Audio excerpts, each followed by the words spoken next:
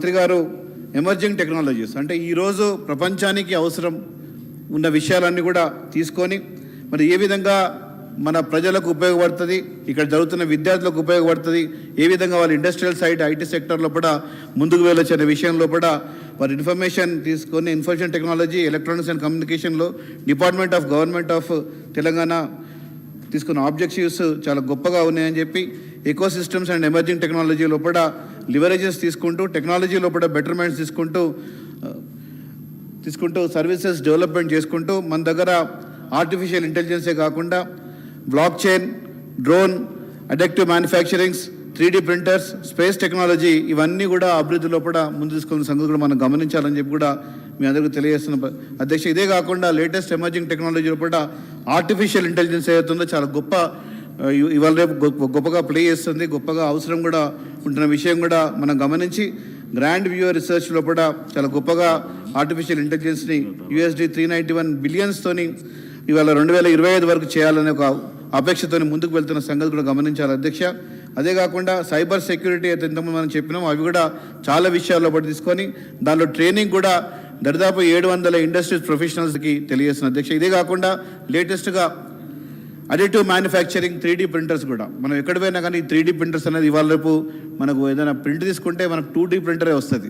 3D printer చాలా తక్కువ availability ఉంటుంది అధ్యక్ష. ఇప్పుడు 3D ప్రింటర్ కూడా నాస్కామ్ ద్వారా మనకు 8 కంపెనీస్ పార్ట్నర్షిప్తోని మరి మల్టీకి అచీవ్మెంట్స్తోని తీసుకోవడం జరిగింది. MOU కూడా 5 కీ ప్లేయర్స్తో కూడా మనం చేయడం జరిగింది. Launching the new skill development awareness marathon programme కూడా తీసుకొని దాదాపు 2000 మంది ప్రొఫెషనల్స్ కూడా ఈ యొక్క కార్యక్రమం లోపల ఫార్ములేట్ చేసుకుంటూ గైడ్లైన్స్ తీసుకుంటూ మరి అడక్టివ్ మ్యానుఫ్యాక్చరింగ్ తీసుకొని ముందుకు వెళ్ళడం కూడా జరుగుతుందని చెప్పి తెలియజేస్తున్నాం. ఇదే కాకుండా ఎలక్ట్రానిక్ సర్వీస్ డివైజెస్ లోపల ప్రత్యేకంగా మనం ప్రతిరోజు చూస్తున్నాం. మీ సేవా కార్యక్రమం లోపల సింగిల్ ఎంట్రీస్ కానివ్వండి, అదేవిధంగా ITC డిపార్ట్మెంట్స్ ద్వారా మనకు చేస్తున్న కార్యక్రమాలు దాదాపు 600 service providers, 50 departments, 4500 centres throughout state లోపల పెట్టుకొని మీ సేవా కార్యక్రమం లోపల 1,00,000 నుంచి 1,50,000 ట్రాన్సాక్షన్స్ పర్ డే చేసుకుంటూ దాదాపు 17.58 కోట్ల రూపాయల ట్రాన్సాక్షన్స్ ఇప్పటివరకు చేసినట్టు, అదేవిధంగా ముందు కూడా ఇంకా సాంకేతిక రంగంలో కూడా ముందుకు తీసుకెళ్తుకుంటూ మీ సేవా కనెక్టివిటీస్ పెంచుకుంటూ ITC డిపార్ట్మెంట్ ద్వారా మీ సేవా కార్యక్రమం 2.0 ఇనిషియేటివ్స్ తీసుకుంటూ కూడా ముందుకు వెళ్ళడం జరుగుతుంది అధ్యక్ష. ఇదే కాకుండా T-Wallet చాలా ఇంపార్టెంట్ అధ్యక్ష. ఇవాళ రేపు ప్రపంచంలో కూడా T-Wallet అనేది వాస్తవంగా చెప్పాలంటే కరెన్సీ అనేది పోయింది. ఇప్పుడు ఎక్కువ వ్యాలెట్స్ ఎక్కువ వాడుతున్నాం ఇవాళ రేపు.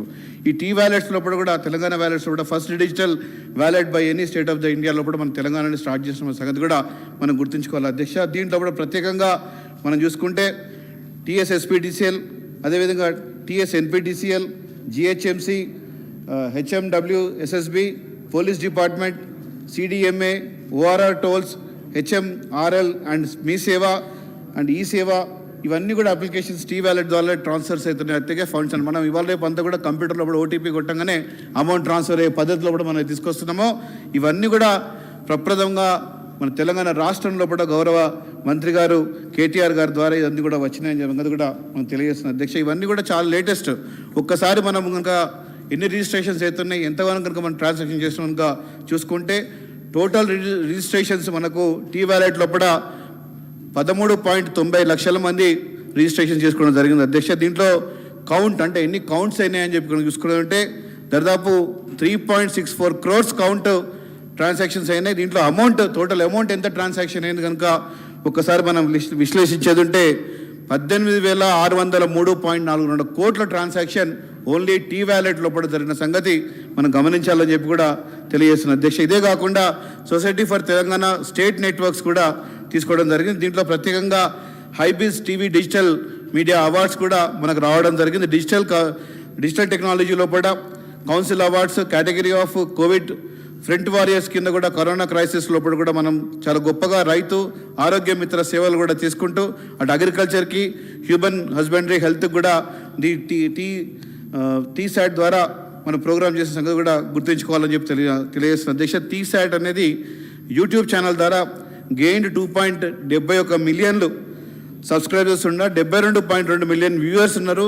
57.22 మిలియన్ వాచర్స్ అంటే ఎవరు చూస్తున్నారో వాళ్ళు కూడా ఉన్నారని చెప్పి తెలియజేసుకుంటే 2022-23 వాటికి దాదాపు 3.5 మిలియన్కి తెలియ అవకాశం కూడా టీ సైట్ ద్వారా వ్యూవర్స్ వస్తారని చెప్పి కూడా మనం ఎక్స్పెక్ట్ చేసుకుంటే ఈ యాప్ చాలా వరకు కూడా క్లాస్ రూమ్లలో కానీ లేకపోతే ఇతర పరిజ్ఞానాన్ని పెంచుకోవడానికి కాంపిటేటివ్ ఎగ్జామ్స్ పెంచుకోవడానికి కూడా మనం టీ స్వాట్ని వాడుతున్నామని చెప్పి కూడా తెలియజేసుకుంటూ డిజిటల్ తెలంగాణ మూమెంట్లో కూడా మనం ముందుకు సాగుకుంటూ వెళ్తున్నామని చెప్పి తెలియజేసుకుంటూ ఇదే కాకుండా guidelines of Indian government websites and also acceptance of standard insurance of the websites కూడా మనం తీసుకొని GIGW పేరుతోని ముందుకు సాగుతున్న మన సంగతి కూడా తెలియజేసుకుంటూ వెబ్సైట్ లొకేషన్స్ లోపల ప్రత్యేకంగా guidelines and Telangana and government websites అని చెప్పి కూడా GTGW తీసుకొని దీంట్లో the websites of Telangana versions, localization efforts of running through entire websites, life cycles, and used Unicode and sans serif fonts, location of experts in designing and websites, the content moderation policies of defining of with respect to the Telangana language, all the online forms and information booklets are made available in the local languages, and regular training of localization in planning of staff of generation of contest in Telangana కూడా ఈ యొక్క subject లోపల తీసుకోవడం జరిగింది. GTGW లోపల Telangana academic skills task ఇది it is the relation between the student and the industry.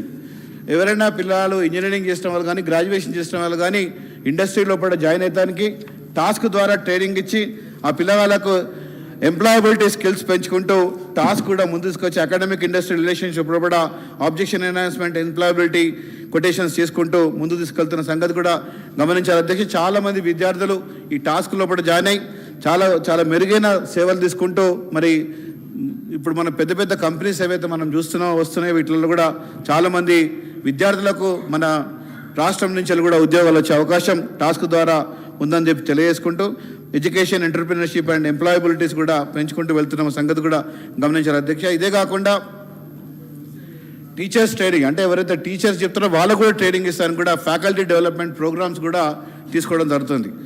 Specially better teaching equipment faculty development behaviours emotional and psychological trainings అన్ని కూడా ఒక MOU ద్వారా అంటే వేరే కంపెనీస్తో MOU చేసుకొని ఏ విధంగా అభివృద్ధి చేయాలి ఏ విధంగా వెళ్ళాలని చెప్పి తీసుకున్న దాంట్లో దాదాపు 718 కాలేజెస్ ఎంపైనల్డ్ అయినాయి అంటే దాంట్లో భాగమైన అడిగిందని చెప్పి తెలియజేస్తున్న అధ్యక్ష. ఇదే కాకుండా టాస్క్ ద్వారా ట్రైన్ అయిన పిల్లలు దాదాపు 7,21,526 మంది విద్యార్థులు ఈ యొక్క టాస్క్ ద్వారా కూడా ట్రైనింగ్ అయిపోయి దాదాపు ప్రిపరేషన్ లోపల 608 మంది youth who has joined the defence forces who has taken training in the task also అని చెప్పి మీకు తెలియజేస్తున్న అధ్యక్ష. ఇదే కాకుండా మనకు FDPs 450 FDPs కన్నా ఎక్కువ అదేవిధంగా ఈ యొక్క ఫ్యాకల్టీ డెవలప్మెంట్ ప్రోగ్రామ్ టాస్క్ లోపల. ఇదే కాకుండా ప్రైవేట్ టెక్నాలజీ ఎంటర్ప్రినర్షిప్ కూడా 2,918 మంది విద్యార్థులకు కూడా ఎంటర్ప్రినర్షిప్ రావడం జరిగింది అధ్యక్ష. ఇదే కాకుండా I4TS అని చెప్పి సామాజిక విషకారులకు సామాజికంగా జీవితానికి అని చెప్పి ఒక ప్రోగ్రాం తీసుకొని దాంట్లో దాదాపు 700 మంది విద్యార్థులను కూడా ట్రైనింగ్ ఇవ్వడం జరిగింది అధ్యక్ష. ఇదే కాకుండా ప్రత్యేకమైన శ్రద్ధ మహిళల మీదుగా తీసుకొని ST ఇనిషియేటివ్ తీసుకొని టాస్క్ లోపల మళ్ళీ తీసుకోవడం జరిగింది అధ్యక్ష. దీంట్లో ప్రత్యేకంగా మహిళలకు కూడా ట్రైనింగ్ ఇవ్వడం జరుగుతుంది అధ్యక్ష. ఇదే కాకుండా వాస్తవంగా ఇవాళ మనం ఒక విషయం గొప్పగా చెప్పుకోవాలి అధ్యక్ష. తెలంగాణ రాష్ట్రం లోపల గౌరవ మంత్రి గారు KTR గారు ఇన్ఫర్మేషన్ టెక్నాలజీ తీసుకున్న తర్వాత మనం ఎప్పటికీ అనుకుంటాం ఈ IT కంపెనీస్ ఇవన్నీ కూడా మన హైదరాబాద్కి వస్తున్నాయి. మరి దీనికి ఎందుకు ఇంత ఫాస్ట్గా మనకు వచ్చే అవకాశం ఉంది, దేనికోసం వస్తుందంటే దీనికి కావాల్సిన ప్రిపరేషన్ అంతా కూడా వాళ్ళు వచ్చినప్పుడు వాళ్ళకి కావాల్సిన ఎంప్లాయబిలిటీ, వాళ్ళు వచ్చినప్పుడు వాళ్ళకి కావాల్సిన బ్యాండ్ విడ్త్, వాళ్ళకి కావాల్సిన ఫెసిలిటీస్ ఇవన్నీ కూడా IT లోపల ఇన్ఫర్మేషన్ టెక్నాలజీ లోపల మనం పొందుపరుస్తున్నాం కాబట్టి వాళ్ళు కూడా చాలా ఈజీగా వచ్చి ఇక్కడ వాళ్ళ ఎస్టాబ్లిష్మెంట్స్ బ్యాకప్ ఆఫీసెస్ కూడా చాలా ఈజీగా చేసుకునే అవకాశం తెలంగాణ ప్రభుత్వం ఇస్తున్న ప్రతి ఒక్క ఫెసిలిటీ కూడా ఉపయోగించి మన ఇండస్ట్రియల్ ఏరియాలో స్టార్ట్ చేసేటట్టు అదేవిధంగా తీసుకున్న ట్రైనింగ్స్లో కూడా పిల్లల అవైలబిలిటీ ఉండేటట్టు చేస్తున్నారు. కాబట్టి ఇవాళ యావత్ ప్రపంచంలో కూడా ఎంత పెద్ద మల్టీనేషనల్ కంపెనీ అయినా కానీ హైదరాబాద్కు వస్తానికి ముగ్గు చూపిస్తున్న సంగతి కూడా మనం గమనించాలి. ఈ క్రెడిట్ అంతా కూడా గౌరవ మంత్రి గారు కేటీఆర్ గారికి, అదేవిధంగా గౌరవ ముఖ్యమంత్రి గారు కేసీఆర్ గారు కూడా వస్తుందని చెప్పి తెలియజేసుకుంటూ, ఇదే కాకుండా ఎలక్ట్రానిక్స్లో కూడా, ఎలక్ట్రానిక్ సొసైటీలో కూడా మనం చాలా వరకు అభివృద్ధి, మోంట్రోలా, ఏడిఎమ్స్, సిడిఏసి ఇవన్నీ కూడా అప్లికేషన్స్ అన్ని కూడా తీసుకొని మైక్రోమాక్స్ అండ్ స్కైవర్త్ అండ్ ఆప్ ఇవన్నీ కూడా R&D సెంటర్స్ కూడా ఇక్కడ ఒక సెంటర్స్ కూడా ఏర్పాటు చేయడం జరిగింది అధ్యక్ష. Manufacturing of telephones, cell phones కూడా తీసుకోవడం జరిగింది, మొబైల్ ఫోన్స్ కూడా. ఈ విధంగా చాలా విషయాల్లో కూడా ముందుకు పోకుంటూ ఔటర్ రింగ్ రోడ్లో కూడా దాదాపు 912 ఎకరాలతోని మరి హైదరాబాద్ ఎయిర్పోర్ట్ సిటీకి 30 యూనిట్స్ ప్రాక్సిమిటీలో కూడా మనకు EMC 2.0 న్యూ ఎనర్జీ పార్క్ను కూడా ఇక్కడ శాంక్షన్ చేయడం జరిగింది అధ్యక్ష. ఈ విధంగా ఎలక్ట్రానిక్ విషయాల్లో కూడా తెలంగాణ రాష్ట్ర ప్రభుత్వం ముందుకెళ్తున్న సంగతి గమనించుకుంటూ electronic vehicles and electronic energy systems లోపల కూడా EV అండ్ ESSS పాలసీ కూడా చాలా నవంబర్ 2020 లోపల తీసుకొని చాలా గొప్పగా అన్ని విషయాల్లో కూడా మరి ఎలక్ట్రానిక్ వెహికల్స్ కానీ ఎలక్ట్రానిక్స్ EVSSలో రోడ్ ట్యాక్స్ కూడా ఎగ్జంప్షన్ చేసుకుంటూ తక్కువ చేసుకుంటూ ముందుకు వెళ్ళడం కూడా జరుగుతుందని చెప్పి తెలియజేసుకుంటూ, ఇంకా అన్నిటికన్నా ముఖ్య విషయం అధ్యక్ష, మిషన్ భగీరథ కార్యక్రమం తీసుకున్నప్పుడు గౌరవ మంత్రి గారు మరి IT రంగం యావత్ తెలంగాణలో కూడా విస్తరించాలని చెప్పి, గ్రామాలను కూడా విస్తరించాలని చెప్పి తెలంగాణ ఫైబర్ గ్రిడ్ కార్పొరేషన్ కింద ఏర్పాటు చేసి తెలంగాణలో ఉన్న 10 జోన్లకు 33 జిల్లాలకు 585 మండలాలకు 12,741 గ్రామ పంచాయతీలకు దాదాపు 83.58 లక్షల మంది హౌస్ హోల్డర్స్కి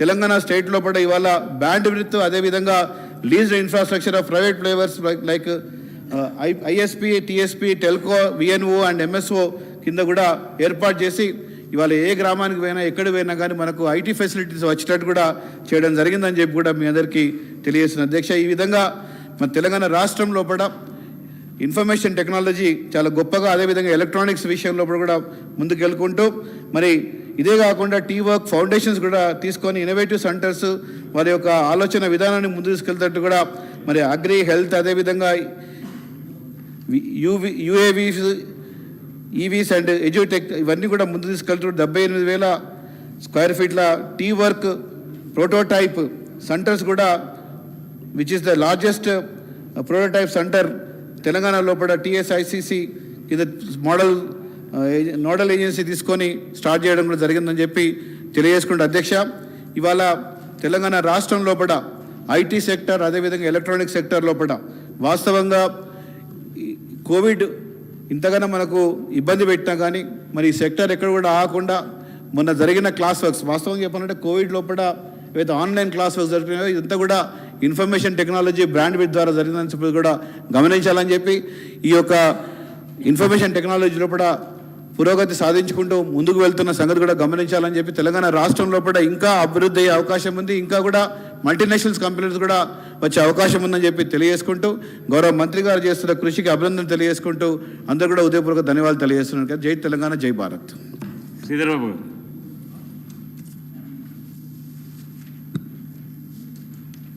అధ్యక్ష ధన్యవాదాలు. ఈరోజు బడ్జెట్కు సంబంధించిన ఓటింగ్ ఆఫ్ డిమాండ్ ఫర్ గ్రాంట్స్లో అవకాశం ఇచ్చినందుకు ప్రధానంగా information and public relation, municipal administration, industries, అదేవిధంగా energy, endowments, labour and employment, education, administration of justice సంబంధించిన ప్రధానమైన డిపార్ట్మెంట్స్కి సంబంధించిన అంశాలు ఉన్నాయి కనుక నేను గౌరవ ఉపసభాపతి గారిని కోరుతా ఉన్నాం అధ్యక్ష, సమయం కొద్దిగా, ఎందుకంటే చాలా పెద్ద బడ్జెట్ సంబంధించిన అంశం అధ్యక్ష. మీ ద్వారా నేను గౌరవ మంత్రులను కూడా కోరుతా ఉన్నాం అధ్యక్ష. కొన్ని ప్రత్యేకమైన అంశాలు వచ్చినప్పుడు if my statistics provided by me, if need be, stand corrected. అధ్యక్ష, మొదటిగా పరిశ్రమలకు సంబంధించి గౌరవ మంత్రి గారు అనేక సందర్భాల్లో మేము చూస్తూ ఉంటాం. వారి ప్రత్యేకమైన శైలితో మరి ఇండస్ట్రీస్ని మన రాష్ట్రంలోకి రావాలని ఆలోచన చేస్తుంటారని, ఆ క్రమంలో మరి గత 8 సంవత్సరాల నుంచి మేము గౌరవ మంత్రి గారిని కోరుతా ఉన్నాం. ఎందుకంటే సభా పరంగా ఉన్న గౌరవ సభ్యులకి అందరికీ తెలియజేసే విధంగా ఎన్ని పరిశ్రమలు వచ్చాయి ఈ రాష్ట్రానికి, ఎంత పెట్టుబడులు వచ్చాయి, ఎన్ని పరిశ్రమలు పూర్తి స్థాయిలో ఎస్టాబ్లిష్ అయినాయి, ఎంతమందికి ఎంప్లాయ్మెంట్ కుదిరిందో ఒక వైట్ పేపర్ రిలీజ్ చేస్తే రాష్ట్ర ప్రజలందరికీ తెలుస్తుంది, గౌరవ సభ్యులకు కూడా తెలుస్తుంది. మరి ఆ విధంగా మీరు సమాచారం ఇస్తే బాగుంటుందని గౌరవ మంత్రి గారిని కోరుతా ఉన్నాం అధ్యక్ష. దాంట్లో ప్రత్యేకంగా మన రాష్ట్రానికి కోర్ ఇండస్ట్రీస్ ఏమైనా మన రాష్ట్రానికి వచ్చినాయా? కోర్ ఇండస్ట్రీస్కి సంబంధించిన అంశం విషయంలో మరి కేంద్ర ప్రభుత్వం సహకరించిందా లేదా? ఈరోజు మనం ఆ రోజు కాంగ్రెస్ పార్టీ ప్రభుత్వంలో ఐటీఐఆర్కి సంబంధించిన అంశం ఇప్పటికి ఎక్కడ వేసిన గొంగలు అక్కడే ఉంది అధ్యక్ష. కేంద్ర ప్రభుత్వం ఓ పక్షాన దాని గురించి ప్రస్తావన తీసుకురావటం లేదు. తెలంగాణ రాష్ట్రానికి సంబంధించి వేలాది మంది నిరుద్యోగ యువకులకు ఉపాధి కల్పించే ఈ కార్యక్రమ భాగంలో కేంద్ర ప్రభుత్వం ఆ విధమైన నిర్లక్ష్యం వహిస్తూ ఉన్నప్పుడు రాష్ట్ర ప్రభుత్వం గట్టిగా ఈరోజు కేంద్ర ప్రభుత్వంతో కొట్లాడి తీసుకురావాల్సిన బాధ్యత వారిపైన ఉందని మీ ద్వారా గౌరవ మంత్రి గారికి తెలియజేస్తా ఉన్నాను అధ్యక్ష. ఈరోజు మనకు అందరికీ కూడా తెలుసు అధ్యక్ష, వ్యవసాయం ఐటీ రంగం తర్వాత ప్రధానంగా ఉపాధి కల్పిస్తూ ఉంది ఎంఎస్ఎంఈ, సూక్ష్మ మధ్యతర పరిశ్రమల అధ్యక్ష. సో అందుకోసమే మేము చెప్పాము అధ్యక్ష, మా దగ్గర ఉన్న సమాచారం మేరకు ఈరోజు తెలంగాణలో దాదాపు 26 లక్షల ఎంఎస్ఎంఈలు ఉన్నాయి, సూక్ష్మ మధ్యతర పరిశ్రమలు. వీటిలో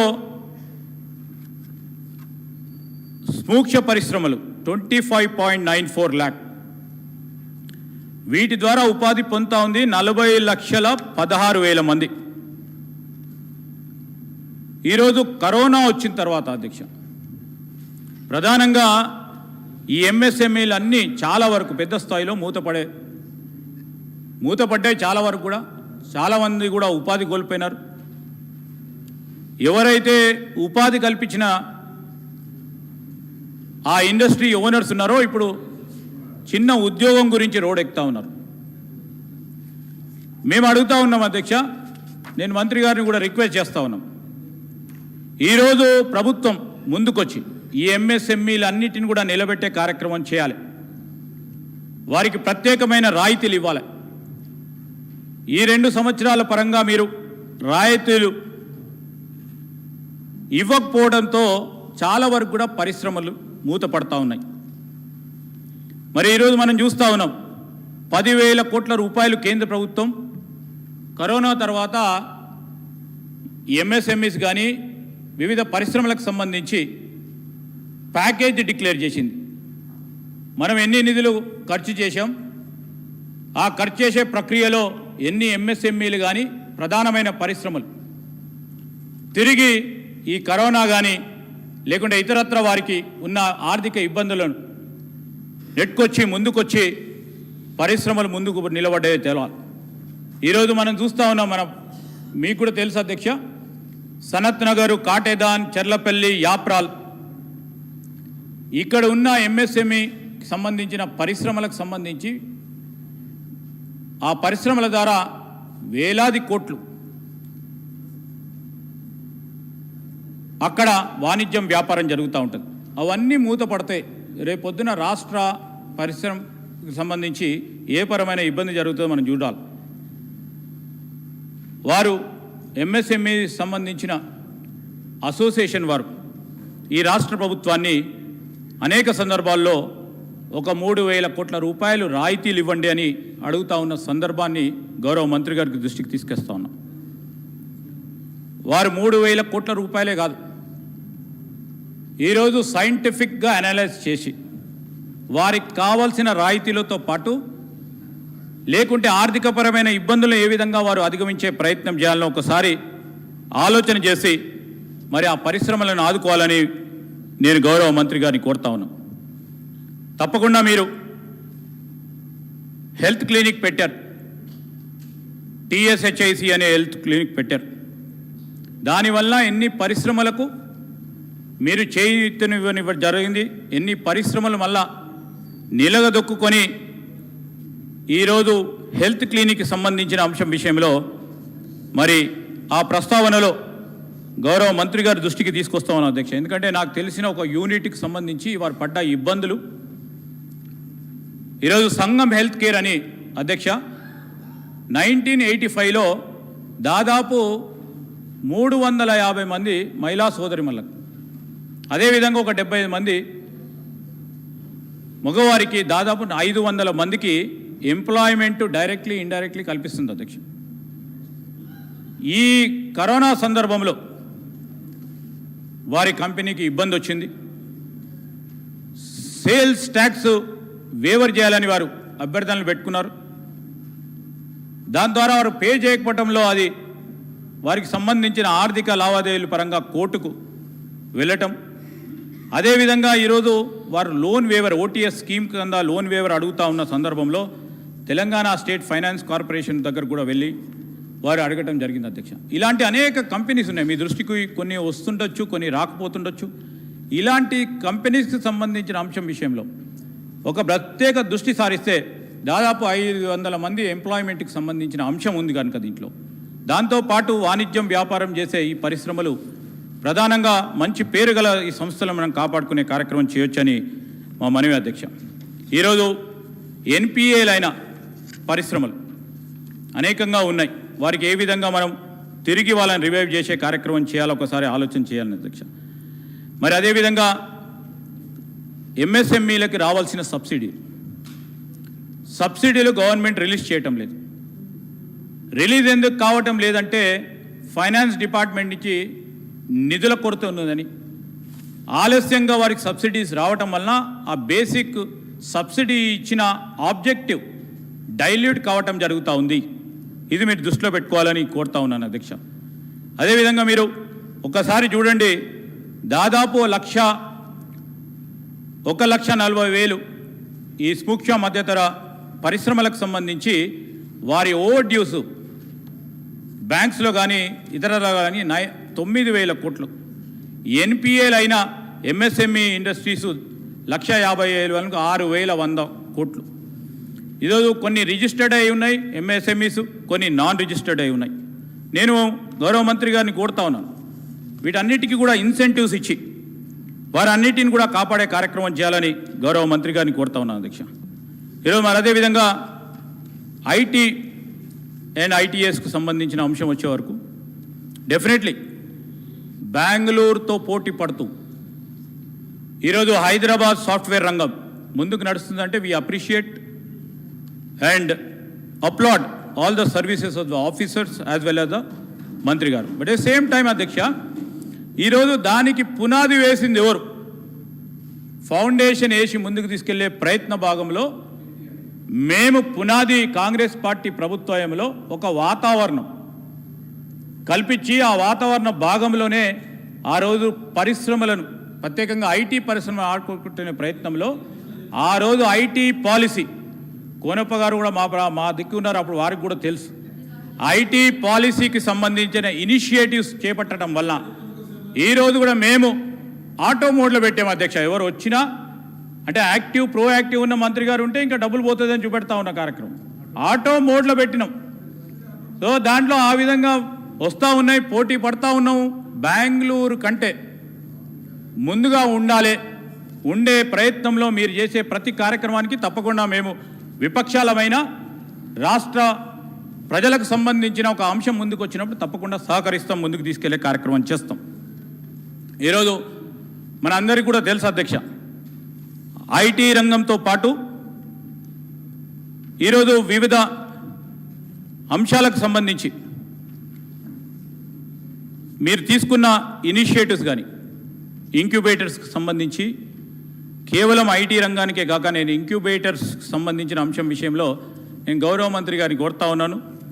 మా తరఫున ఒక సజెషన్ కూడా, మీరు 2 టైర్ సిటీస్లో ఐటీ టవర్స్ పెడతా ఉన్నారు.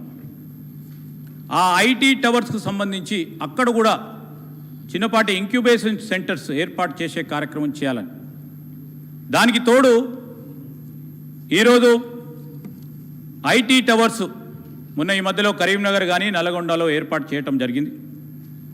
అదేవిధంగా అనేక మంది ఈరోజు ఐటీ ఎంప్లాయీస్ ఇంజనీరింగ్ చదువుకొని, లేకుంటే ఎంటెక్లు చదువుకొని, లేకుంటే ఎంసీఏలు చదువుకొని, లేకుంటే వారికి ఉన్న ప్రావీణ్యతను ఏ విధంగా ఉపయోగించుకోవాలని ఆలోచన చేస్తూ ఉన్న 2 టైర్ సిటీస్ చాలా ఉన్నాయి. ఈరోజు ఉదాహరణకి రామగుండం ప్రాంతంలోని గోదావరికని పట్టణ ప్రాంతంలో అనేక మంది నిరుద్యోగులు ఉన్నారు. అక్కడ ఒక ఐటీ టవర్ను ఏర్పాటు చేసే కార్యక్రమం చేస్తే ఆ ప్రాంతవాసుకు కూడా ఉద్యోగానికి సంబంధించి కానీ ఇంక్యుబేటర్ సంబంధించి కూడా అంశం విషయంలో వారికి న్యాయం జరిగే విధంగా ఉంటుందని గౌరవ మంత్రి గారిని కోరుతా ఉన్నాం అధ్యక్ష. ఈరోజు మనం మున్సిపల్ అడ్మినిస్ట్రేషన్కు సంబంధించిన అంశం,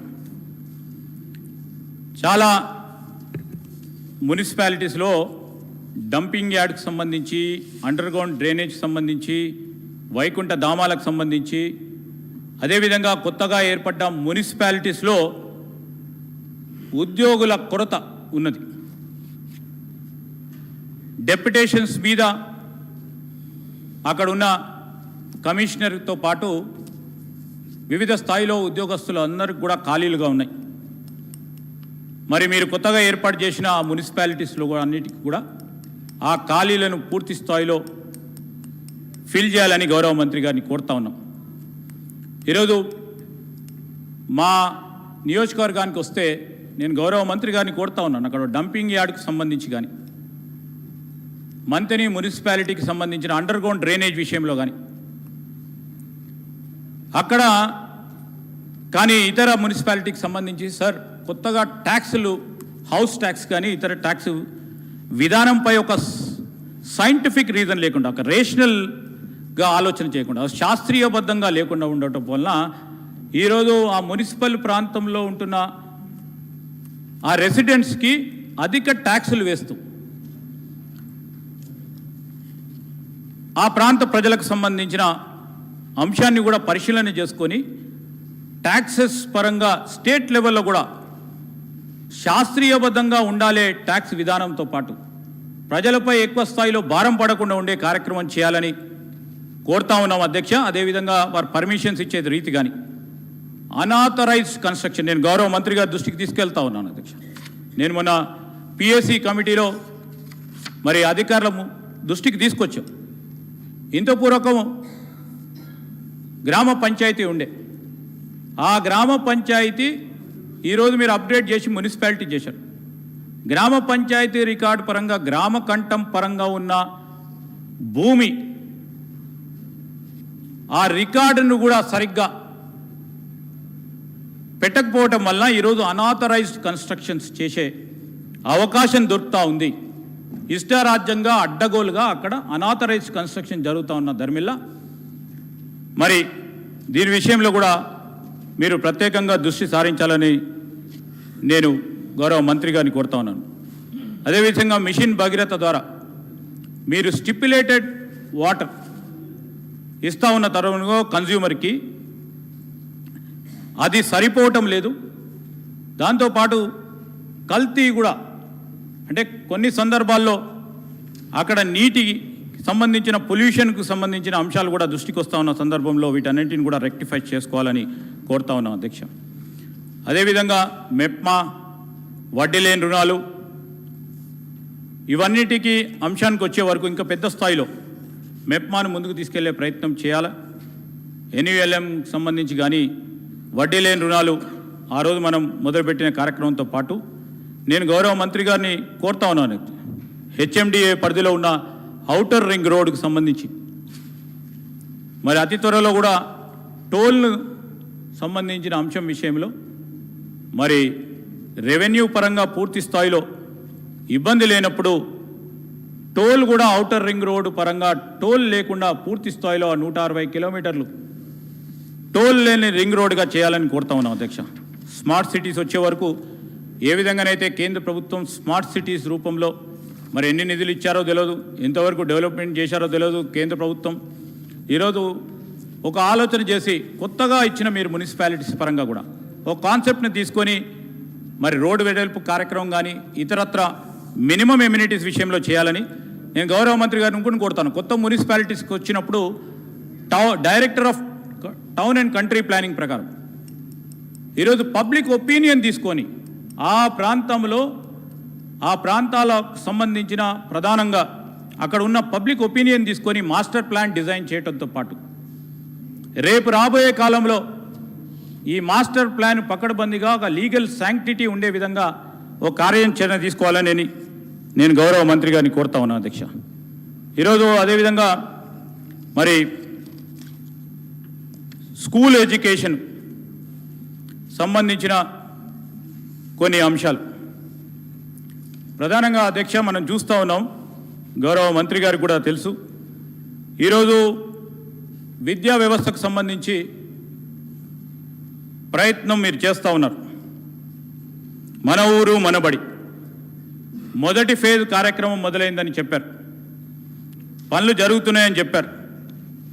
పనులు జరుగుతూ ఉన్న సందర్భంలో ఈరోజు ఫస్ట్ ఫేజ్ ప్రతి మండలానికి సంబంధించి కానీ టౌన్ లిమిట్స్ వరకు సంబంధించింది కానీ స్కూల్ ఎడ్యుకేషన్కు సంబంధించి ఈరోజు చాలా స్కూల్స్ కూడా ఇంకా కూడా మన ఊరు మనబడి సంబంధించిన స్కూల్స్ కవర్ కానీ స్కూల్స్ చాలా ఉన్నాయి. ఉదాహరణకి నేను చెప్తా ఉన్నా అధ్యక్ష, 59 స్కూల్స్ మా మంత్రి హెడ్ క్వార్టర్స్ సంబంధించిన మండలంలో ఉంటే 19 స్కూల్సే ఫస్ట్ ఫేజ్లో చేపట్టినారు. సో సెకండ్ ఫేజ్లో మిగతా అన్నీ చేపడతారా లేకుంటే శాచ్యురేషన్ ఈ బడ్జెట్లో ఉన్న అంశాలను తీసుకొని ముందుకెళ్తారా? నేను గౌరవ మంత్రి గారిని అడుగుతాను on behalf of all legislators అధ్యక్ష. నేను గతసారి 5 కోట్ల రూపాయలు ఏసీడీపీ ఫండ్ ఇస్తాయి, దాంట్లో ప్రతి శాసనసభ్యులు 2 కోట్ల రూపాయలు మన ఊరు మన బడికి ఇచ్చారు. నేను గౌరవ ముఖ్యమంత్రి గారిని కోరుతా ఉన్నాం అధ్యక్ష, ఈరోజు ఏసీడీపీ పెంచండి. ఇచ్చిన దాంట్లో 2 కోట్ల రూపాయలు విద్యాశాఖకు సంబంధించి మేము డెఫినెట్లీ ముందుంటాం. గ్రీన్ ట్యాక్స్ పరంగా ఒక 50 లక్షలు అంటే 2.5 లక్షలు ఇచ్చిన 5 కోట్ల రూపాయల నుంచి 2.5 కోట్ల రూపాయలు మంచి పనికే ఉపయోగపడతా ఉన్నా. ఏసీడీపీకి సంబంధించి శాసనసభ్యులకున్న నిజంగా ప్రత్యేకంగా వారు ఫేస్ చేస్తూ ఉన్న సమస్యలకు అవి సరిపోవటం లేదు కనుక కనీసం 10 కోట్ల రూపాయలు ఇచ్చి ఏసీడీపీకి సంబంధించి దాంట్లో మీరు 2 కాదు 3 కోట్లు 4 కోట్లు పెట్టమనండి, విద్యకు సంబంధించి తప్పకుండా ముందుండి నిలబడతారని నేను గౌరవ మరి మంత్రి గారి ద్వారా ముఖ్యమంత్రి గారు కూడా మనవి చేస్తూ ఉన్నాం అధ్యక్ష. ఈరోజు గౌరవ మంత్రి గారిని కోరుతా ఉన్నాం అధ్యక్ష, హైకోర్టు అనేక సందర్భాల్లో చెప్పింది స్కూళ్ళకు సంబంధించిన ఫీజుల విషయంలో ఒక మానిటరింగ్ అథారిటీని ఖచ్చితంగా పెట్టాలి. పట్టణ ప్రాంతంలో స్కూల్ ఫీజు మధ్యతరగతి కుటుంబీకులు కానీ చిన్న స్థాయి కుటుంబీకులు కానీ ఆ స్కూల్ ఫీజు కట్టలేని పరిస్థితుల్లో ఇబ్బందులు పడతా ఉన్న వైనాన్ని మీకు కూడా తెలుసు మేడం. ఈరోజు మరి ప్రొఫెసర్ తిరుపతిరావు గారి ఆధ్వర్యంలో కమిటీ వేయటం జరిగింది. ఆ కమిటీకి సంబంధించిన ఆ రిపోర్టు ఇంప్లిమెంటేషన్ ఎంతవరకు వచ్చిందో గౌరవ మంత్రి గారు ఆలోచన చేయాలని కోరుతా ఉన్నాం అధ్యక్ష. ఆ రోజు కాంగ్రెస్ పార్టీ ప్రభుత్వంలో రైట్ టు ఎడ్యుకేషన్ ఆర్టీఈని ఎందుకు పూర్తి స్థాయిలో ఇంప్లిమెంట్ చేయలేకపోతా ఉన్నాం? దాంట్లో ఉన్న సమస్యలేంది? ఎవరైనా చదువుకోవాలని ఆలోచన చేసినా గవర్నమెంట్ స్కూల్స్లో ప్రవేశం పొందని వారికి ప్రైవేట్ స్కూల్స్లో మ్యాండటరీగా ఒక పర్సంటేజ్ ప్రకారం ప్రొవైడ్ చేయాలి, దానికి ప్రభుత్వం బాధ్యత వహించాలి. 100% ఎన్రోల్మెంట్తో పాటు ఎన్రోల్మెంట్ రేషియో పెంచే కార్యక్రమాల్లో ఆర్టీఏ యాక్ట్ని తీసుకొచ్చిన తరుణంలో ఇది పూర్తి స్థాయిలో ఇంప్లిమెంట్ కావటం లేదు. ఈరోజు అదేవిధంగా గౌరవ మంత్రి గారి దృష్టికి తీసుకొస్తా ఉన్నాం అధ్యక్ష, టీచరు పోస్టుల ఖాళీలు అనేకంగా ఉన్నాయి. 30,000 టీచర్ పోస్టులు ఖాళీలు ఉన్నాయని 2012లో డిఎస్సి నిర్వహించడం జరిగింది. 2012 నుంచి ఈరోజు 2022 ఇప్పటి వరకు కూడా డిఎస్సిని నిర్వహించకపోవడంతో టీచర్ పోస్టులు ఖాళీగా ఉన్నాయి. మేము చెప్తా ఉన్నాం అధ్యక్ష, మేము నిత్యం చూస్తూ ఉంటాం, మా మారుమూల ప్రాంతంలో అనేక టీచర్ పోస్టులు ఖాళీగా ఉన్నాయి. అది వెంటనే డిఎస్సీలు నిర్వహించండి, పోస్టులు వేకెన్సీ ఉన్న పోస్టులను రిక్రూట్ చేయాలని గౌరవ మంత్రి గారిని కోరుతా ఉన్నాం అధ్యక్ష. అదేవిధంగా మీరు ఈ బడ్జెట్లో నిధులు పెట్టారు, పెద్ద ఎత్తున నిధులు ఏర్పాటు చేయడానికి ఒక ప్రయత్నం. కానీ 2014-15లో అప్పుడున్న బడ్జెట్లో 10% 10.56% ఎడ్యుకేషన్కి ఇచ్చారు. ఈరోజు 6.56% పూర్తి బడ్జెట్లో 6.5% మనం ఎడ్యుకేషన్ పరంగా పెట్టాం. అంటే 2014 నుంచి క్రమక్రమేణంగా పెరగాల్సిన అవసరం ఉండే.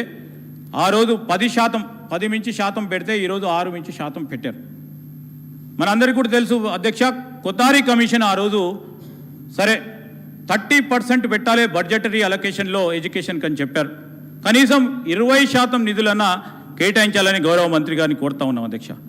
ఈరోజు మనం అందరం కూడా చూస్తూ ఉన్నాం అధ్యక్ష, ప్రధానంగా ఉస్మానియా విశ్వవిద్యాలయానికి సంబంధించి, కాకతీయ విశ్వవిద్యాలయానికి సంబంధించి కొత్తగా ఏర్పడ్డ విశ్వవిద్యాలయాలు, ఆ రోజు ప్రతి జిల్లాకు ఒక విశ్వవిద్యాలయం డాక్టర్ రాజశేఖర రెడ్డి గారి ఆధ్వర్యంలో ఇచ్చిన ఆ విశ్వవిద్యాలయాలకు సంబంధించి అక్కడ కావాల్సిన సిబ్బందిని ఏర్పాటు చేయడానికి మొన్న మీరు గత అసెంబ్లీలో చెప్పారు, కామన్ రిక్రూట్మెంట్ సిస్టమ్ తీసుకొస్తామని. అది ఆగిపోయినే ఉంది. ఎక్కడ ఆగిపోయిందో ఆ సిస్టమ్ పరంగా ఆగిపోయినే ఉంది. ఇన్ఫ్రాస్ట్రక్చర్ డెవలప్ చేయడానికి మరి ఆ బిల్డింగ్స్ కానీ అక్కడ ఉన్న పూర్తి స్థాయిలో ఇన్ఫ్రాస్ట్రక్చర్ డెవలప్ చేయడానికి మీరు చేస్తూ ఉన్న కార్యక్రమం, ఎందుకంటే ఇది చాలా సంవత్సరాలుగా వెయిట్ చేస్తూ ఉన్నాను. 2వ టర్మ్ కూడా పూర్తి చేస్తూ ఉన్న టీఆర్ఎస్ పార్టీ ప్రభుత్వ హయాంలో ఉస్మానియా, కాకతీయ, పాలమూరు ఈ విద్యార్థులకు మనము న్యాయం చేసే కార్యక్రమం చేసే దిశలో మనం ముందుకు పోవాలని కోరుతా ఉన్నాం అధ్యక్ష. Mid day meal junior college, degree college స్టూడెంట్స్కి సంబంధించి 2018లో ఒక క్యాబినెట్ సబ్ కమిటీ వేశారు. 2020-21 నుంచి అమలు చేస్తామని హామీ ఇవ్వటం జరిగింది. కానీ ఇప్పటి వరకు కూడా ఆ జూనియర్ డిగ్రీ కాలేజ్ స్టూడెంట్స్కి మిడ్ డే మీల్ స్కీమ్ ఎందుకు అమలు చేయలేకపోయారు? అదేవిధంగా మహిళా యూనివర్సిటీకి సంబంధించి గత బడ్జెట్లో కూడా 100 కోట్లు కేటాయింపు చేయడం జరిగింది, ఒక్క పైసా కూడా ఖర్చు చేయలేదు. ఈ బడ్జెట్లో కూడా 100 కోట్లు మీరు కేటాయింపులు చేయడం జరిగింది. మహిళా యూనివర్సిటీకి సంబంధించి మహిళలకు సంబంధించిన విద్యార్థుల విషయంలో ఆలోచన చేయాలని మేము కోరుతా ఉన్నాం అధ్యక్ష. అదేవిధంగా ఫీజు రియంబర్స్మెంట్ ఈరోజు మరి 2020-21కి సంబంధించి ప్రభుత్వం నుంచి రావాల్సిన బకాయిలు వివిధ కళాశాలలకి 828 కోట్లు ఫీజు రియంబర్స్మెంట్ కార్యక్రమం. దాంతో ఒక 12 లక్షల మందికి ఫీజు రియంబర్స్మెంట్ రాకపోవడం వలన ఇబ్బంది జరిగింది.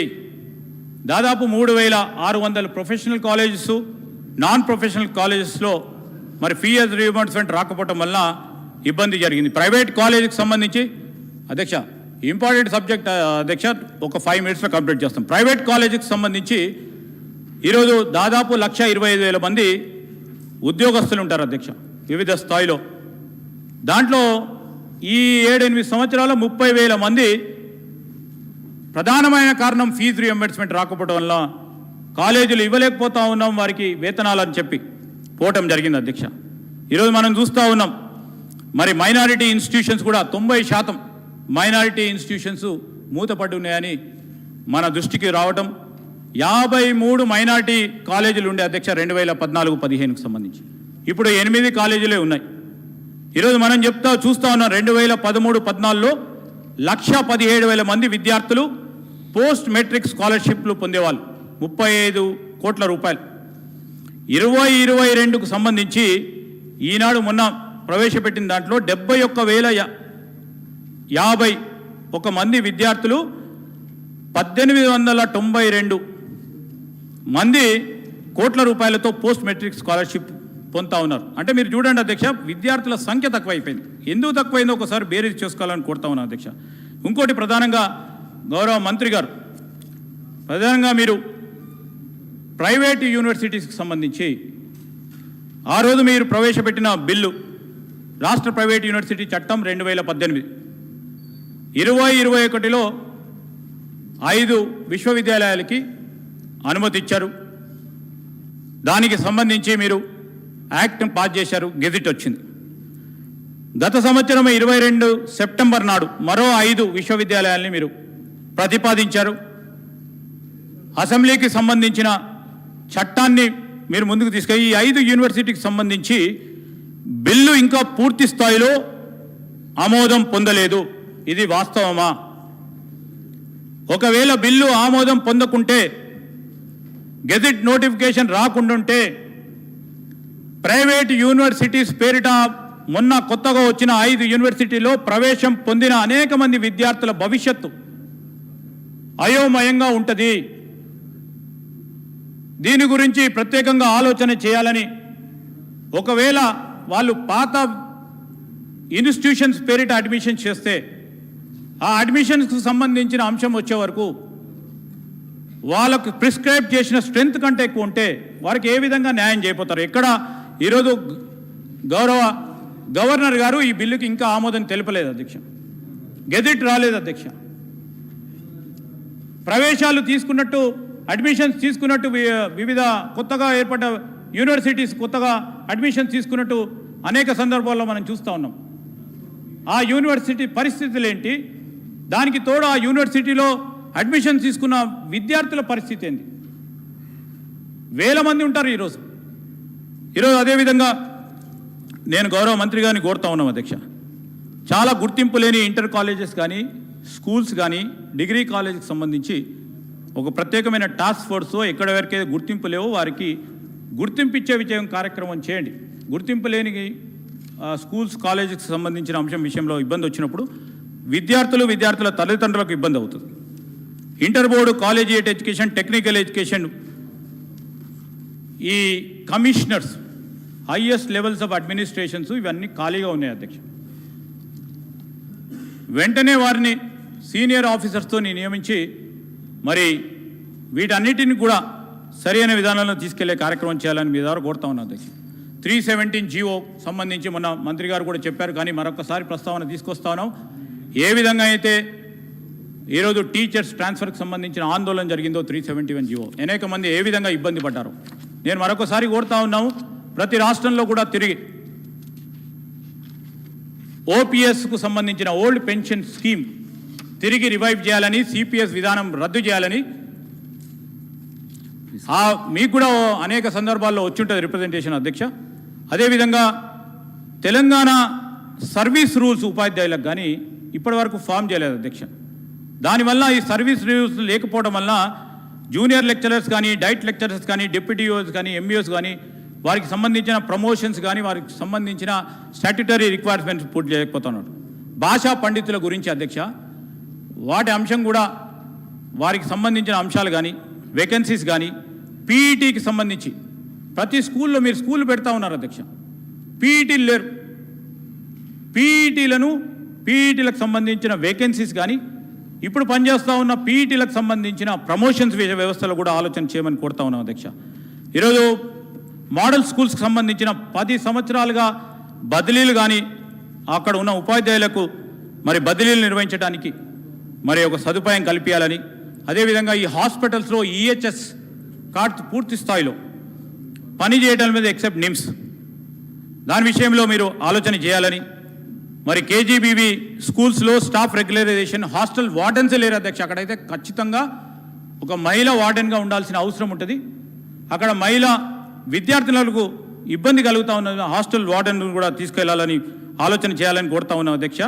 వారికి రావాల్సిన ఈ టీచర్స్కి సంబంధించి, ఎంప్లాయీస్కి సంబంధించి దాదాపు 3 డిఏలు బకాయిలుగా ఉన్నాయి. పే రివిజన్కి సంబంధించిన పిఆర్సీ ఫిట్మెంట్ కానీ, గత పిఆర్సీ ఏరియర్స్ కానీ పెండింగ్లో ఉన్నాయి. నెల జీతాలు తప్ప వారికి రావాల్సిన మిగతా బెనిఫిట్స్ ట్రెజరీ నుంచి రావటం లేదని మరి మీ దృష్టికి తీసుకొస్తా ఉన్నాం అధ్యక్ష. ఈరోజు నేను గౌరవ మంత్రి గారిని కోరుతా ఉన్నాం, మా ప్రాంతంలో మాదేపూర్ డిగ్రీ కాలేజ్, మంతిని డిగ్రీ కాలేజ్ కావాల్సిన అదనపు రూమ్స్ కానీ కాంపౌండ్ వాళ్ళకి సంబంధించిన అంశాలు మీ దృష్టికి కూడా వచ్చినాయి మేడం. దాన్ని కూడా నిధుల కేటాయింపు చేసే కార్యక్రమం చేయాలని, మా ప్రాంతానికి సంబంధించి మారుమూల ప్రాంతం 2 జిల్లాలకు సంబంధించిన నియోజకవర్గం, ఇక్కడ ఒక పోస్ట్ గ్రాడ్యుయేషన్ సెంటర్ని ఏర్పాటు చేసే కార్యక్రమం చేయాలని, పాలిటెక్నిక్కి సంబంధించి నేను గౌరవ మంత్రి గారిని కోరుతా ఉన్నాను. ఈరోజు ట్రేడ్ ఏదైతే ఉందో మనకు మార్కెట్ డిమాండ్ ప్రకారం ట్రేడే నడుస్తలేదు. మార్కెట్ డిమాండ్ ఏ విధంగా ఉంటుందో ఆ విధమైన కోర్సులను పెట్టాలని, ఉదాహరణకి డిప్లొమా ఇన్ కంప్యూటర్ సైన్సెస్. ఈరోజు మా దగ్గర ఉన్న కాటారం పాలిటెక్నిక్లో 20 సంవత్సరాల నుంచి ఎక్కడెక్కడ ఉన్న ట్రేడ్స్ అదే ట్రేడ్స్ నడుస్తూ ఉన్నాయి. వారు చదువుకున్న తర్వాత ఉద్యోగ అవకాశం రావాలంటే ఇప్పుడు మార్కెట్ డిమాండ్ వేరే ఉన్న తరుణంలో ఈరోజు కంప్యూటర్ సైన్స్ కానీ, ఐటీ కానీ, ఐటీఎస్కు సంబంధించిన అంశాలను కానీ, లేకుంటే ఇండస్ట్రీ రిలేటెడ్ కానీ చేయాల్సిన అవసరం ఉంది. ల్యాబ్స్ను మెరుగుపరిచే కార్యక్రమం చేయాలని, ఉర్దూ మీడియం స్కూల్స్కు సంబంధించి ఎక్కడైతే మరి జగా లేదో, బిల్డింగ్ లేదో వాటన్నిటిని కూడా దృష్టిలో పెట్టుకోవాలని కోరుతా ఉన్నాను అధ్యక్ష. అదేవిధంగా లేబర్ అండ్ ఎంప్లాయ్మెంట్కి సంబంధించి గౌరవ మంత్రి గారిని కోరుతా ఉన్నాం అధ్యక్ష. గత సంవత్సరం మంత్రి గారు చెప్పారు, చాలామంది చప్పట్లు కొట్టారు, భవన నిర్మాణ కార్మికుల గురించి 1 లక్ష మోటార్ సైకిల్ ఇస్తామని.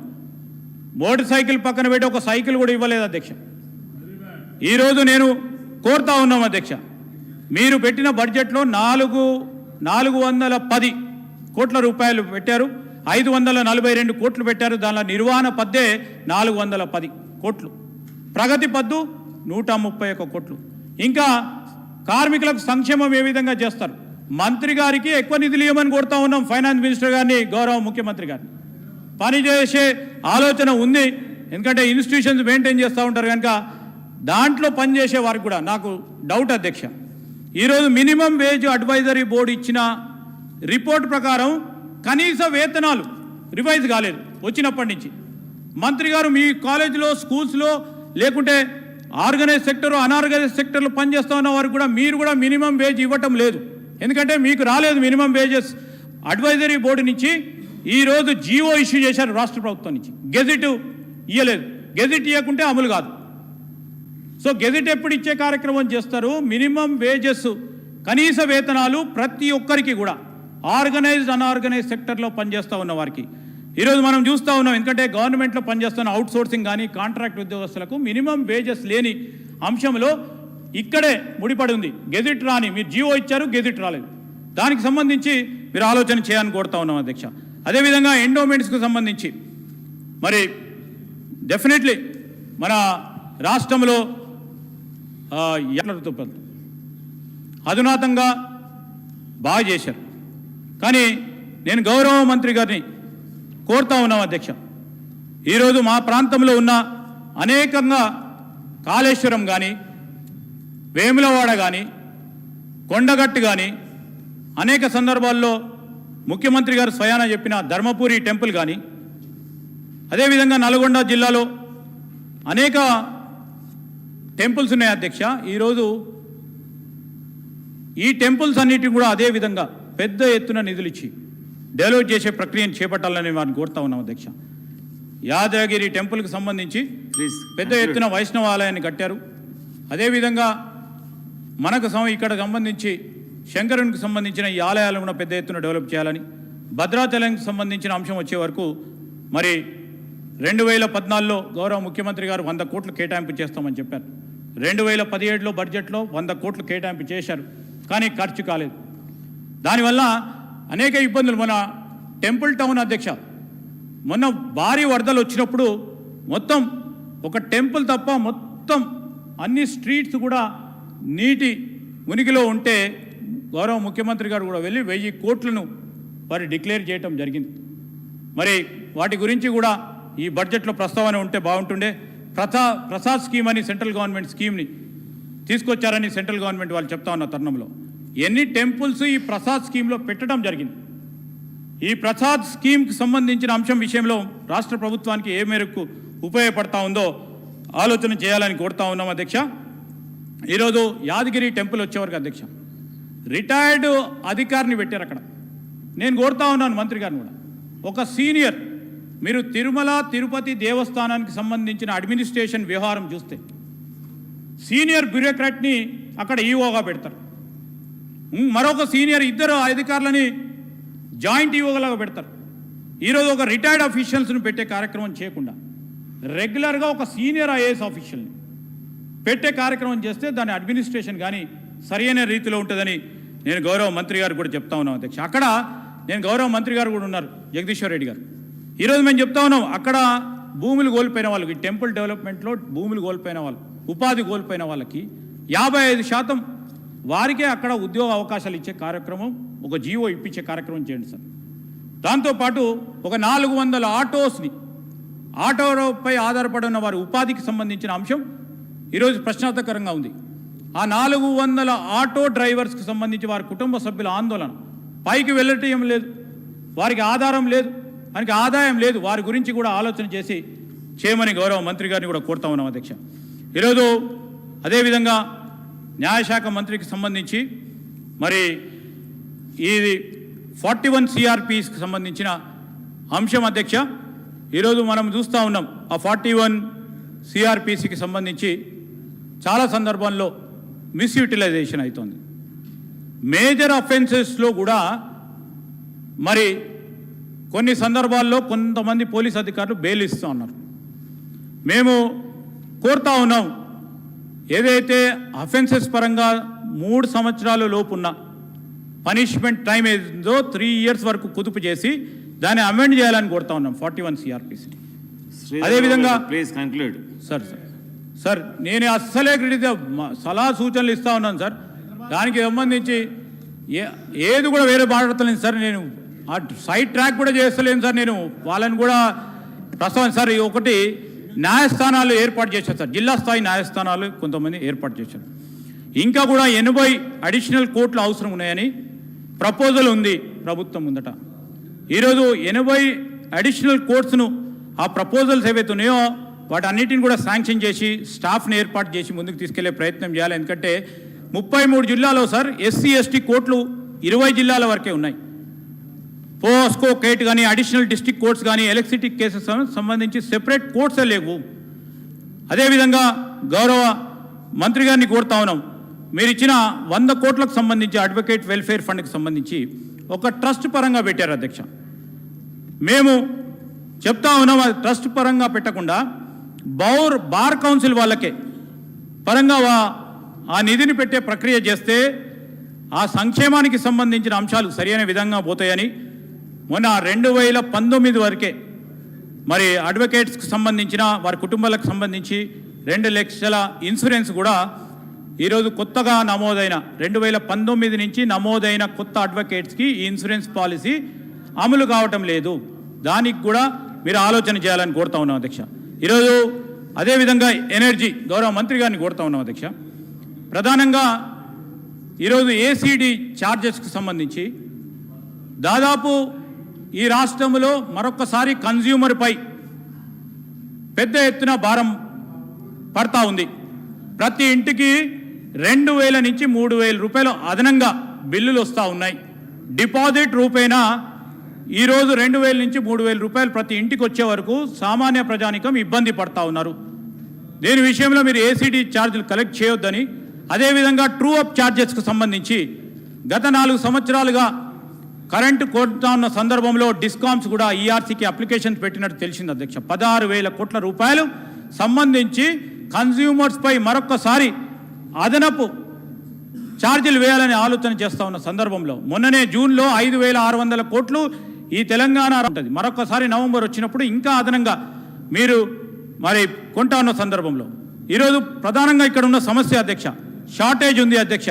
గౌరవ మంత్రి గారి దృష్టికి తీసుకొస్తా ఉన్నాం. ఈరోజు రైతు సోదరులకి 3 ఫేజ్ కరెంటు పూర్తి స్థాయిలో అందటం లేదు. 5-6 గంటల వరకే 3 ఫేజ్ కరెంట్ ఇస్తూ ఉన్నారు. రైతులు ఇబ్బంది పడతా ఉన్నారు. రైతుకు సమస్యలు ఉన్నాయి. ఏ విధంగా పూరిస్తారో మీరు ఆలోచన చేయాలి. 220 మిలియన్ యూనిట్లు కన్జంప్షన్ ఉంది. దాంట్లో 40% వ్యవసాయం 3 ఫేజ్ కరెంట్కే పోతూ ఉంటుంది. ఇప్పుడు మనకున్న అవైలబిలిటీ మా సమాచారం మేరకు 180 మిలియన్ యూనిట్లే. మిగతా 30 నుంచి 40 మిలియన్ యూనిట్లు కనీసం 12 రూపాయలతో మీరు ఆ ఎక్స్చేంజ్లో కొనాల్సిన అవసరం ఏర్పడ్డ ధర్మిల్లా ప్రభుత్వం నుంచి మీరు డిస్కామ్లకు డబ్బులు ఇప్పించి ఆ బ్యాలెన్స్ 30 to 40 మిలియన్ యూనిట్స్ కొనకపోతే రాష్ట్ర రైతాంగం ఇబ్బందులు పడే పెద్ద ప్రమాదం ఉంది. ఇప్పటికే ఇబ్బందుల్లో ఉన్నారు. దాని గురించి ఆలోచన చేయమని కోరుతా ఉన్నాం అధ్యక్ష. అదేవిధంగా సింగరేణి కాలరీస్కి సంబంధించి ఈరోజు మా ప్రాంతానికి సంబంధించిన 2-3 సమస్యలు ఉన్నాయి అధ్యక్ష. గత అసెంబ్లీ సమావేశాల్లో కూడా వారి దృష్టికి తీసుకొచ్చాం. ఈరోజు మా లద్నాపూర్ గ్రామానికి సంబంధించిన 271 మంది భూ నిర్వాసితులకు సంబంధించి ల్యాండ్ కంపెన్సేషన్ ఇవ్వటం జరిగింది. వారికి R&R ప్యాకేజ్ ఇవ్వాలని వారు అనేక రోజులు వారు ప్రభుత్వ పరంగా నిరసన తెలియజేసినప్పటికీ మొన్న ఈ మధ్యలో గౌరవ మంత్రి గారు ఈశ్వర్ గారు, గౌరవ మంత్రి గారు హరీష్ రావు గారు వచ్చినప్పుడు వారికి కూడా చెప్పడం జరిగింది ఈ సమస్యను పరిష్కారం చేస్తామని. R&R ప్యాకేజు ఎందుకు రావటం లేదు, MRO RDO ఎలిజిబుల్ అని చెప్పిన తర్వాత అంటే కలెక్టరు సింగరేణి మీద చెప్తా ఉంటారు. సింగరేణి కలెక్టర్ గారు పంపించలేదని చెప్తున్నారు. నేను గౌరవ మంత్రి గారిని కోరుతా ఉన్నాను, ఇది వెంటనే పరిష్కారం చేయాలని, చాలా రోజుల నుంచి పెండింగ్లో ఉందని. అదేవిధంగా చందనాపూర్కు సంబంధించి వారి భూములను సార్ మొన్న చెప్తా ఉన్నప్పుడు మంత్రి గారు చాలా కోపంకి వచ్చారు సార్ కేటీఆర్ గారు. వారి భూములను సింగరేణి ఖాతాలో పడ్డాయి ధరణిలో. ఇప్పుడు వారు ఎదుర్కొంటున్న సమస్య కొన్ని సందర్భాల్లో ల్యాండ్ కంపెన్సేషన్ వచ్చింది, R&R వస్తలేదు. ఎందుకంటే ధరణిలో వచ్చింది కనుక వారు ఇస్తలేమని చెప్తా ఉన్నారు.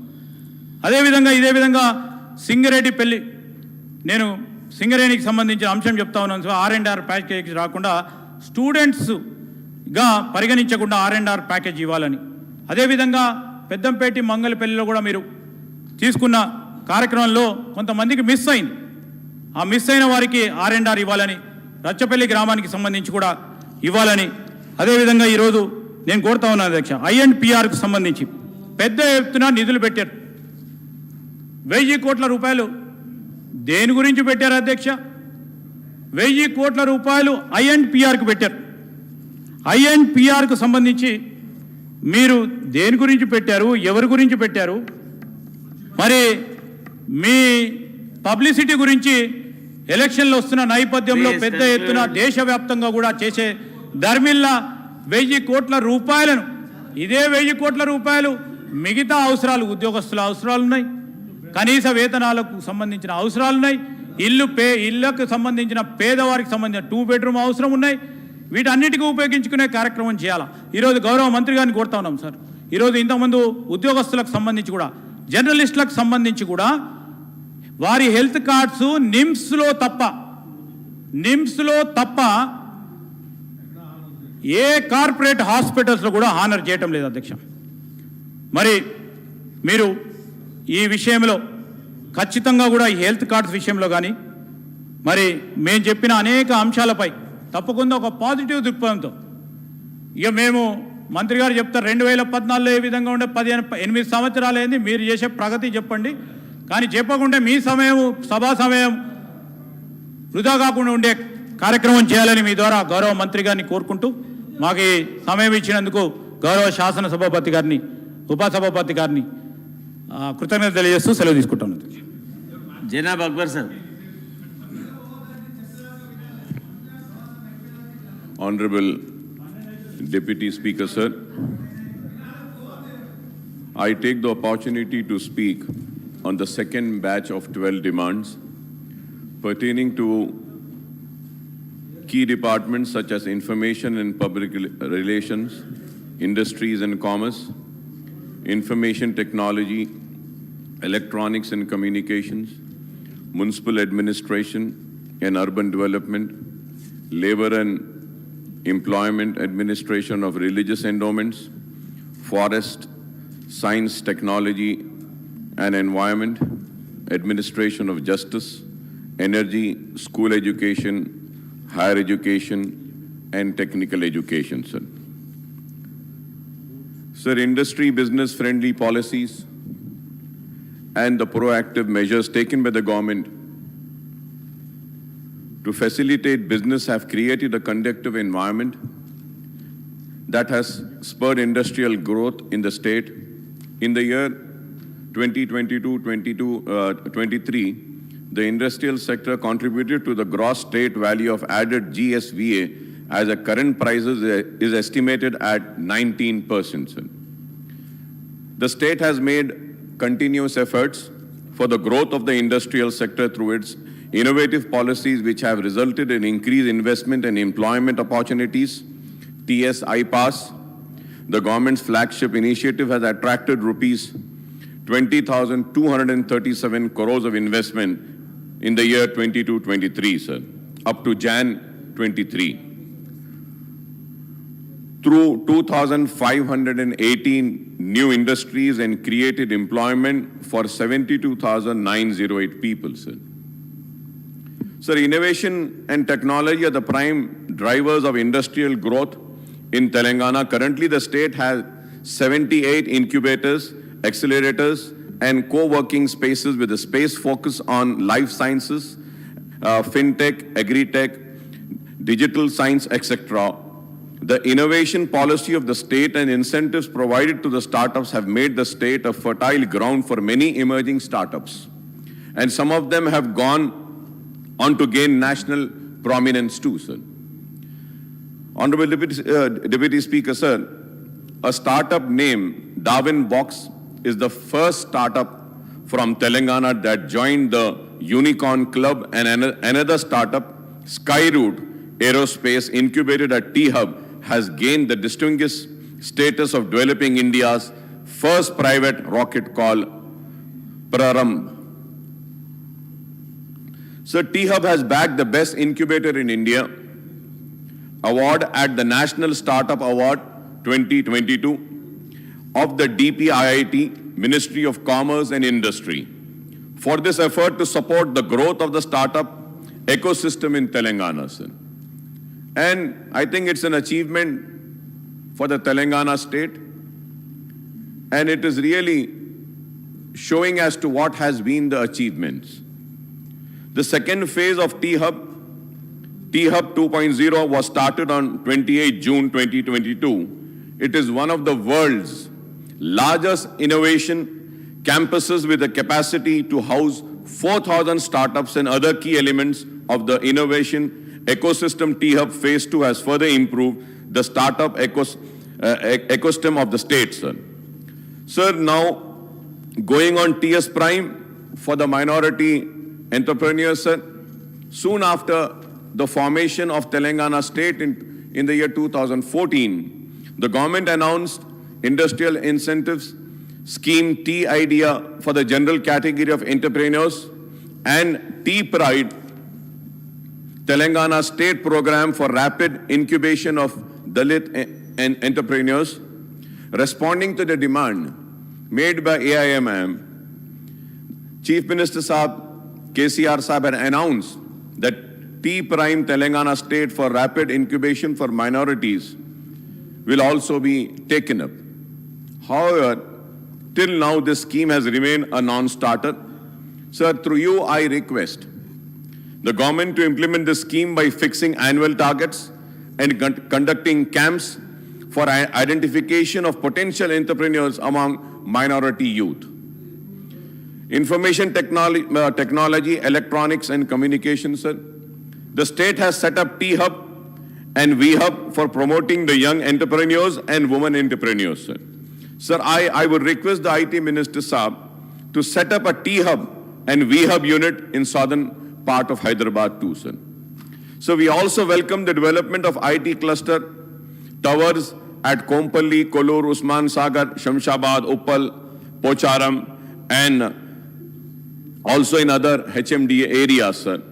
Sir, I thank the government for taking up the IT tower with an estimate cost of 1,030 crore in public-private partnership in mode, also coming up at 10.35 acre land behind L&T Mall at Malakpet in the southern part of Hyderabad. This project has been sanctioned on the representation made by AIMIM, and I hope that KTR Saab would lay the foundation stone at the earliest, sir. Honorable Deputy Speaker, sir, going on the municipal administration and urban development. Sir, I compliment the Municipal Administration Minister Janab K.T. Ramarao Sahab for record allocation of 11,082 crores for the municipal administration and urban development demands. The MAUD department now looks after 142 urban local bodies in the state, including the GHMC as well as the urban development authorities and other wing of MA and UD, sir. So at the time of formation of Telangana state in June 2014, there were only 52 municipalities and 6 municipal corporations in the state. Today there are 13 municipal corporations and 125 municipalities across the state.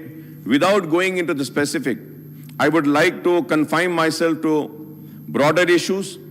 Of the total allocation of 11,082 crores, rupees 2,517.92 crores have been earmarked for Commissioner and Director of Municipal Administration. Rupees 1,476.95 crores for Telangana Urban Finance and Infrastructure Development Corporation. Rupees 1,061.84 crores for Public Health Engineering. Rupees 13.43 crores for Director of Town and Country Planning. And rupees 25.59 crores for MEPMAs. Though the GHMC accounts for a population of over 1 crore now, the budgetary allocation for this premier municipal body is only rupees 182.38 crores, which works out to 1.64% of the total allocation of MA and UDs. So also the Department of Kuli Qutub Shah Urban Development Authority is allocated only rupees 12 crores. HMD is provided with rupees 210.10 crores. Sir. Other allocation including rupees 1,960.70 crore for HMWS and SB, 2,472.35 crores for Hyderabad Metro Rail, rupees 200 crore for Musi Riverfront Development, rupees 200 crores for Yadgiri Gutta Temple Development Authority, and 50 crores for Vemulavada Temple Area Development Authorities. To ensure planned development of urban areas, the Telangana government has taken up Patana Pragati program. The allocations are made for construction of integrated veg and non-veg market, garbage, dump yard, plant nurseries, public toilets, as well as cremation and burial grounds. Sir, coming now to GHMC, sir. As the premier civic body of Telangana state's capital, GHMC is spread over 625 square kilometers area with over 1 crore inhabitants. So, however, for many years now, GHMC have been facing resource crunch since the government grants and compensations have been far less than what it had been expecting from the government. So the result is that the GHMC actual budgetary expenditure have been hovering from rupees 3,600 crores to rupees 4,000 crores in the last few years, as there has been a huge shortfall in realizing the ambitious revenue targets, including the grants from the state government.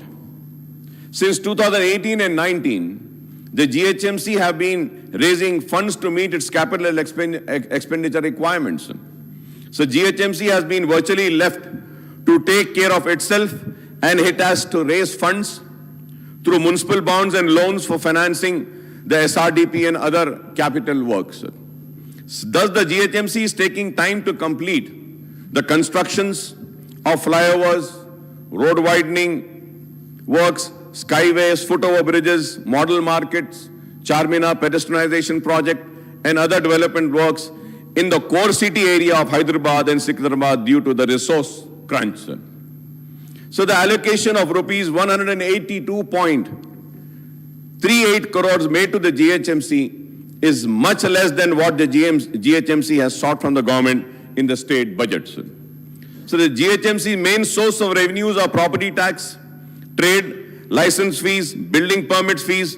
The GHMC is not getting its due share from the state government toward the non-plan and plan grants, property tax on state property, share of motor vehicle tax, VAT and other assigned revenues such as professional tax. GHMC's own revenues are not enough to fund the establishment, expenditure and maintenance of civic amenities under its jurisdiction, sir. So GHMC has to fund comprehensive road management program, CRMP, and strategic road development program, SRDP, strategic Nala development programs and stormwater drains, Harita Aram, Basti Dawakana, community halls, and public toilets. So if this is not only the state of GHMC, sir, but other municipalities also of the states are facing similar problems, sir. So through you, Honorable Deputy Speaker, sir, I request the government to kindly make good allocations, not only for the GHMC, but all the municipalities in the state of Telangana, sir.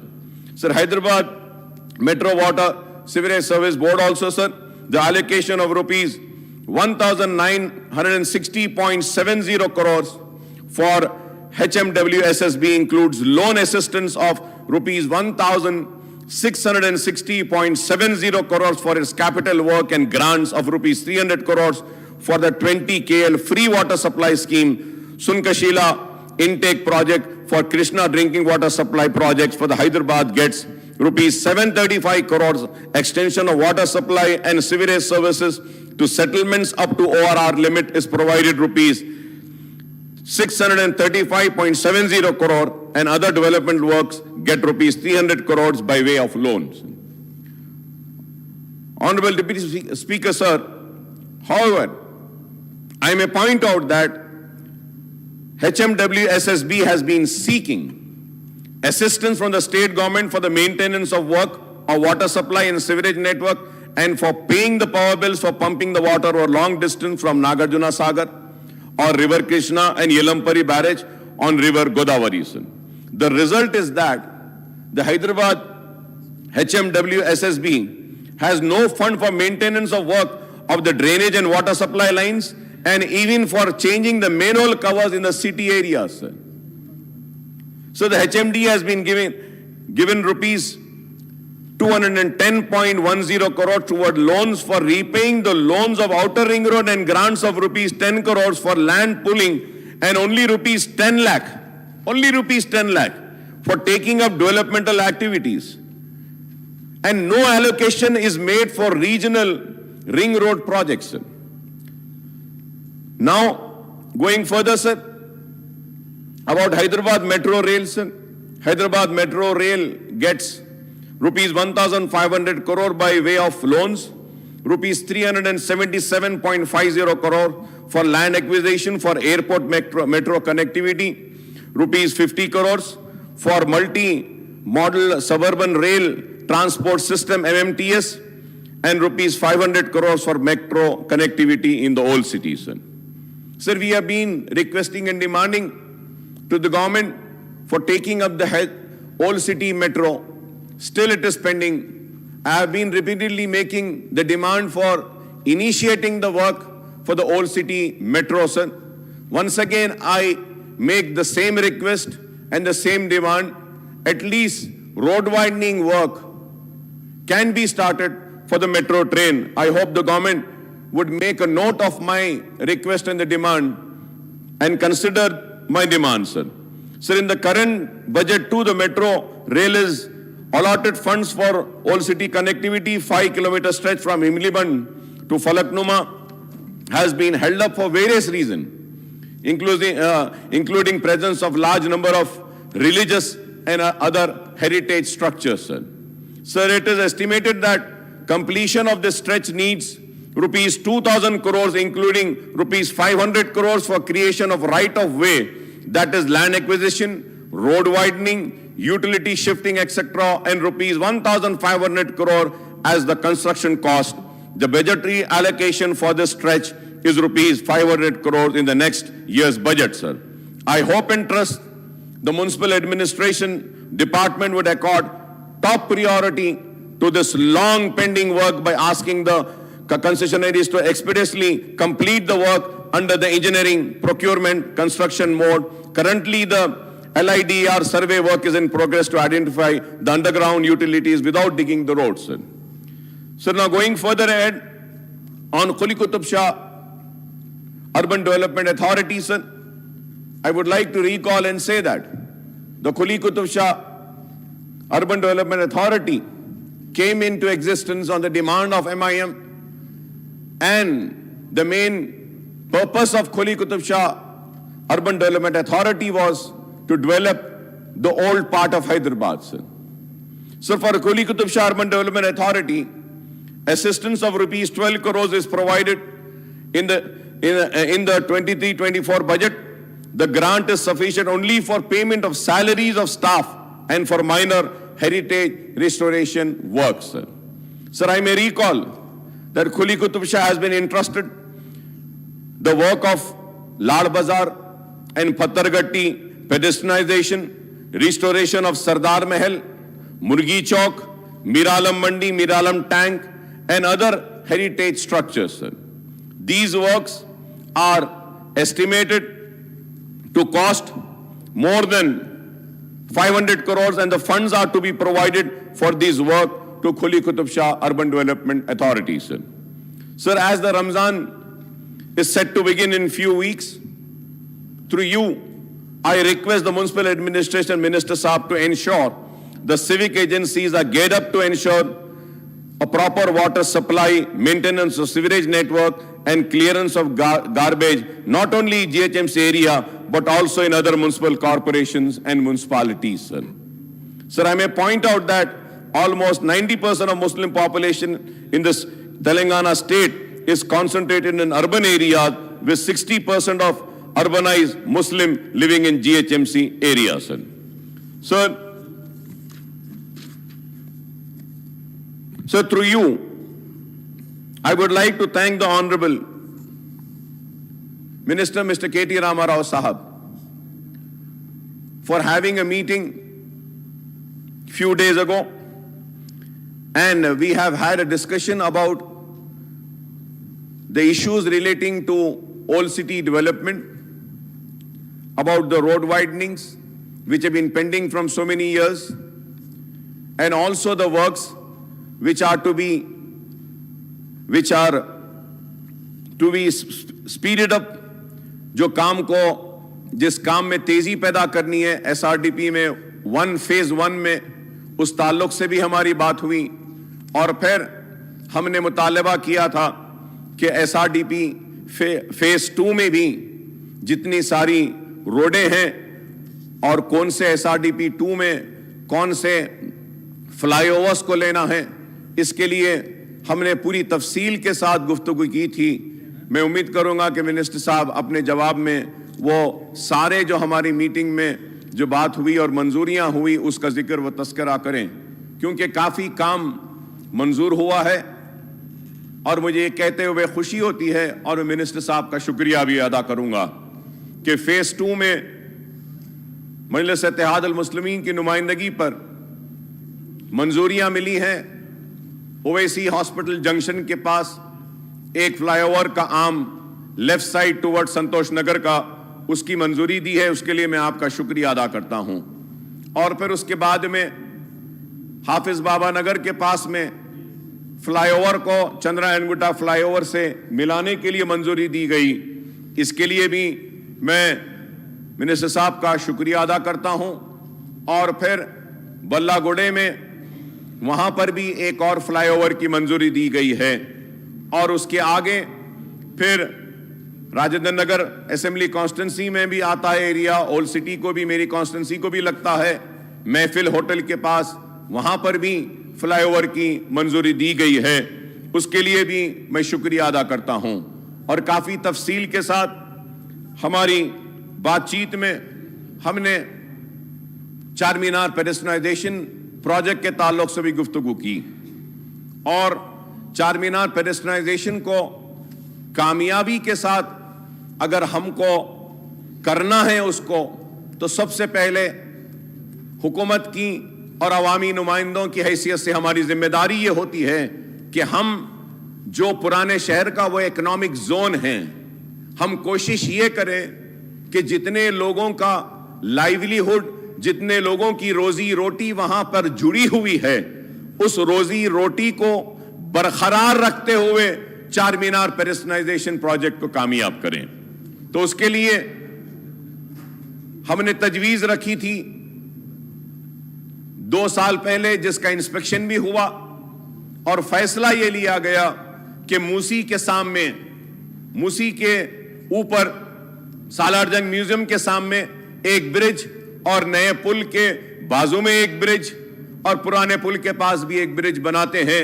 اور وہ برج پر یہ سارے جو چھوٹے کاروبار کرنے والے ہاکرز ہیں یا ڈبے والے ہیں یا بنڈی والے ہیں, ان کو وہاں پہ ریلوکیٹ کریں گے, اور ان کو جی ایچ ایم سی کا یا ایچ ایم ڈی اے کا جو بھی وہ جو پروجیکٹ لیتی ہے ان کا کرایہ دار بنائیں گے, ان سے کرایہ لے کر ان کو وہاں پہ رکھیں گے. کیونکہ سالار جنگ میوزیم میں جو ٹورسٹ آتے ہیں ان کے ذریعے ہم ان چھوٹے موٹے کاروبار کو اچھا کر سکتے ہیں. تو اس کے اوپر بھی پوری ڈرائنگز بنائی گئیں, تفصیلات آئیں, اور اس کے بعد میں شکریہ ادا کرتا ہوں منسٹر صاحب کا, کے ٹی راما راؤ صاحب کا, کہ انہوں نے اس کی بھی منظوری دی ہے. اور میں امید کرتا ہوں کہ بہت جلد آپ وقت دیں گے اور ہم ان کاموں کا سنگ بنیاد رکھیں گے. اور نہ صرف یہ آنریبل ڈپٹی اسپیکر سر, اس کے ساتھ ساتھ چار مینار بس اسٹاپ جو پرانا ہے وہاں پہ مسلسل ہم نمائندگی کر رہے ہیں کہ چار مینار کو دیکھنے کے لیے جو ٹورسٹ آئے گا ان کے پارکنگ لاٹ کے لیے, تو اس کی بھی منظوری دی گئی ہے.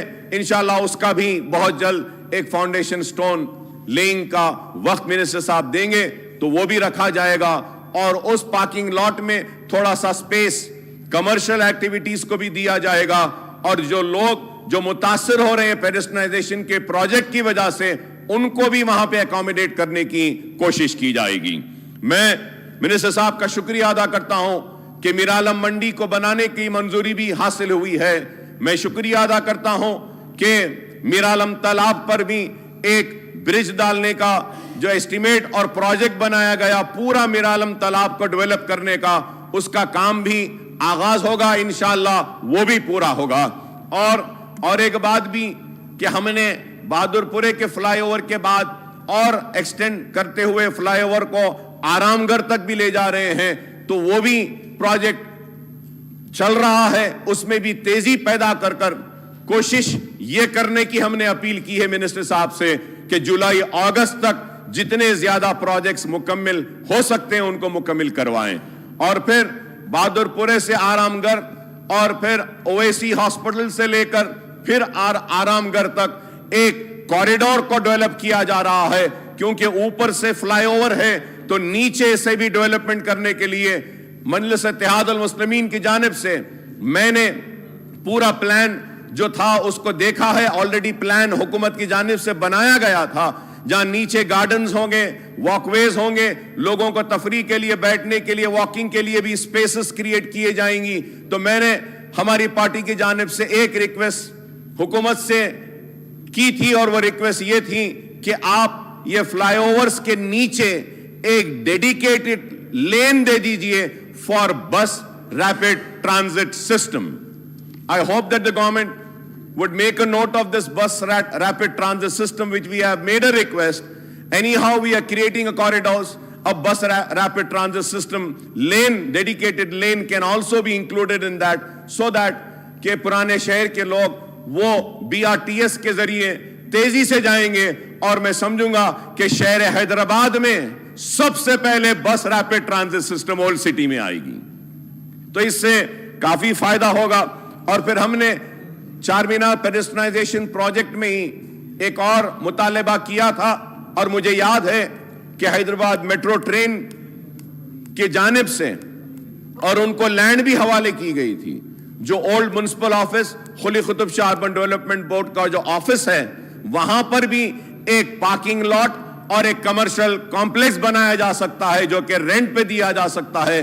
کیونکہ اگر ہم وہاں پہ لائیں گے تو حیدرآباد میٹرو ٹرین جو آ رہی ہے وہیں سے سٹارٹ ہو رہی ہے. اگر کوئی اولڈ سٹی میں اگر میٹرو ٹرین لینا چاہتا ہے तो उनको वहां पर भी खुली कुतुब शाह में गाड़ियों को park करने के लिए पार्किंग लॉट और पार्किंग स्पेस भी मिलेगा, कमर्शियल एक्टिविटीज भी होगी, और वो एरिया जो खाली है उस पे हम डेवलपमेंट भी ला सकते हैं। तो हमने ये सारे मुतालेबात रखे, और उसके साथ साथ फिर उस मीटिंग में इस बात पर ज्यादा तवज्जो दी गई कि पुराने शहर को भी नए शहर की तरह तरक्की याफ्ता, और पुराने शहर और नए शहर में कोई फर्क ना हो वैसा डेवलपमेंट लाने का मिनिस्टर साहब ने वादा किया है। और मुझे यकीन है, उसी वजह से उस यकीन के साथ मैं कहता हूं कि जो हम मीटिंग में डिसाइड करें, अगर वो काम हो जाएंगे तो उसमें कोई शक व शुबा नहीं रहेगा कि पुराने शहर और नए शहर में कोई फर्क रहेगा। फिर पुरानी रोड वाइडनिंग्स थी, 48 रोड्स हैं जो आइडेंटिफाई हुई हैं बरसों से रोड वाइडनिंग के लिए। वो 48 रोड्स के वाइडनिंग के लिए भी मिनिस्टर साहब ने मंजूरी दी है, और इनकम्प्लीट जो रोड्स हैं उनको पहले कंप्लीट किया जाएगा, और प्रायोरिटी के हिसाब में हमने फेरिस्त दी है कि इन रोडों को ले लिया जाए। तो उन रोडों को भी लेने का मिनिस्टर साहब ने वादा किया है, और मुझे उम्मीद है कि जब वो 48 रोड्स ओल्ड सिटी के वाइडन हो जाएंगे तो ओल्ड सिटी में और बहुत तरक्की आएगी। और मैं जब ये रोड वाइडनिंग की बात करता हूं तो उसके साथ साथ हमने उस दिन मीटिंग में इस बात पर भी तवज्जो दी कि रोड वाइडनिंग जब हो ही रही है तो हमको चाहिए कि हम बस बेस या बस स्टॉप्स को भी हम ओल्ड सिटी में बनाए, शेल्टर्स बनाए, बस शेल्टर, क्योंकि वहां पर नहीं हैं। तो उसके ऊपर भी मिनिस्टर साहब ने वादा किया कि वो इस ताल्लुक से भी पूरा गौर करेंगे। और फिर हमने पुराने शहर के 2 बेडरूम हाउसेस के ताल्लुक से भी उस मीटिंग में जिक्र किया, और कॉन्ट्रैक्टर्स के बिल्स पेंडिंग है, फलकनुमा में जो 2 बेडरूम बन रहा है, और जंगममेट में और बल्लागुड़े में जो बन रहा है। जंगममेट में 2 बेडरूम हाउसेस कंप्लीट हो चुके हैं। मैं उम्मीद करता हूं कि मिनिस्टर साहब टाइम देंगे तो हम उसका भी उसी दिन लोगों को हवाले कर जो भी है हवाले कर पोजीशन उनको दे सकते हैं वहां पे। उस ताल्लुक से भी बात हुई मीटिंग में, और साथ ही साथ हमने पुराने शहर के सीवरेज सिस्टम और पानी के मसाइल के ताल्लुक से भी हमने बात की, क्योंकि मेरा एरिया टेल एंड एरिया है चंद्रायन गुट्टे का सिटी लिमिट्स में, तो हमने उस ताल्लुक से भी बात की है। और फिर जो पुराने शहर में जो लाल दरवाजे का एरिया है, पार्वती नगर और दूसरा एरियाज है जहां पे हमारे हिंदू भाइयों की पॉपुलेशन है, उसके लिए भी हमने 3 पानी की टांकियों के लिए एक रिक्विजिशन दिया है। तो उम्मीद करता हूं कि हमारे केटी रामाराव साहब उस ताल्लुक से भी जरूर गौर करेंगे। जैसा फूलबाग चमन अलियाबाद पे हमने रिक्वेस्ट की है, महाकाली टेम्पल उपगुड़ा के पास में एक पानी की टांकी बनाने का मुतालबा किया, और गौलीपुरा मार्केट में भी एक पानी की टांकी, जिसके लिए मिनिस्टर साहब ने कहा है कि वो जरूर इसको भी मंजूरी देंगे। तो मैं इसके लिए भी आपका शुक्रिया अदा करता हूं।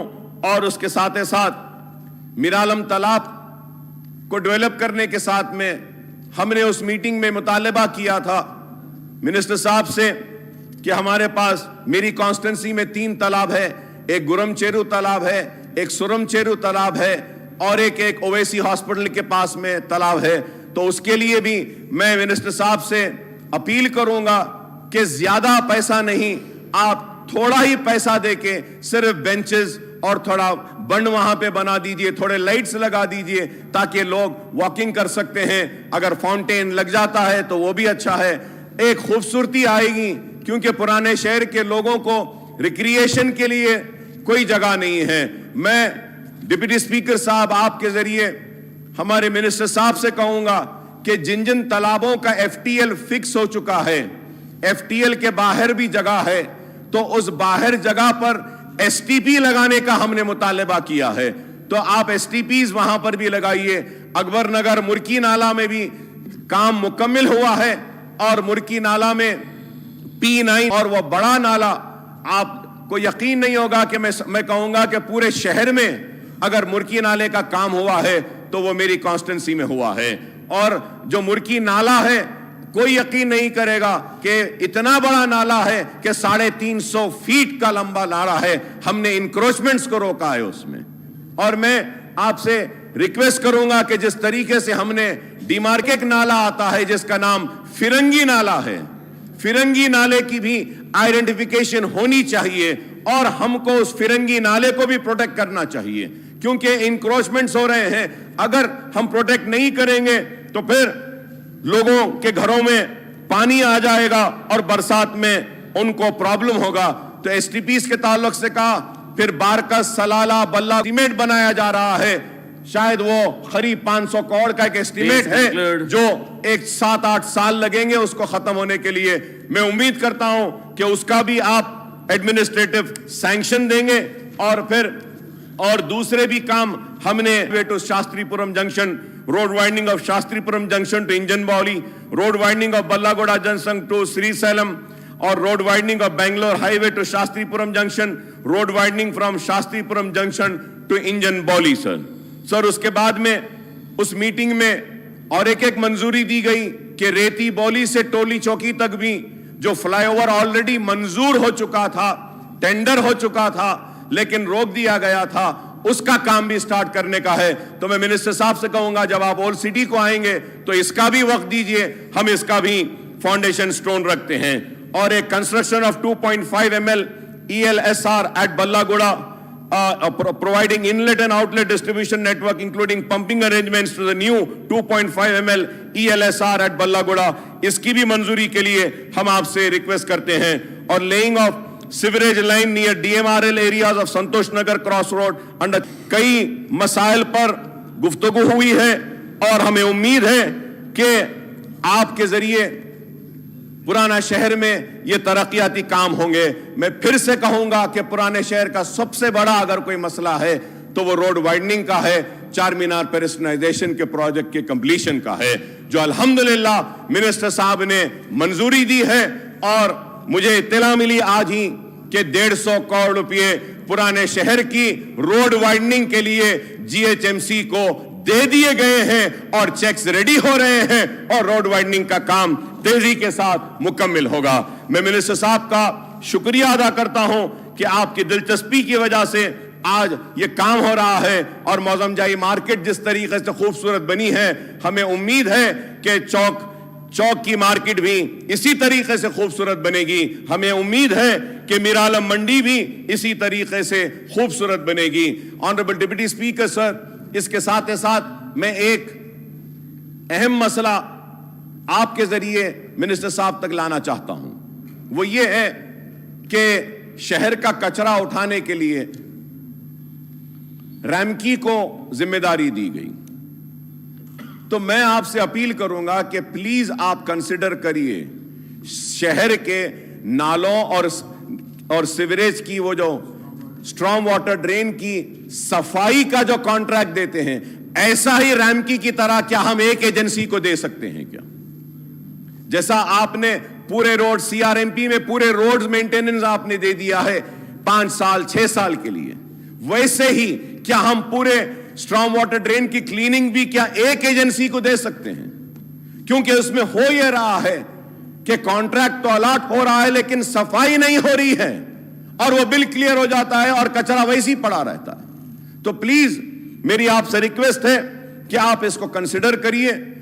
और एक मैं ये चाहूंगा कि आपने GHMC 5250 स्वच्छ ऑटोज लिए थे 6 बरस में, और मुझे शायद मैं गलत हूं लेकिन मुझे पता चला कि 1800 ऑटोज लापता हैं, पता ही नहीं है, वो एंट्री नहीं हो रहा है वहां पे। इसकी वजह से काफी कचरे का अंबार शहर में लग रहा है। बिन फ्री सिटी बनाया आपने लेकिन लोग लाकर कचरा फेंक रहे हैं। तो मैं आपसे रिक्वेस्ट करूंगा कि जो जो पॉइंट्स पर कचरा फेंका जा रहा है, एटलीस्ट एक CCTV कैमरास लगाना चाहिए, उसमें पिक्चर आनी चाहिए और कचरा फेंकने वाले को कुछ फाइन देनी चाहिए। और अगर ये ऑटोज अगर इनका पता नहीं है तो मैं आपसे रिक्वेस्ट करूंगा कि आप पूरे GHMC एरिया में اور تھوڑے سے رکشے یا آٹوز کچھ نئے دیجئے ذمہ دار بنا کر, تاکہ وہ گھروں سے کچرا اٹھا کر اس میں صفائی کریں. اور آخر میں منسٹر صاحب سے یہ درخواست کروں گا کہ ہم بار بار ایک مطالبہ کر رہے ہیں, پھر سے اس مطالبے کو دہرانا چاہتا ہوں کہ نوٹرائز ڈاکیومنٹ کا, ریگولرائزیشن کا ایک بہت بڑا مسئلہ ہے جو پرانے شہر کا ہے. اس کو جلد از جلد آپ اگر حل کریں گے تو کئی غریب خوش ہو جائیں گے, دعا دیں گے کہ ان کے نوٹرائز ڈاکیومنٹ رجسٹرڈ ڈاکیومنٹ کی طرح ہوئے ہیں. اور اس کے ساتھ ساتھ میں یہ بھی اپیل کروں گا آپ سے کہ مجلس اتحاد المسلمین کے الیکٹڈ کارپوریٹرز کافی منسپالٹیز میں ہیں, کارپوریشنز میں ہیں, چاہے وہ سنگاریڈی ہو, زہیر آباد ہو, یا پھر میدک ہو, یا پھر عادل آباد ہو, یا پھر ٹانڈور ہو, یا پھر کریم نگر ہو, نلگنڈا ہو, کھمم ہو, یلندو ہو, بودن ہو, یہاں پہ ہے. اور ہمارے کارپوریٹرز کے وارڈز کو نظر انداز کیا جا رہا ہے. میں امید کرتا ہوں کہ جس طریقے سے ٹی آر ایس کے لوگ اور دوسرے وارڈز کو ڈیولپ کیا جا رہا ہے, ایم آئی ایم کے کارپوریٹرز جہاں ہیں ان وارڈز کو بھی ڈیولپ کریں گے, ان کو بھی ساتھ میں لے کر اسی طریقے سے کام کریں گے جس طریقے سے ہم کو آپ کام کر رہے ہیں. میں امید کروں گا کہ ان کو بھی نظر انداز نہیں کیا جائے گا. Honorable Deputy Speaker, sir, going now on energy, sir. So the transformation of Telangana for being a power deficit state to power surplus state has been quick and fast. The state is now the only state in the country providing 24/7 quality power supply to all the sectors and free power to the farming sector.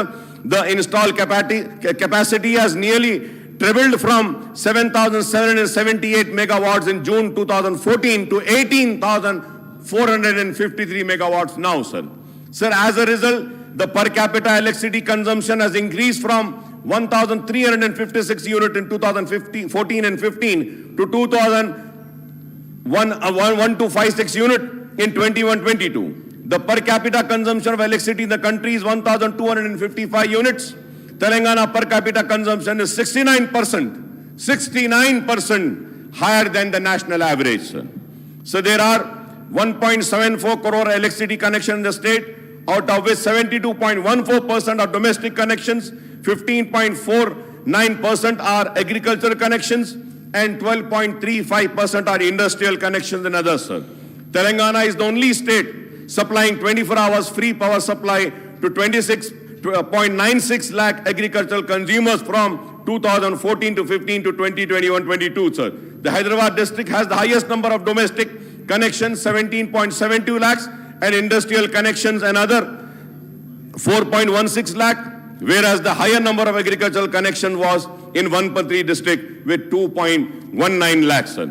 Sir, I would request the Energy Minister Saab to review the Transco and Southern Discom work in progress in Hyderabad metropolitan area, especially in old city of Hyderabad, and ensure that these works are implemented faster to ensure quality and reliable power supply in the state capital, sir.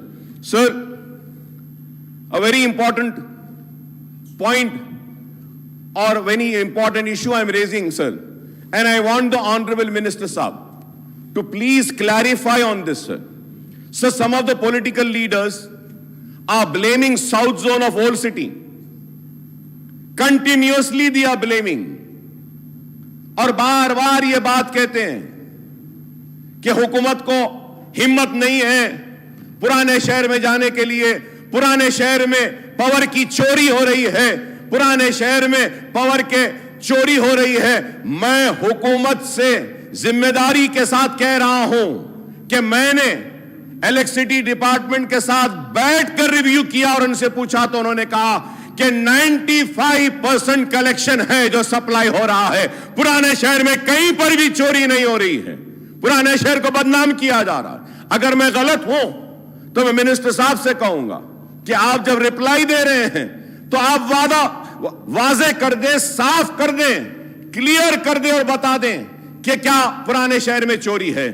اگر واقعی میں اگر چوری ہو رہی ہے تو میں وعدہ کرتا ہوں ہم ٹھہر کر آپ کی جتنی بھی چوری ہے اس کو ختم کریں گے اور برابر پیسہ آپ کو دلائیں گے.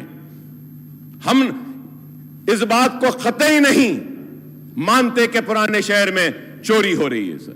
Sir honourable deputy speaker sir, उसके साथ ही साथ sir we need to replace 11 kV 185 square mm UG cable of feeder lines from Kandikal Gate substation to Naseeb Nagar, Phulbagh, Patel Nagar, Rakshapuram, Kandikal Gate, etc.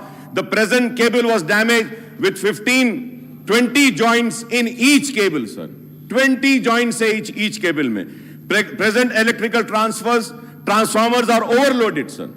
Sir, need to enhance their capacity. Most of the electrical station should be bifurcated, sir, and circuits to be created in all city areas, sir. Existing sections services are overburdened with 30,000, 60,000 services. What is the norm saying, sir? The norm is saying one section should have 12,000 to 15,000 services only. And this has been done in New City. कि 12,000 से 15,000 services, लेकिन old city के area में 60,000, 50,000 services are there. So I request through you, Honorable Deputy Speaker, sir, to the Minister Sahab to kindly look into this, sir. Example, Chandranagutta, in one section, 42,000 services. Miralam section, 55,000 services. Chandulal Baradari section, 48,000 services. Attapur section, 58,000, sir. Sir, existing transformers capacity should be enhanced, sir. Replaced with 160 kVA, 160 to 315 kVA, 315 to 500 kVA. On 100 kVA transformers can bear only 70 to 80 kVA load of services, but here the services are overloaded, sir. तो इसके लिए मैं request करूंगा, 11 kV feeder should be bifurcated, sir. One feeder can bear 25 to 30 transformers, sir. One feeder can bear 25 to 30 transformers, but here existing feeders are overloaded. Example are the areas Omar Colony, Naseeb Nagar, Rakshapuram, Keshagiri, Riyasat Nagar, Mohin Bagh. Feeders frequently trip and uninterrupted in power supply, sir. याखुदपुरे में भी कई जगह पर trip हो जाता है, light बंद हो जाती है. मैं उम्मीद करूंगा कि आप इस पे भी देखेंगे. LT air bunch 70 square mm cable not provided since last 1 year in old city area, sir. In a small street passing through high tension, low tension overhead line need to be replaced, sir. Sir, ये replacement नहीं होने की वजह से 2 incidents हुए हैं साहब मेरी कॉन्स्टिट्यूंसी में. एक बेचारों की पूरी दुकान जल गई, सर. मैं आपसे अदबन दरखास्त करूंगा, रिक्वेस्ट करूंगा कि कलेक्टर के जरिए और पुलिस की रिपोर्ट मंगाकर इंक्वायरी कराकर कुछ तो भी पैसा उनको दीजिए साहब. वो रोड पर आ गया है, रोज रो रहा है. वायर्स हिलकर शॉर्ट होकर उसकी दुकान रात में जल गई साहब. तो मैं उम्मीद करूंगा कि आप इसको देखेंगे. Maintenance staff strength to be enhance, the same number of staff working since last 10 years, sir. So also we request that one separate electrical division in Falaknuma from the existing Charminar division should be created, sir. Need bifurcation of section, subdivision, 3 section, 1 subdivision, 1 AD plus section staff, and division D, 3 ADs and 9 AEs plus staff. Though only the system can run smoothly without complaint if this is created, sir. So the new city sections are bifurcated and made small section are norms, but in old city not yet done, sir. So I request that to take up this, sir. And also, sir, there are many other issues which I have already discussed. The most important thing which I would like to bring to the kind notice and make a request to the government is, electricity consumers have urged the state government to save them from the additional burden of advance consumption demand, ACDs, the charges imposed by the power utilities. Sir, various decisions taken by the union government has made public life tough, sir. Like prices of LPG, petrol, diesel have gone up. Recession is high, sir. महंगाई बढ़ रही है. The demonetization and hurriedly implementation of GST have added to the problems of the poor people, sir. तो मैं आपसे request करूंगा, sir. ACD charges have come as a further burden, sir. इसके ऊपर संजीदगी से आप गौर करिए और गौर करते हुए काफी तफसीलें में जाना नहीं चाहता, सिर्फ यही आपसे मुतालबा करूंगा कि इसके ऊपर थोड़ा गौर कीजिए, sir. Please conclude. Sir, yes, sir. Yes, sir. I'll just, 10-15 minutes. I'll just finish, sir. Fast, sir. Sir, labor and employment, sir. TRS now, BRS has made poor promises at the time of assembly elections, 2018, to provide unemployment allowance. I once again make a request, kindly rethink और ये allowance के ताल्लुक से कुछ गौर करिए, क्योंकि jobless youth, women are waiting for the unemployment dole for more than 4 years, sir. Sir, मैं ये भी आपसे कहूँगा सर कि there are about 9 lakh jobless youth registered with employment exchange in the state. Also another 25 lakh educated youth have registered themselves with Telangana State Public Service Commission as part of one-time number of jobless youth in the state who would be eligible for employment dole scheme, sir. आप दे सकते हैं, आपके पास सारी तफसीलात हैं. I would request that on par with the boys and men allowance, sir. Sir, Telangana Overseas Manpower Company is non-functional, sir. Sir, I may recall that government has started Telangana Overseas Manpower Company in the year 2015 to facilitate the recruitment of state youth government agencies and recruitment के नाम पे जो धोखा देते हैं उनसे बचाने के लिए बनाया गया था. But the Overseas Manpower Company is almost non-functional, and the cases of cheating of jobless youth by the unauthorized agents and sub-agents continue. So kindly look into that, sir. Administration and religious endowment के ताल्लुक से मैं फिर से मेरी बात दोहराऊंगा और हमारे शहर के मिनिस्टर जल्द अज जल्द कुछ शुरू करवाते हैं. मिनिस्टर साहब, आप टाइम दीजिए, सारे लोग बेचैन हैं आपके लिए. और फिर उसके साथ ही साथ ये मंडपम के लिए भी 2 मनादिर में मंजूरी दी गई है, उस काम को भी तेजी पैदा करने के लिए थोड़ा मैं श्रीनिवास यादव साहब से रिक्वेस्ट करूंगा कि वो आप इस पर देखें. Forest and science technology and environment में मैं हमारे फॉरेस्ट मिनिस्टर से यही कहूंगा कि तेलंगाना को Harita Haram was launched in 2015 and 16. Under this program, extensive plantation activities have been taken up inside and outside of the notified forest area to increase the forest density and assist natural regeneration through water harvesting structures also, sir.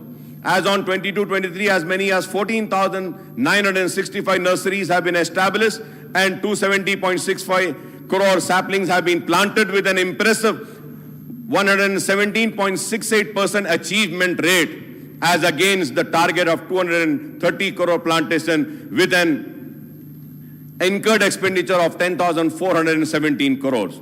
To create more lung space for citizens, the government has proposed to develop 109 urban forest parks, of which 77 has been completed and 60 made available for general public. Out of 109 urban forest park, 59 are in HMDA jurisdiction. A green corridor has also been developed through intensive plantation of 71. Due to these initiatives, Hyderabad has been recognized as the Tree City of the World 2021 by Arbor Day Foundation and the Food Agriculture Organization FAO of the United Nations for the second consecutive year, sir. मैं मुबारकबाद देता हूं हुकूमत को इसके लिए. In addition to this, Hyderabad has also been honored with the World Green City Award for the year 2022 at the International Association of Horticulture Producer AIPS 2022 organized in Jeju, South Korea. The city has also been awarded in the category Living Green for Economic Recovery and Inclusive Growth, sir. मैं इसके लिए भी मुबारकबाद देता हूं minister साहब को और मैं अदबन दरखास्त करूंगा कि पुराने शहर में जू है, एक मर्तबा कुछ वक्त निकालकर मिनिस्टर साहब से अपील करूंगा कि हमारे साथ चलिए, हम जू का दौरा करते हैं. एक जमाने में दुनिया के बेहतरीन जूओं में हमारे हैदराबाद का जू था, आज भी हमारा जू है. उनके कई मसाइल हैं, अगर आप वक्त देंगे तो हम जू को जाएंगे और जू के जितने लोग हैं उनके साथ एक मीटिंग करेंगे. बहुत सारे उनके मसाइल हैं, छोटे छोटे हैं, अगर वो कर देंगे तो जू और अच्छा हो जाएगा. हजारों लोग जू को आते हैं और मैंने केटी रामाराव साहब के साथ मीटिंग की थी तो उस वक्त भी मुर्गवानी डियर पार्क के ताल्लुक से कहा था. मैं मिनिस्टर साहब से कहूंगा कि आप हम उस पार्क में भी जाते हैं साहब, उसको भी डेवलप करते हैं डियर पार्क को, तो इससे हमारा टूरिज्म बढ़ेगा और फिर हम लोगों को आने के लिए कह सकते हैं. एडमिनिस्ट्रेटिव एंड जस्टिस में the lower judiciary in the state comprise civil court, criminal court, special court, etc. But there are large number of vacancies in this court, sir. I request the government to ensure that all the vacant posts of the magistrates, civil judges and other rank of judicial officers are filled up so that these courts function without any hassle and the cases are disposed of faster, sir. Sir, finally coming to my conclusion on the education, sir. So the Telangana government has allocated rupees 19,093 crores for education, which amounts to 6.57% of total outlay of 2,090.936 crores. The budgetary allocation for the sector have been fallen every year, sir, year after year since the current Bharat Rashtra Samiti government assumed power in 2014, sir. Sir, as the budgetary share of education sector dips in Telangana year after year, the state manifesto fails to comply with the recommendation of Kothari Commission, which suggested 30% of budget to be earmarked towards education, sir. Even in 2023 fiscal, Telangana spent 6.24% of its total budget on education, which is much lower than all India average allocation of 15.2% as per 2021-22 budget estimates, sir. Sir, about Manauru, Badi, Manabasti, Manabadi scheme, which was announced last year, received just 299 crores, and I believe more now they would be getting the money. So kindly I request that, कि sir, ये programme के लिए Manauru, Manabadi और Manabasti, Manabadi में ज्यादा पैसे दीजिए ताकि schools का काम लिया जा सके. In first phase, 9,123 schools have been taken up with an estimate budget of 3,497 crores. Whereafter a year less than 10% budget release and work finalized for only 600 schools. The residential school catered. Sir, we talk about our important, Honorable Deputy Speaker, sir. Our important, I was going through the demands and I did my research work. And as per my findings, if I am wrong, I may be corrected for this.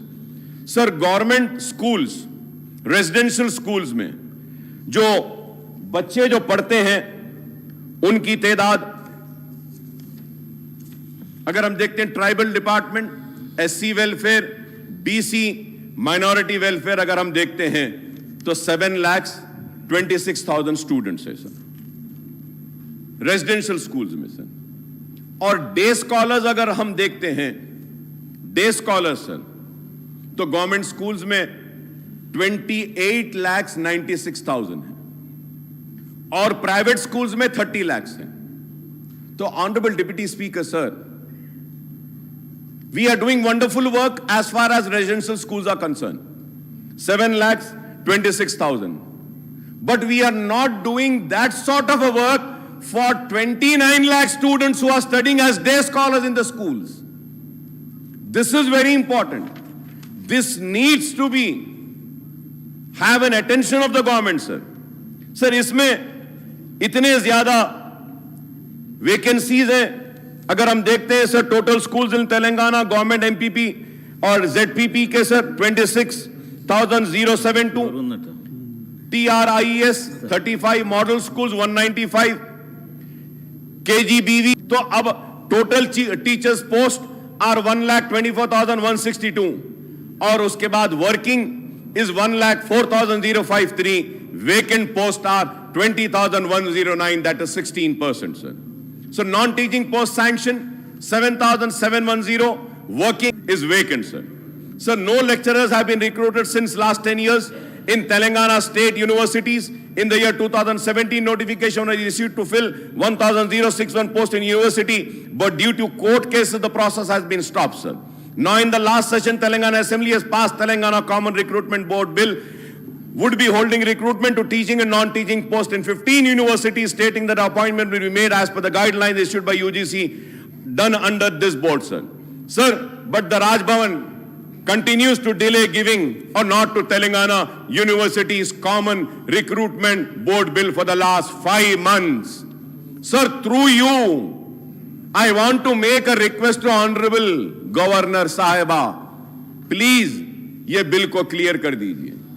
इससे तकलीफ हो रही है, private universities को भी तकलीफ हो रही है. क्लियर कर दीजिए गवर्नर साहिबा, इससे मासूम बच्चों का नुकसान हो रहा है Or due to this, students are studying in the 15 universities are suffering lack of qualified and permanent teaching staff, sir.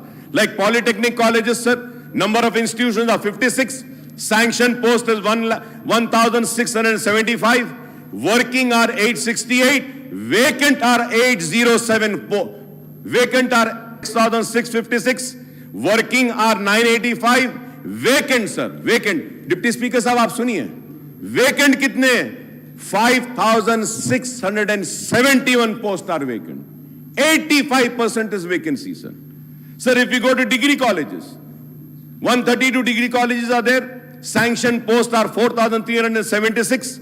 Working are 1,300 को अपॉइंट करके उनसे काम ले रहे हैं, चल रहा है, लेकिन क्वालिटी नहीं है उसमें. Universities 11, sanctioned 2,798, working 906. Vacant posts are 1,892. That is again 68% of vacancy, sir. So the sanctions are 15,505. Working are 4,079. And total vacancies 11,426. Non-teaching को भी अगर हम देखते हैं, sir, again it is the same, sir. Polytechnic, junior, degree and universities, non-teaching, sir, the sanction post is 10,596. Working is 5,124. Vacant is 5,472. Sir, so many times in past assembly session, I have raised this. In just an implementation of GO number 162 was released on November 2017 for self-finance 69 Urdu junior lecturers. They were appointed as contract lecturers, but Board of Intermediate appoint them as guest and neglect the GO number. पहले भी कहा है, फिर से दोहराता हूं, teachers promotion के ताल्लुक से कहना चाहता हूं, ओल्ड सिटी के स्कूल्स बहुत खराब हैं. Honourable deputy speaker sir, schools को अगर कोई एनजीओ आता है एडॉप्ट करने के लिए, तो काइंडली आप ऐसा कुछ बनाइए कि एडॉप्शन हो सके. Right now when I go forward and I make a request, I want to adopt this school, they are not allowing us. Kindly see that wherever, if any NGO or any organization come forward for adoption, they may be given an opportunity to adopt and improve the school, sir. About 1,000 above residential schools are in Telangana, sir. बहुत अच्छे चल रहे हैं. इसका मैं खैर मुकदम करता हूं. और फिर से सर मैं मुतालबा करूंगा वो स्पाउस के ताल्लुक से, GO 317 के ताल्लुक से मैं उम्मीद करूंगा कि मिनिस्टर साहिब और हुकूमत संजीदगी के साथ इस पर गौर करेगी. और ये सारे मसाइल मैं उठाया हूं जितनी मुझसे कोशिश थी. और डिप्टी स्पीकर साहब, एक मुतालबा हमने पहले असेंबली में भी किया था, लास्ट ईयर भी केटी रामाराव साहब थे, उस वक्त बोले थे, मिनिस्टर साहिबा भी थी, कि बहादुरपुरा एरिया में एक जूनियर कॉलेज और डिग्री कॉलेज देने के लिए हमने फलकनुमा कैंपस के ताल्लुक से कहा था. चंचलगुड़ा जूनियर कॉलेज की बिल्डिंग डिलैपिलेटेड कंडीशन में है, नए बिल्डिंग की मंजूरी आपने दी है, इसका की चंचलगुड़ा में. और फलकनुमा कैंपस के लिए भी मैं आपसे रिक्वेस्ट करूंगा, मोहतरमा से, मिनिस्टर साहिबा से, कि आप एक वक्त निकाल कर अगर एक छोटी सी मीटिंग हमारे साथ कर लेंगे तो ये सारे मसाइल हम आपकी तवज्जो को ला सकते हैं. मैं जानता हूं कि आपकी भी हम उठाए हैं, इस पे हुकूमत संजीदगी के साथ गौर करेगी. और फिर से मैं केटी रामाराव साहब का शुक्रिया अदा करता हूं कि आपने एक तवील मीटिंग के जरिए पुराने शहर की तरक्की का एक रोड मैप को मंजूरी दी है और आने वाले कल का भी एक रोड मैप बनाया है. इसके लिए मैं आपका शुक्रिया अदा करता हूं. और आपका डिप्टी स्पीकर साहब के मुझे इतना वक्त दिया, इसके लिए भी आपका शुक्रिया. नरेंद्र गारू. మున్సిపల్ అడ్మినిస్ట్రేషన్ అర్బన్ డెవలప్మెంట్ పద్దుపై మాట్లాడే అవకాశం కల్పించినందుకు డిప్యూటీ స్పీకర్ గారికి, రాష్ట్ర ముఖ్యమంత్రి వర్యులకు, అదేవిధంగా సంబంధిత శాఖ మంత్రులు పెద్దలు కేటీ రామారావు గారికి నా ధన్యవాదాలు తెలుపుకుంటూ, ఉమ్మడి రాష్ట్రంలో ప్రకారం 1,45,00,000 జనాభా, పట్టణ జనాభా 41.26% ఉండేది అధ్యక్ష. పట్టణ ప్రజలకు ఏం కావాలి, వారికి ఎటువంటి వసతులు ఏర్పాటు చేయాలన్నది ఏ రోజు కూడా ఆలోచించలేదు అధ్యక్ష. తెలంగాణ రాష్ట్రం తీసుకొచ్చిన తర్వాత కేసీఆర్ గారి నాయకత్వాన మున్సిపల్ శాఖ మంత్రులు కేటీఆర్ గారి సారథ్యంలో దేశం అబ్బురపడే విధంగా విదేశీ వారికి రాష్ట్ర ప్రజల తరఫున కృతజ్ఞతలు తెలుపుతున్నాం అధ్యక్ష.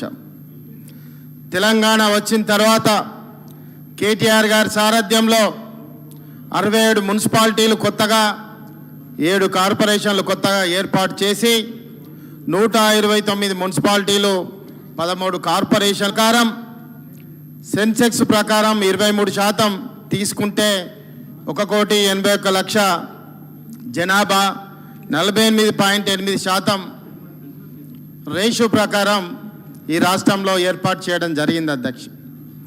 ఉమ్మడి రాష్ట్రంలో 1,45,00,000 జనాభా పట్టణ ప్రజలు ఉంటే అధ్యక్ష, తాగునీరు కానీ కరెంటుకు కానీ పట్టణంలో ఉండే కనీస అవసరాలు పూర్తి స్థాయిలో ప్రజలకు అందుబాటులో లేవు అధ్యక్ష. 41.26% ప్రజలు కొత్తగా మనం ఏర్పాటు చేసుకున్నటువంటి అన్నీ వెరసి 48% ప్రజలకు వారి పని భారం మీద వేసుకొని ఈరోజు వారి పనితీరుకు తార్కాణం అని కూడా ఈ సందర్భంగా చెప్పడం జరుగుతుంది అధ్యక్ష. 2023 అంచనాల ప్రకారం రామారామిగా జనాభా పట్టణ ప్రజలు 188.5 కోట్ల జనాభా రామారామిగా 50%, పట్టణ ప్రజలు 50%, పల్లె ప్రజలు 50%గా రామారామిగా తెలంగాణ రాష్ట్రం పట్టణం సమానంగా ఈరోజు పట్టణ శాఖకు సంబంధించి పనిభారం రాష్ట్రమంతా అన్ని శాఖలు కలిపి ఏ విధంగా 50% ఉందో ఒక పట్టణ పురపాలక శాఖకే 50% పనిభారం ఉంది. అది రాష్ట్ర ప్రజలందరూ కూడా ఈరోజు చూస్తున్నారు. దీన్ని అభివృద్ధి పదంలో ఏ విధంగా తీసుకుపోతున్నారు అన్నది ఈ సందర్భంగా వారికి కృతజ్ఞతలు అధ్యక్ష.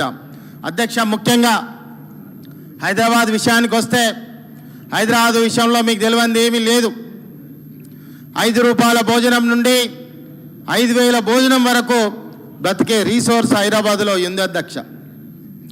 ఆ స్థాయిలో తెలంగాణ ప్రభుత్వం ఇక్కడ స్థానికులకు బ్రతకడానికి ఈ యొక్క ఘనత వారికి దక్కుతుంది అధ్యక్ష.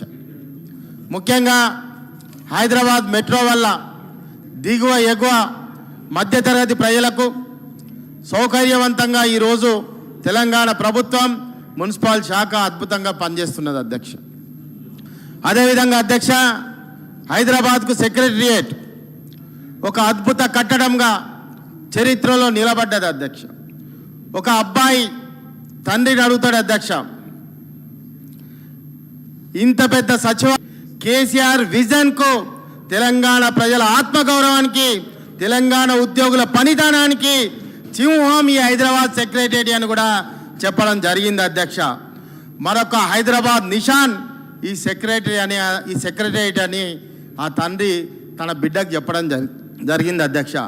దేశంలో ఒక చార్మినారే కాదు, ఒక గోల్కొండే కాదు, రేపు తెలంగాణ ప్రజలకు చెప్పుకోవడానికి, ప్రపంచవ్యాప్తంగా గుర్తించుకోవడానికి ఈ సెక్రటేరియట్ కూడా హైదరాబాద్ పట్టణ ప్రగతికి సంబంధించి దేశంలోనే మున్సిపాలిటీలకు ప్రత్యేక నిధులు ఇచ్చినటువంటి రాష్ట్రం తెలంగాణ రాష్ట్రం అధ్యక్ష.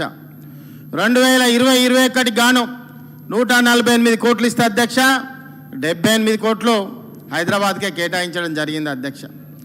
అదేవిధంగా 70 కోట్లు ఇతర 141 యూఎల్బీస్కు ఏర్పాటు చేయడం, హైదరాబాద్కు 59 కోట్లు, 53 కోట్లు 141 యూఎల్బీస్కి ఇవ్వడం జరిగింది అధ్యక్ష.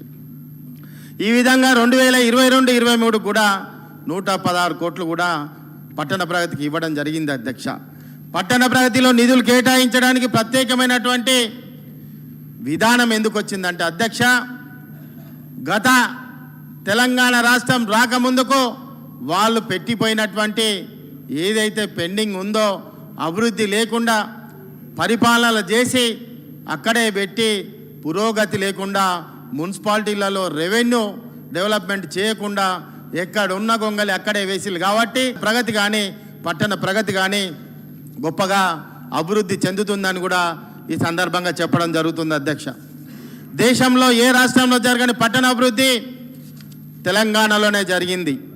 పట్టణాలలో మౌలిక వసతుల కల్పన కోసం రాష్ట్ర ప్రభుత్వం పట్టణ ప్రగతి పెట్టడం అన్నది గొప్ప విశిష్టత అధ్యక్ష.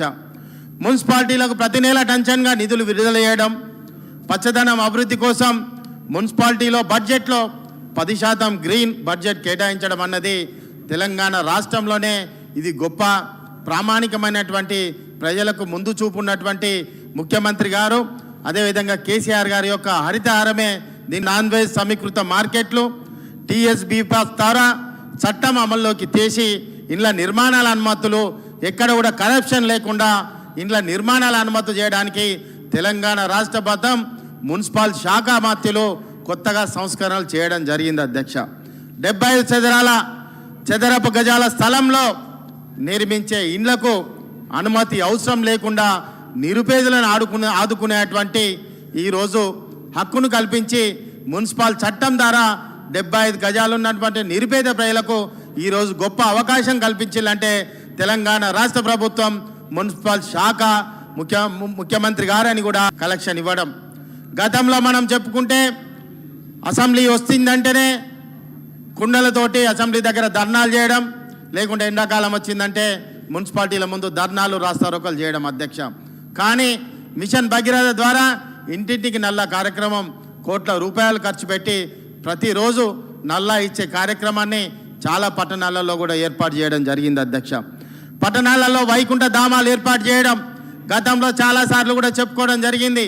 పట్టణాలలో వైకుంఠ ధామాలు ఏర్పాటు చేయడం వల్ల 9 కాంపోనెంట్స్ తోటి ఎవరైనా నిరుపేదలు ఇల్లు లేని వాళ్ళు చనిపోతే వారికి అక్కడ వైకుంఠ ధామంలోనే వారికి బొక్కలు ఏర్పాటు చేసుకోవడానికి, అక్కడే భోజనాలు ఏర్పాటు చేసుకొని దినాలు పెట్టుకోవడానికి, అదేవిధంగా మహిళా సోదరుమణులు ఉంటే వారికి బట్టలు మార్చుకోవడానికి అవన్నీ కూడా తెలంగాణ రాష్ట్ర ప్రభుత్వం ఒక మానవీయ కోణంలో ఈరోజు వైకుంఠ ధామాలను ఏర్పాటు చేసిన చరిత్ర కూడా తెలంగాణ రాష్ట్ర ప్రభుత్వానికి మున్సిపల్ శాఖకి అని కూడా ఈ సందర్భంగా చెప్పడం జరుగుతుంది అధ్యక్ష.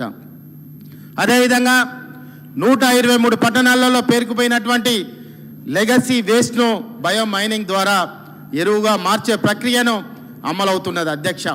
వేస్ట్ ఎక్కడైతే ఉంటుందో అధ్యక్ష, ఆ పక్కనే ప్రజలకు రోగాల పాలై వారికి ఇబ్బంది పాలై హాస్పిటల్ పాలయ్యే పరిస్థితి ఉంటుంది. కాబట్టి ఈ ప్రక్రియను కొత్తగా మున్సిపల్ శాఖ తీసుకురావడం జరిగింది అధ్యక్ష. ఇక్కడ గమనించదగాల్సినటువంటి విషయం అధ్యక్ష, 50% మున్సిపల్ అడ్మినిస్ట్రేషన్ అర్బన్ డెవలప్మెంట్లో ఉన్నటువంటి GHMC, అదేవిధంగా 141 ULBC ఏవైతే ఉన్నాయో అవి 50% ఉండడం, ఎంత శ్రద్ధ పట్టణాల పైన మున్సిపల్ శాఖకి ఈరోజు పెట్టడం వల్లనే ఈరోజు రాష్ట్రంలో ఎన్నో అవార్డ్స్ కానీ పేరు ప్రతిష్టలు కానీ పెంపొందించడం జరిగింది అధ్యక్ష.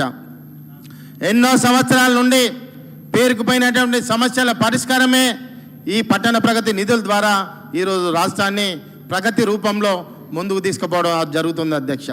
శానిటేషన్ విషయానికి వస్తే అధ్యక్ష, గతంలో డంపింగ్ యార్డ్స్ తక్కువగా ఉండేది, కానీ డంపింగ్ యార్డ్లను పెంచుకొని దాన్ని కాంపోస్టింగ్ చేసుకొని 141 డంపింగ్ సైట్లను ఏర్పాటు చేసుకోవడం జరిగింది అధ్యక్ష. డ్రై రిసోర్స్ కేంద్రాలను కూడా ఏర్పాటు చేసుకోవడం జరిగింది అధ్యక్ష. అదేవిధంగా పబ్లిక్ టాయిలెట్స్ అధ్యక్ష, ఇంకా చెప్పుకోవాలనుకుంటే గత ప్రభుత్వాలు కనీసం మహిళలు ఉంటారు, అదేవిధంగా షుగర్ పేషెంట్స్ ఉంటారు, చాలామంది వాళ్ళు ముసలి వాళ్ళు ఉంటారు, కనీసం వాళ్ళకి టాయిలెట్స్ కట్టించేటువంటి పరిస్థితి కూడా గత ప్రభుత్వాలలో ఆలోచన చేయలేదు అధ్యక్ష. మన మున్సిపల్ శాఖ ద్వారా 4,970 టాయిలెట్స్ కొత్తగా నిర్మించి 4,118 స్త్రీలకు 2,058 పురుషులకు ఏర్పాటు చేయడం జరిగింది అధ్యక్ష. HAP మోడల్తో అధ్యక్ష FSTP faecal SEZ treatment plant మానవ వ్యర్థ మూత్ర పదార్థాలను రోగాల బారిన పడకుండా ప్రజలకు ఇబ్బంది కలగకుండా దాన్ని ఫీకల్ సెజ్ ట్రీట్మెంట్ ప్లాంట్ ద్వారా మొట్టమొదట వరంగల్ నగరంలోనే కేటీఆర్ గారి నాయకత్వాన దాన్ని ఏర్పాటు చేసి రాష్ట్రంలోనే దాన్ని మ్యాండేటర్ చేసి అన్ని మున్సిపాలిటీలలో ఏర్పాటు చేస్తున్నారు అధ్యక్ష. ఇది నవనాందికి నవశకానికి ఈరోజు రాష్ట్రంలో ఒక కొత్త పుంతలు దొక్కుతున్నదని కూడా మీకు తమరికి చెప్పడం జరుగుతుంది అధ్యక్ష. EPP మోడల్ ద్వారా 68 FSTPలు కూడా ఏర్పాటు చేయడం జరిగింది అధ్యక్ష. కేటీఆర్ గారి నాయకత్వాన వారి యొక్క శాఖలో దుర్గం చెరువు కానీ, మల్కం చెరువు కానీ, మూసి అభివృద్ధి కానీ, కేబుల్ బ్రిడ్జ్ కానీ, హుస్సేన్ సాగర్ కానీ, అదేవిధంగా హుస్సేన్ సాగర్ లేక్ సుందరీకరణ కానీ ఈరోజు మన ప్రభుత్వం అభివృద్ధి చేసినటువంటి గొప్పతనం అధ్యక్ష. హరితహారానికి సంబంధించి 141 ULBs, అదేవిధంగా 1012 నర్సరీలు ఏర్పాటు చేసుకోవడం జరిగింది అధ్యక్ష. పట్టణ స్థానిక సంస్థల్లో గ్రీన్ యాక్షన్ ప్లాన్ ప్రకారం ఇవన్నీ కూడా ఏర్పాటు చేసుకోవడం జరిగింది అధ్యక్ష. అదేవిధంగా ఇంపార్టెంట్గా ట్రీ పార్కులను కూడా ఏర్పాటు చేసుకొని మల్టీ లేయర్ అవెన్యూ ప్లాంటేషన్లను కూడా ఈరోజు హరితహారంలో భాగంగానే ఏర్పాటు చేసుకోవడమే కాకుండా హరిత బడ్జెట్ను కూడా ఏర్పాటు చేసుకోవడం అన్నది తెలంగాణ రాష్ట్ర ప్రభుత్వ మున్సిపల్ శాఖ యొక్క గొప్పతనం అని కూడా ఈ సందర్భంగా చెప్పడం జరుగుతుంది అధ్యక్ష. వైకుంఠ ధామాలు, వైకుంఠ రథాలు, వెజ్ అండ్ నాన్ వెజ్ మార్కెట్లు, అదేవిధంగా లీడ్ స్ట్రీట్ లైటింగ్, అదేవిధంగా జంతు సంరక్షణ కేంద్రాలు, అదేవిధంగా ఓపెన్ జిమ్లు, పార్కులు, క్రీడా ప్రాంగణాలు, బస్తీ దవాఖానాలు, పిఎస్సీలు, అదేవిధంగా పట్టణ స్వయం సహాయక బృందాలను బ్యాంకు లింకేజీల ద్వారా ఈరోజు మున్సిపల్ శాఖ ద్వారా ఇవన్నీ కూడా ఏర్పాటు చేసుకోవడం జరిగింది అధ్యక్ష. అదేవిధంగా అధ్యక్ష, ముఖ్యంగా వీధి వ్యాపారులు, రాష్ట్రంలోనే వీధి వ్యాపారుల విషయానికి వస్తే 6,20,736 మంది ఇది నమోదు చేసుకోవడం జరిగింది అధ్యక్ష.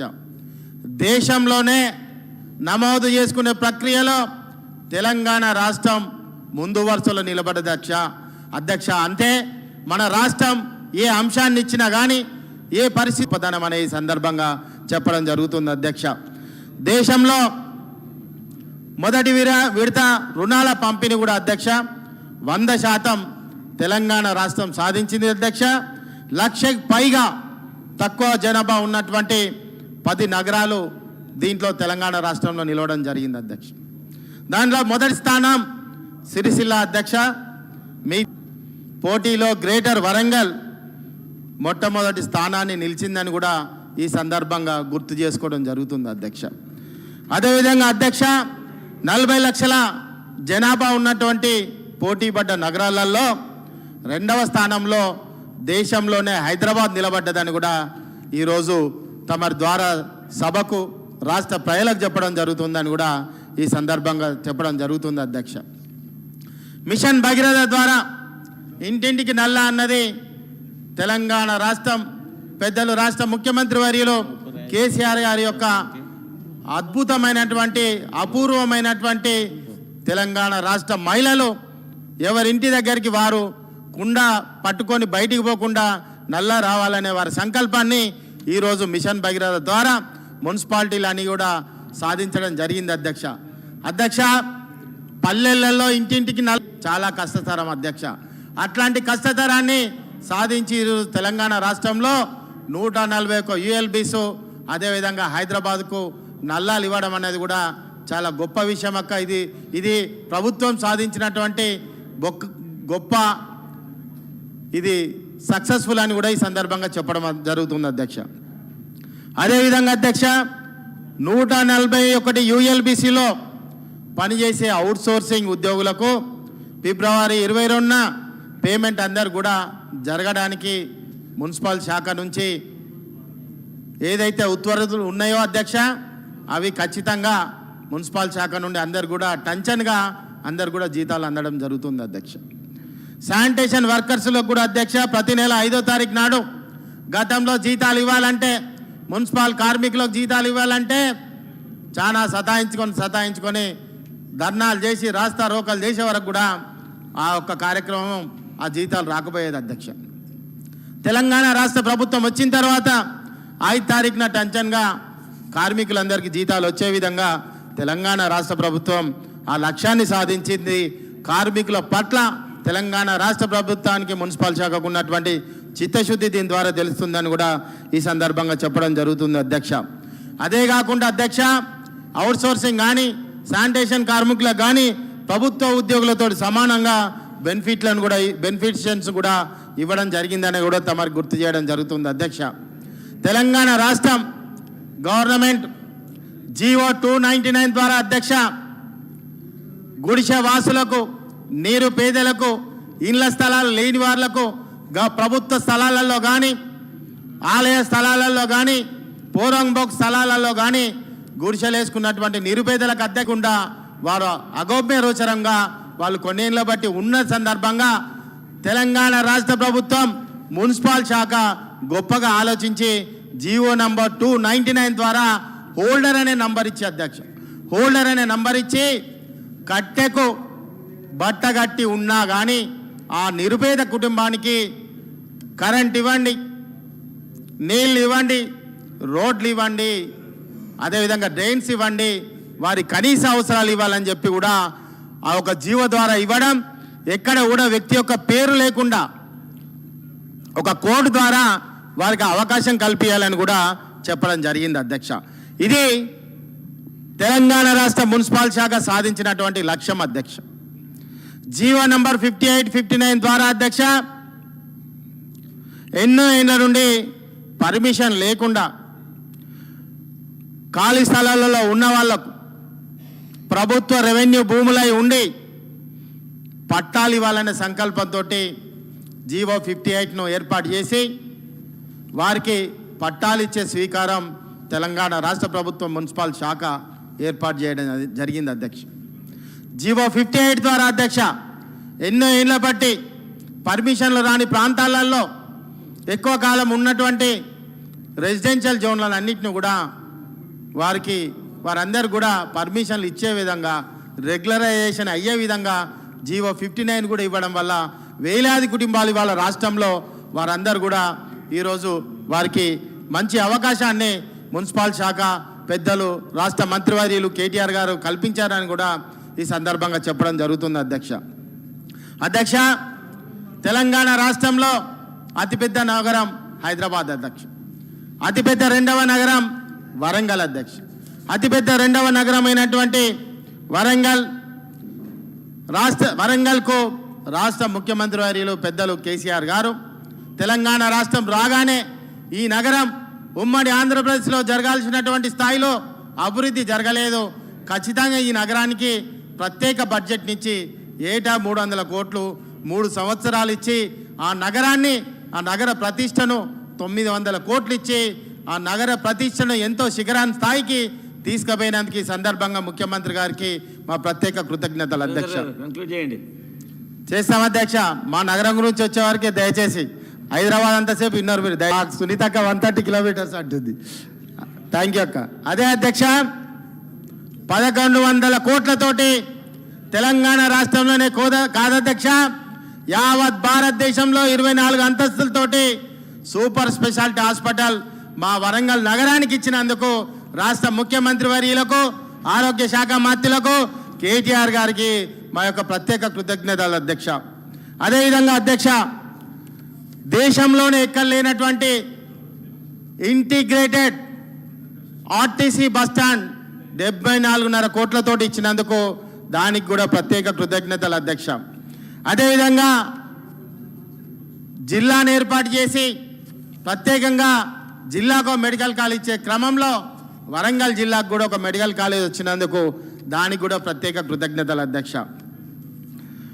2200 మంది డబుల్ బెడ్రూమ్లు మున్సిపల్ పరిధిలో ఇవ్వడము, ప్రత్యేకంగా నా నియోజకవర్గానికి ఇవ్వడం అన్నది కూడా ప్రత్యేక కృతజ్ఞతలు అధ్యక్ష.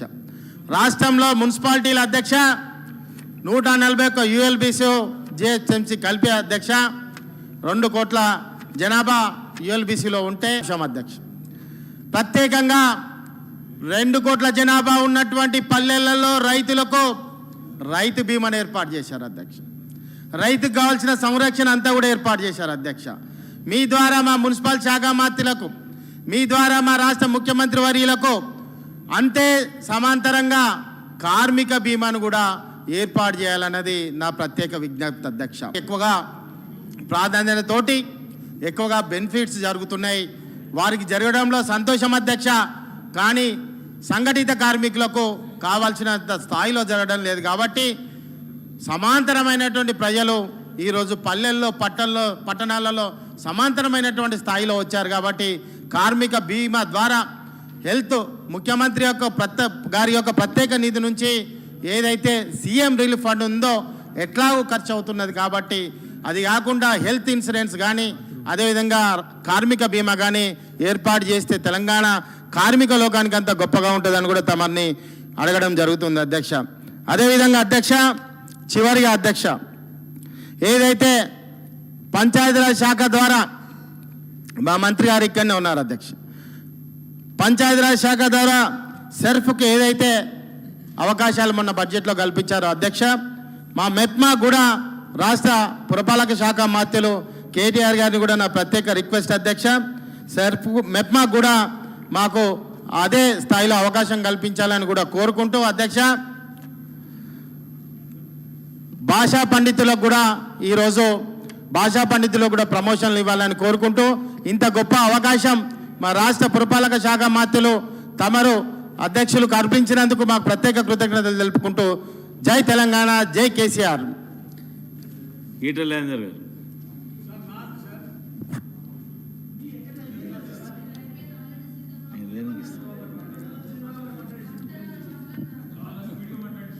గౌరవ డిప్యూటీ స్పీకర్ గారికి అవకాశం కల్పించినందుకు ధన్యవాదాలు సార్. అధ్యక్ష, చాలా పద్ధతులు ఉన్నాయి. నేను ఒక్కొక్క డిపార్ట్మెంట్ సంబంధించిన కొన్ని సూచనలు మాత్రమే కింద ప్రజలు ఎదుర్కొంటున్నటువంటి సమస్యల గురించి మాత్రమే ప్రస్తావించే ప్రయత్నం చేస్తాను అధ్యక్ష. అందులో మొట్టమొదటిగా INPR డిపార్ట్మెంట్ అధ్యక్ష, ఇది ముఖ్యమంత్రి గారి ఆధ్వర్యంలో నడుస్తున్నటువంటి డిపార్ట్మెంట్. ఆ డిపార్ట్మెంట్కి 1000 crore రూపీస్ అలొకేట్ చేసినట్టుగా చూస్తా ఉన్నా. నేను వారికి రిక్వెస్ట్ చేస్తూ ఉన్నా, కెమెరామెన్లు కానీ, డెస్క్ జర్నలిస్టులు కానీ, ఫోటోగ్రాఫర్స్ కానీ, రిపోర్టర్స్ కానీ, వాళ్ళంతా కూడా పేదరికంలో మగ్గిన వాళ్ళు కాబట్టి MCJ, BCJ, పీజీలు చేసినటువంటి వాళ్ళు అనేక మంది వేల సంఖ్యలో ఇక్కడ ఉన్న అందరికీ కూడా సంబంధం ఉంటుంది అధ్యక్ష. మండలాలలో 10ల సంఖ్యలో, పట్టణాలలో 100ల సంఖ్యలో, ఇలా హైదరాబాద్ లాంటి ప్రాంతాల్లో వేల సంఖ్యలో ఈ వృత్తిని నమ్ముకొని బతికేటువంటి జర్నలిస్టులు ఎవరైతే ఉన్నారో ఆ జర్నలిస్టులకి ఇళ్ళ స్థలాలు ఇచ్చే విషయంలో ఎక్కడెక్కడైతే పెండింగ్లో ఉన్నాయో, ఎక్కడెక్కడైతే మాట ఇచ్చి ఇంకా అమలు కాలేదో అలాంటి జాగాలలో జర్నలిస్టులకు ఇళ్ళ స్థలాలు ఇవ్వాలని చెప్పి నేను కోరుతా ఉన్నా అధ్యక్ష. అంతేకాకుండా గ్రామీణ ప్రాంతంలో ఉన్నటువంటి మండల హెడ్ క్వార్టర్లో ఉన్నటువంటి జర్నలిస్టులకి ప్రభుత్వ పరంగా ఉన్నటువంటి డబుల్ బెడ్రూమ్లు ఏవైతున్నాయో ఆ డబుల్ బెడ్రూమ్లు కూడా అలొకేట్ చేసే దాంట్లో వాళ్ళకు ప్రయారిటీ ఇవ్వాలని చెప్పి రెండవ సూచన అధ్యక్ష. మూడవ అధ్యక్ష, తమకు తెలుసు ఈ జర్నలిజంలో పనిచేసిన వాళ్ళకి పెద్ద పెద్ద పత్రికలు మాత్రమే కొంత మంచి జీతపత్యాలు ఉంటాయి తప్ప చిన్న చిన్న పత్రికల్లో పనిచేసే వరకు జీతపత్యాలు ఉండవు. కొన్ని వేల మంది తన కళాన్ని నమ్ముకొని, మనలాంటి నాయకులు నమ్ముకొని చిన్న పత్రికలు పెట్టుకొని వాళ్ళు నడుపుతూ ఉంటారు. అలాంటి వాళ్ళకి ఎక్కడ కూడా ఈ మధ్యకాలంలో INPR వాళ్ళకు యాడ్స్ ఇస్తలేరని చెప్పి బాధ ఉంది. కాబట్టి యాడ్స్ ఇచ్చే విషయంలో గతంలో చిన్న పత్రికలను కూడా గుర్తించి మనం గౌరవించి వాళ్ళకి ఇంత సాయం చేసే పరిస్థితి ఉండే కాబట్టి ఆ చిన్న పత్రికలను కూడా ఆదరించాలని చెప్పి నేను కోరుతా ఉన్నా అధ్యక్ష. మూడవ అధ్యక్ష, ఈ యాడ్స్ ఇచ్చే విషయంలో కూడా పెద్ద పత్రికలైనా లేదా ఛానల్స్ అయినా కూడా కొన్నిటికేమో మంచిగా ఇస్తున్నారని, కొన్నిటికేమో యాడ్స్ ఇస్తలేరని చెప్పేటువంటి ఆ విమర్శ అయితే ఉందో అట్లా కాకుండా ఇవాళ పత్రికలు ప్రతిపక్ష పాత్ర పోషించే ఉంటాయి. ప్రభుత్వాలకు అప్పుడప్పుడు తప్పు చేసినప్పుడు ఎత్తి చూపే పత్రికలు ఉంటాయి కాబట్టి, ఛానల్ కూడా ఉంటాయి కాబట్టి ఆ వివక్ష లేకుండా అందరికి కూడా సమానంగా యాడ్స్ ఇచ్చే పరిస్థితి రావాలని చెప్పి నేను కోరుతా ఉన్నాను అధ్యక్ష. అదేవిధంగా అధ్యక్ష, జర్నలిస్టుల నిధి ఏదైతే మనం ఇచ్చినామో ఆ జర్నలిస్టుల నిధి ద్వారా ఎక్కడైనా యాక్సిడెంట్ చనిపోతే ₹1,00,000 వరకు ఇస్తున్నచ్చు. కానీ జర్నలిస్టులు మీకు తెలుసు అనేక సందర్భాల్లో వాళ్ళు రిస్క్ బేర్ చేసి కూడా పోయేటువంటి సంఘటనలు ఉంటాయి కాబట్టి వాళ్ళకి ఒక 5 లక్షలు 10 లక్షలు కొంత ఇన్సూరెన్స్ స్కీమ్ కూడా వర్తింపజేయాలని చెప్పి నేను కోరుతున్నాను అధ్యక్ష. అదేవిధంగా వాళ్ళ పిల్లలకి ఇవాళ మనం జర్నలిస్ట్ హెల్త్ స్కీమ్ ఉన్నప్పటికీ కూడా ఇంతకుముందు వారు శ్రీధర్బాబు చెప్పినట్టుగా కేవలం నిమ్స్ హాస్పిటల్ మాత్రమే శరణమైంది తప్ప ఎక్కడ కూడా తీసుకోవట్లేదు. కాబట్టి దయచేసి ఈ మధ్యకాలంలో మొన్న EHSలో గొప్ప మార్పు తెస్తున్నట్టుగా వారు చెప్పి ఉన్నారు. కాబట్టి జర్నలిస్టుల కుటుంబాలకు, జర్నలిస్టులకు అందరికి కూడా ఉచితంగా వైద్యం అందేటట్టుగా వాళ్ళకి ఒక కార్డు ఇష్యూ చేసి అది అమలయ్యేటట్టుగా చేయాలని చెప్పి కూడా కోరుతాం అధ్యక్ష. అంతేకాకుండా వాళ్ళ పిల్లలకి గతంలో మనం చాలాసార్లు హామీ ఇచ్చినాం అధ్యక్ష. వాళ్ళ పిల్లలకి చదువుకునేటప్పుడు ఇలా ప్రైవేట్ స్కూళ్ళలో ప్రైవేట్ కాలేజ్ చదువుతున్నప్పుడు అంత ఫీజులు పే చేసే కెపాసిటీ లేనప్పుడు ప్రభుత్వ పరంగా వాళ్ళకు కొంత సాయం చేస్తామని చెప్పినాం. ఆ ఫీజుల జర్నలిస్టుల నిధి ఏదైతే ఉందో ఆ జర్నలిస్టుల నిధి నుంచి ఆ పిల్లలకి అవసరమైతే ఒక 100 కోట్లు 200 కోట్ల రూపాయలు ఎక్కువ జమ చేసి ఆ జర్నలిస్ట్ పిల్లలకు కూడా చదువు భారం పడకుండా చూడాలని చెప్పి తమని కోరుతా ఉంది అధ్యక్ష. అంతేకాకుండా ఈ మధ్యకాలంలో అన్ఎంప్లాయ్మెంట్ ప్రాబ్లం ఎక్కువైపోయి యూట్యూబ్ ఛానల్ కావచ్చు, ఇలా సోషల్ మీడియా నమ్ముకొని బతికేవాళ్ళకున్నారు. వాటిల్లో చాలామంది కొంత నియంత్రించే ప్రయత్నం చేస్తున్నారు. మాలాంటి వాళ్ళని ఎక్కడ కూడా పర్సనల్గా క్యారెక్టర్ అసాసినేట్ చేసే వార్తలు రాసిన వాళ్ళకి కానీ చూపించిన వాళ్ళకి కానీ మాలాంటి వాళ్ళకి సపోర్ట్ చేయకపోయినప్పటికీ కూడా ఇలా తప్పకుండా అలాంటి వాళ్ళ మీద కేసులు పెడుతున్నారని, అలాంటి వాళ్ళను వేధిస్తున్నటువంటి వార్త ఏదైతుందో అది ప్రజాస్వామ్యానికి మంచిది కాదు. కాబట్టి అలాంటి వాటి మీద కొంత దృష్టి పెట్టాలని చెప్పి తమ ద్వారా విజ్ఞప్తి చేస్తారు అధ్యక్ష. అధ్యక్ష, ఈ మున్సిపల్ అడ్మినిస్ట్రేషన్ అధ్యక్ష గౌరవ మంత్రి గారికి బాగా తెలుసు. ఆనాడు మున్సిపల్ కార్మికులను ఐక్యం చేసి తెలంగాణ ఉద్యమానికి ఎంతో గొప్ప సపోర్ట్ చేసుకున్నామో వారు ప్రత్యక్ష సాక్షులు. అక్కడ గెలిచినాడు స్వయంగా ఆనాటి ఉద్యమ నాయకుడిగా కేసీఆర్ గారు వచ్చి అక్కడ వాళ్ళకు షాలో కప్పి వారు ఉపన్యాసం ఇచ్చినటువంటి ఉపన్యాస పాఠాన్ని కొంత మీకు పంపించే ప్రయత్నం చేస్తా. ఆనాడు వారు అన్న మాట ఏంటంటే ఇప్పటికి కూడా ఇంకా కాంట్రాక్ట్ వ్యవస్థ ఉండకూడదని చెప్పి కోరుకుంటున్నా. ఈ అవుట్సోర్సింగ్లో కార్మికులను తోసుకునే పద్ధతి మంచిది కాదని చెప్పి తెలియజేస్తున్నా. అంతేకాదు ఇంత పెద్ద నగరంలో గిన్ని వేల ఎకరాల భూములు కలిగినటువంటి ఈ నగరంలో ఈ మురికిలో పనిచేసే కార్మిక వర్గానికి ఇంటి జాగా ఇవ్వకపోవడం దుర్మార్గమైందని చెప్పి ఆనాడు వారి భాషలో వారు చెప్పినారు. కాబట్టి నేను తమ ద్వారా వారికి విజ్ఞప్తి చేస్తా ఉన్నా. ఒకటి, ఇప్పటికి కూడా మీకు తెలిసి ఇంతకుముందు వరంగల్ ఈస్ట్ ఎమ్మెల్యే గారు మాట్లాడారు అధ్యక్ష, పర్మనెంట్ ఉద్యోగాల కంటే కూడా కాంట్రాక్ట్ ఉద్యోగులు అవుట్సోర్సింగ్ ఉద్యోగులే మున్సిపాలిటీలో ఎక్కువ మంది పనిచేస్తూ ఉన్నారు. కాబట్టి వాళ్ళ జీతభత్యాల విషయంలో మీకు తెలుసు. కాబట్టి ఇవాళ ఆంధ్రప్రదేశ్ రాష్ట్రంలో కనీసం 21,000 ఇస్తున్నారు, కానీ మన దగ్గర మాత్రం కనీసం 15,000 రూపాయలు దొరుకుతూ ఉంది. కాబట్టి నేను ఒకటే రిక్వెస్ట్ చేస్తా ఉన్నా, ఈ అవుట్సోర్సింగ్లో పనిచేసేటువంటి ఉద్యోగులందరికీ కూడా వాళ్ళకు జీతభత్యాలు కొంత పెంచాలని. ఎందుకంటే ఇన్ఫ్లేషన్ బాగా పెరిగిందని మొన్న మనం చూసిన పత్రికల్లో 8.75% ఇన్ఫ్లేషన్ ఒక సంవత్సరం వచ్చిందంటే ఈ 4 ఏళ్లలో 5 ఏళ్లలో ఎంత ఇన్ఫ్లేషన్ వచ్చిందో ఇవాళ కొనబోతే కొరివి అమ్మబోతే అడవిలాగా ఉన్నది. కాబట్టి నేను ₹1,00,000 పైన ఉన్న జీతభత్యాలు పెంచడానికి కోసం అడుగుతున్నాను. కానీ అన్నమో రామచంద్రని చెప్పి మురికిలో పనిచేసి ఏ పూటకు ఆ పూట జీవనం కొనసాగించేటువంటి ఆ మున్సిపల్ కార్మికులు కావచ్చు, రేపు పంచాయతీరాజ్ వస్తే పంచాయతీరాజ్ కార్మికులు కావచ్చు, అలాంటి కార్మికులకు మాత్రం తప్పకుండా కొంత జీతభత్యాలు పెంచాలని చెప్పి తమ ద్వారా విజ్ఞప్తి చేస్తా ఉన్నా. ఆనాడు ముఖ్యమంత్రి గారు ఒప్పుకున్నట్టుగా ఈ మున్సిపాలిటీలో పనిచేసేటువంటి ఆ కార్మికులకి కొంత ఇళ్ళ తలాలు కట్టాలని చెప్పి కూడా కోరుతా ఉన్నాను. ఎందుకంటే హైదరాబాద్లో ఇల్లు స్థలం కొనాలంటే అంత ఈజీ కాదు అధ్యక్ష. 30,000, 40,000, 50,000 రూపాయలు, ₹1,00,000 గజం ఉంది. కాబట్టి జీవితాంతం వాళ్ళ సొంత ఇంటి కళ నెరవేరే ఆస్కారం ఉండదు. కాబట్టి దయచేసి మానవతా దృక్పథంతో ఆ మున్సిపల్ కార్మికులకు ఇళ్ళ జాగలేయాలని చెప్పి కోరుతున్నాను అధ్యక్ష. అధ్యక్ష, మూడోది, ఇవాళ కార్మికులు ఒకవైపు మనం ఎంప్లాయ్మెంట్ జనరేషన్ కావాలని చెప్పి ఉద్యోగాలు ఇస్తూ ఉంటే ఒక 700 మంది కార్మికులని తీసేసినట్టుగా వాళ్ళు దరఖాస్తు. అధ్యక్ష, దయచేసి కేటీ రామారావు గారు ఈ వాళ్ళంతా పేదలు ఉంటారు, అప్పుడప్పుడు కోపం వస్తే మీ పక్షాన మాట్లాడతారు, ఇతరంగా కూడా మాట్లాడే ఆస్కారం ఉంటుంది. కాబట్టి దయచేసి చిన్న జీవితాల వాళ్ళు ఒకసారి ఉద్యోగం పోతే కుటుంబం అంతా రుణం మీద పడే ఆస్కారం ఉంటుంది. కాబట్టి తొలగించినటువంటి కార్మికుల్ని మళ్ళీ ఒకసారి కన్సిడర్ చేసి మానవతా దృక్పథంతో వాళ్ళకు ఉద్యోగాలు ఇవ్వాలని చెప్పి తమ ద్వారా కోరుతా ఉంటుంది అధ్యక్ష.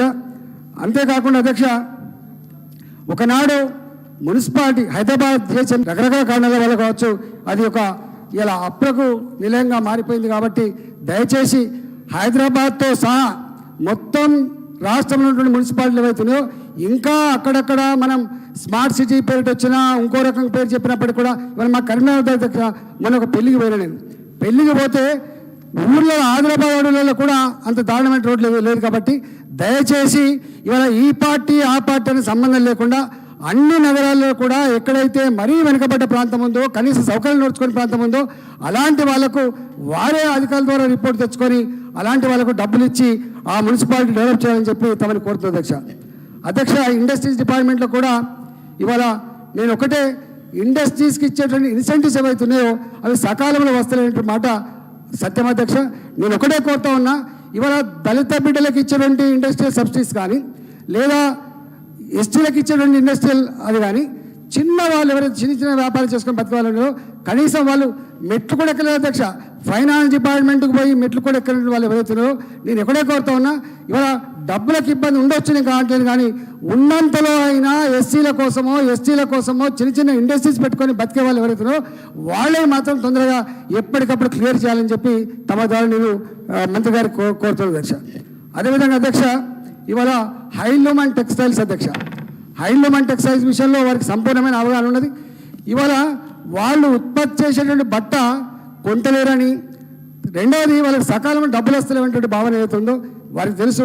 ఎన్ని రకాల సపోర్ట్ చేసినప్పటికీ కూడా ఇప్పటికీ చేనేత కార్మికుల జీవితాలు ఇవాళ సిరిసిల్లలో కొంత మనం ఈ బతుకమ్మ చీరలు రకరకాల కారణాల వల్ల కొంత మంచిగా అవుతున్నది, కానీ ఇంకా అక్కడక్కడ గ్రామీణ సంపూర్ణమైన అవగాహన ఉంది. కాబట్టి దయచేసి వాళ్ళకు ఇచ్చే సబ్సిడీలు, యార్ని సబ్సిడీస్ కావచ్చు, థ్రిఫ్ట్ ఫండ్ కావచ్చు, లేదా వాళ్ళకి ఇచ్చే రంగు ఇచ్చే సబ్సిడీస్ కావచ్చు, దాంతో పాటుగా వాళ్ళ బట్టను కొని వాళ్ళకి సకాలంలో కనుక కొంత మనం పేమెంట్ చేయగలిగితే కొంత బాగు కార్మికులు చాలామంది ఉన్నారు అధ్యక్ష.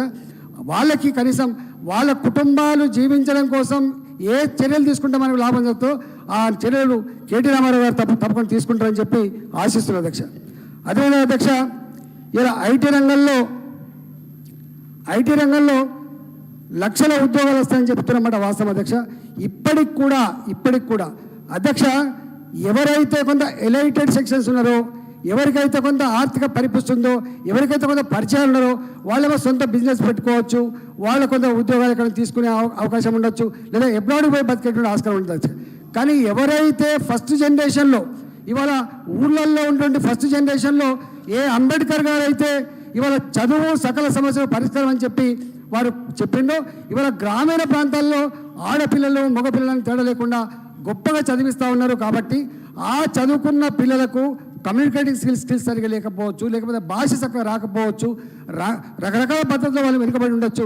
అలాంటి వాళ్ళ కోసం ఇవాళ మనం ఎంప్లాయ్మెంట్ జనరేషన్లో అనేక రకాల సంస్థలు ఉన్నప్పటికీ కూడా, నాక్ లాంటివి ఉన్నప్పటికీ కూడా, అదేవిధంగా రామానంద తీర్థ లాంటి ఇన్స్టిట్యూషన్స్ ఉన్నప్పటికీ కూడా వాటికి మనం కొంత డబ్బు ఇచ్చినాం. కాబట్టి నేను నా రిక్వెస్ట్ ఏంటంటే ఇక్కడ ఉన్న ఐటీ సెక్టార్లో మన పిల్లలకి, ఎందుకంటే మనం అనేక రకాల రాయితీలు వాళ్ళకి ఇస్తూ ఉన్నాం కాబట్టి ఇక్కడ ఆ కంపెనీ వస్తే పొంగిపోతూ ఉన్నాం, ఆ సంపద సృష్టించబడితే మనం సంతోషపడుతూ ఉన్నాం. కాబట్టి దయచేసి ఆ రూరల్ బేస్డ్ ఉన్నటువంటి ఆ కుటుంబాల పిల్లలకి కొంత ఎంప్లాయ్మెంట్ జనరేషన్కి మనం ఏదైనా సేఫ్ గార్డ్ చేసి కొంత ప్రొవైడ్ చేయాలని చెప్పి గౌరవ మంత్రి గారిని కోరుతుంది అధ్యక్ష. అదేవిధంగా అధ్యక్ష, ఈ ఉద్యోగాల విషయంలో కూడా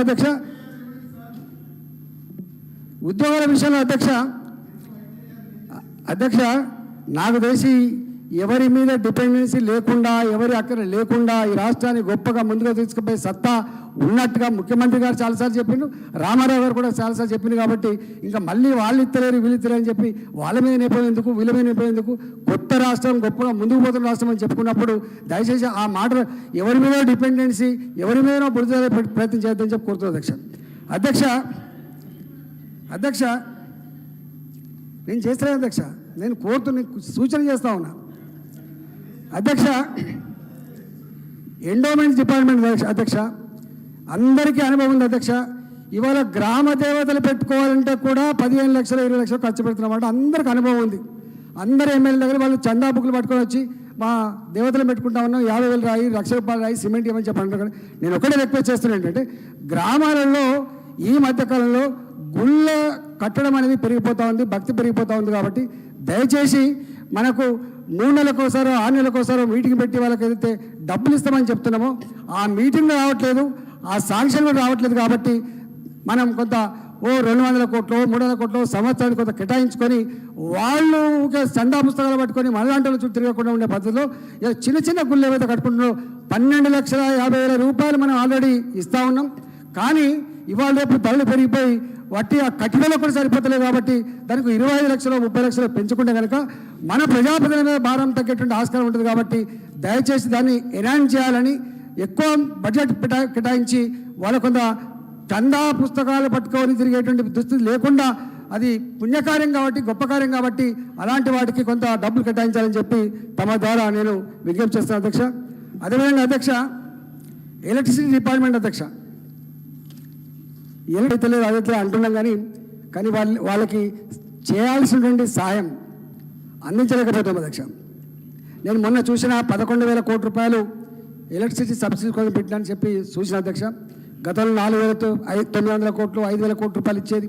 కానీ ఇవాళ ఎప్పుడైతే కాళేశ్వరం ప్రాజెక్ట్ వచ్చిందో 3,500 కోట్ల రూపాయలు కరెంటు వాడుకున్నా వాడుకోకపోయినా ఫిక్స్డ్ ఛార్జెస్ కిందనే కట్టాల్సి వస్తుందని చెప్పి పేపర్లలో చూస్తూ ఉన్నాం, ఆ ఇంజనీర్ ద్వారా వింటూ ఉన్నాం. కాబట్టి ఇప్పటికి కూడా 1,000 కోట్ల రూపాయల లిఫ్ట్లకి డబ్బులు మనం పే చేయలేకపోతున్నామని చూస్తూ ఉన్నాం. కాబట్టి నేనేమంటున్నా అంటే ఇవాళ 101 యూనిట్ల వరకు దళిత బిడ్డలకు సబ్సిడీ ఇచ్చిన, గిరిజన బిడ్డలకు లక్షల పంపు సెట్లకు పెరిగినని చెప్పి మనం చెప్తున్నప్పుడు, మరి ఇంత పెద్ద మొత్తంలో మనం సబ్సిడీ ఇస్తున్నప్పుడు, ఇండస్ట్రీస్ కూడా యూనిట్కి ₹2 చెప్పిన సబ్సిడీ అని చెప్పి మనం చెప్తున్నప్పుడు, ఇంత పెద్ద మొత్తంలో మనం సబ్సిడీస్ ఇస్తున్నప్పుడు ఆ డిపార్ట్మెంట్కు నిజంగా రావాల్సినటువంటి ఆ బకాయిలు కనుక రాకపోతే ఆ డిస్కమ్లన్నీ కూడా అప్పుల ఊపిలో కూరుకుపోయే ప్రమాదం ఉన్నట్టుగా మనం చూస్తూ ఉన్నాం. మనం ఇవాళ ఇంత పెద్ద ఎత్తున మనం ఉత్పత్తి పెంచుకున్నప్పటికి కూడా 7,000 మెగావాట్ల నుంచి 18 మెగావాట్లకు పెంచుకున్నామని చెప్పినప్పటికీ రేపు 24,000 మెగావాట్లకు మనం తీసుకుపోతున్నామని చెప్పినప్పటికి కూడా ఆ డిస్కమ్లన్నీ కూడా అప్రపాలవుతూ ఉన్నాయి. కాబట్టి దయచేసి నేను ఒకటే కోరుతా ఉన్నా, ప్రభుత్వ పరంగా ఆ డిపార్ట్మెంట్కు మనం ఒప్పుకున్న సబ్సిడీ కనుక సకాలంలో ఇస్తే కనుక తప్పకుండా నాణ్యమైన కరెంటు, కంటి రెప్పపాటు పోని కరెంటు, మోటార్లు కాలిపోని కరెంటు ఇచ్చేటువంటి ఆస్కారం ఉంటుంది అధ్యక్ష. ఇవాళ ఎక్కడ కూడా కరెంటు విషయంలో మనం 24/7 ఇస్తామని చెప్పి మనం చెప్పినప్పటికి కూడా గ్రామీణ ప్రాంతాల్లో మాత్రం అవ్వట్లేదు. మీరు ఒక్క చిన్న విషయం అర్థం చేసుకోవాల్సింది ఏంటంటే ఇవాళ 24/7 కరెంట్ వస్తుందని చెప్పి నాట్లేసుకున్న అధ్యక్ష. గ్రౌండ్ వాటర్ బ్రహ్మాండంగా పెరిగింది. ఇవాళ ప్రాజెక్టుల నీళ్లు కావచ్చు, వర్షాల వల్ల కావచ్చు, బ్రహ్మాండంగా భూగర్భ జలాలు పెరిగి ఉన్నాయి. కాబట్టి ఇవాళ 1,00,000 ఎకరాల నుంచి 70 లక్షల 80 లక్షల ఎకరాలకు సెకండ్ పంటలో కూడా మనం పంటలు పండించుకునే పరిస్థితి వచ్చింది. కాబట్టి ఇవాళ కరెంటు కన్జంప్షన్ బాగా పెరిగింది. కాబట్టి దయచేసి ఆ రైతాంగానికి మరి వేసుకున్న పంటలు ఎండిపోకుండా, మరి ఎన్ని కష్టాలు పడతారో, ఎక్కడ పర్చేజ్ చేస్తారో తెలియదు, కానీ పంటలు ఎండిపోకుండా కరెంటు సప్లై చేయాలని చెప్పి తమ ద్వారా నాకు ఇప్పటికి కూడా దళిత కాలనీలలో మీటర్లు లేని మాట వాస్తవం అధ్యక్ష. ఇవాళకి తగిలించుకుంటా ఉన్నారు, ఇవాళకి ఇల్లుగా గుంజుకుంటా ఉన్నారు. నేను నా రిక్వెస్ట్ ఏంటంటే ఏదైనా ఒక పద్ధతి పెట్టి వాళ్ళకు పర్మనెంట్గా ఇచ్చే పద్ధతి పెట్టడం ఒక ఆస్పెక్ట్. రెండో ఆస్పెక్ట్ ఏంటంటే ఇప్పటికిప్పుడు నేను చూస్తూ ఉన్నా మొత్తం కన్జంప్షన్ ఉన్న కాదు. కాబట్టి చిన్న వాళ్ళు 101 యూనిట్ల లోపచ్చే వాళ్ళు ఎక్కువ ఉంటారు, ఇంకా కొంచెం ఎక్కువ కాల్చుకునే వాళ్ళు ఉండొచ్చు. కానీ ఇవాళ కాలనీ నిర్దాక్షిణ్యంగా NPTCL పరిధిలో కరెంటు తీసేస్తూ ఉన్నారు. కాబట్టి ఆ దళిత బస్తీలకు కాలనీలోకి కరెంటు తీసేయకుండా దయచేసి మానవతా కోణంలో వాళ్ళకైనా మార్గాన్ని అన్వేషించాలని చెప్పి తమ ద్వారా కోరుతా ఉంది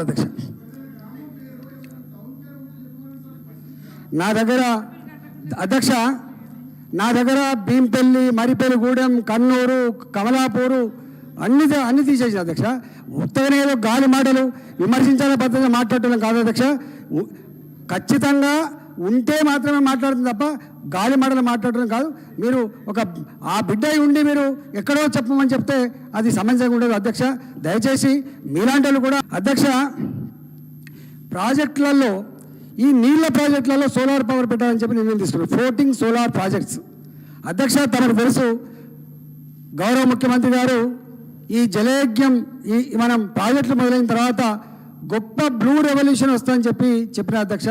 మరి ఆ బ్లూ రెవల్యూషన్ అది మిడిమానేరు కావచ్చు, అది గతంలో కట్టినటువంటి LMD కావచ్చు, ఇవాళ కట్టబడినటువంటి గోదావరి ప్రాజెక్టులు కావచ్చు, వాటిల్లో ఇవాళ లోవర్ మానేరులో సోలార్ పవర్ ప్లాంట్ పెట్టాలని చెప్పి సింగరేణి డిసిషన్ తీసుకొని మొత్తం సామాన్ అక్కడ తీసుకొస్తే నేనన్నా అట్లా మంచిది కాదు. ఎందుకంటే కొంత ఏరియా కట్టితే ఆ చేపలను కూడా వాటి కిందికి పోయే ఆస్కారం ఉంటుంది అధ్యక్ష. కంప చెట్లు ఉంటేనే చేపలు పట్టరాదు, అలా బావి బందలు ఉంటేనే చేపలు పట్టరాదు.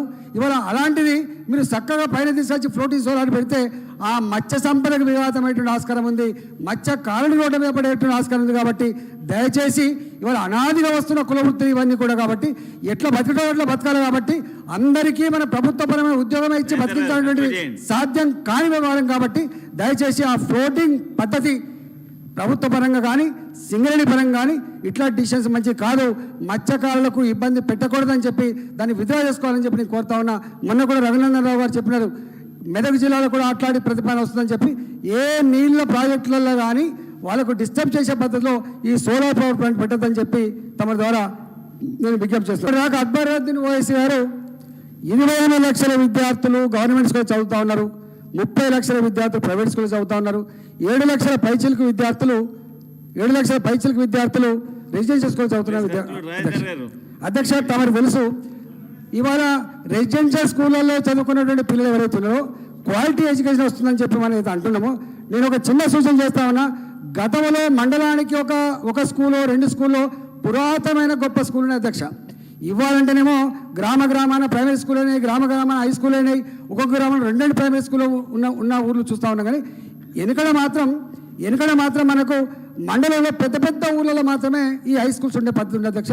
ఆ హై స్కూళ్ళకు 5 ఎకరాలు 10 ఎకరాలు ల్యాండ్స్ కూడా ఉన్నాయి. కాబట్టి నా సూచన ఏంటంటే ఎడ్యుకేషన్ మినిస్టర్ గారికి ఆ 5 ఎకరాలు 10 ఎకరాల గ్రౌండ్ ఉండి పురాతనమైన పేరున్న స్కూల్స్ ఏవైతున్నాయో 500 మంది నుంచి 1000 మందికి చదువు చెప్పగలిగే సత్తా ఉన్నదో గవర్నమెంట్ స్కూళ్ళల్లో కూడా 15 మందో 15 మందో క్లాస్ రూమ్లో ఉంటే మనకు వైబుల్ కాలేదని మనం అంటూ ఉన్నాం. కాబట్టి అలాంటి పెద్ద స్కూళ్ళకి అటాచ్డ్గా ఒక హాస్టల్ కనుక కడితే వాటికి అటాచ్డ్గా గ్రౌండ్ ఉంది, స్కూల్ ఉంది, టీచర్లు ఉన్నారు, అదనంగా పెద్ద ఖర్చు అయ్యేటువంటి ఆస్కారం లేదు. కాబట్టి అట్లాంటి స్కూళ్ళకి ఏమన్నా అటాచ్డ్ మీరు హాస్టల్స్ కనుక ఇస్తే ఆ స్కూలు గొప్పగా ఉండేటువంటి ఆస్కారం ఉంది. కాబట్టి మీరు ఆలోచన చేయమని చెప్పి నేను కోరుతాను అధ్యక్ష.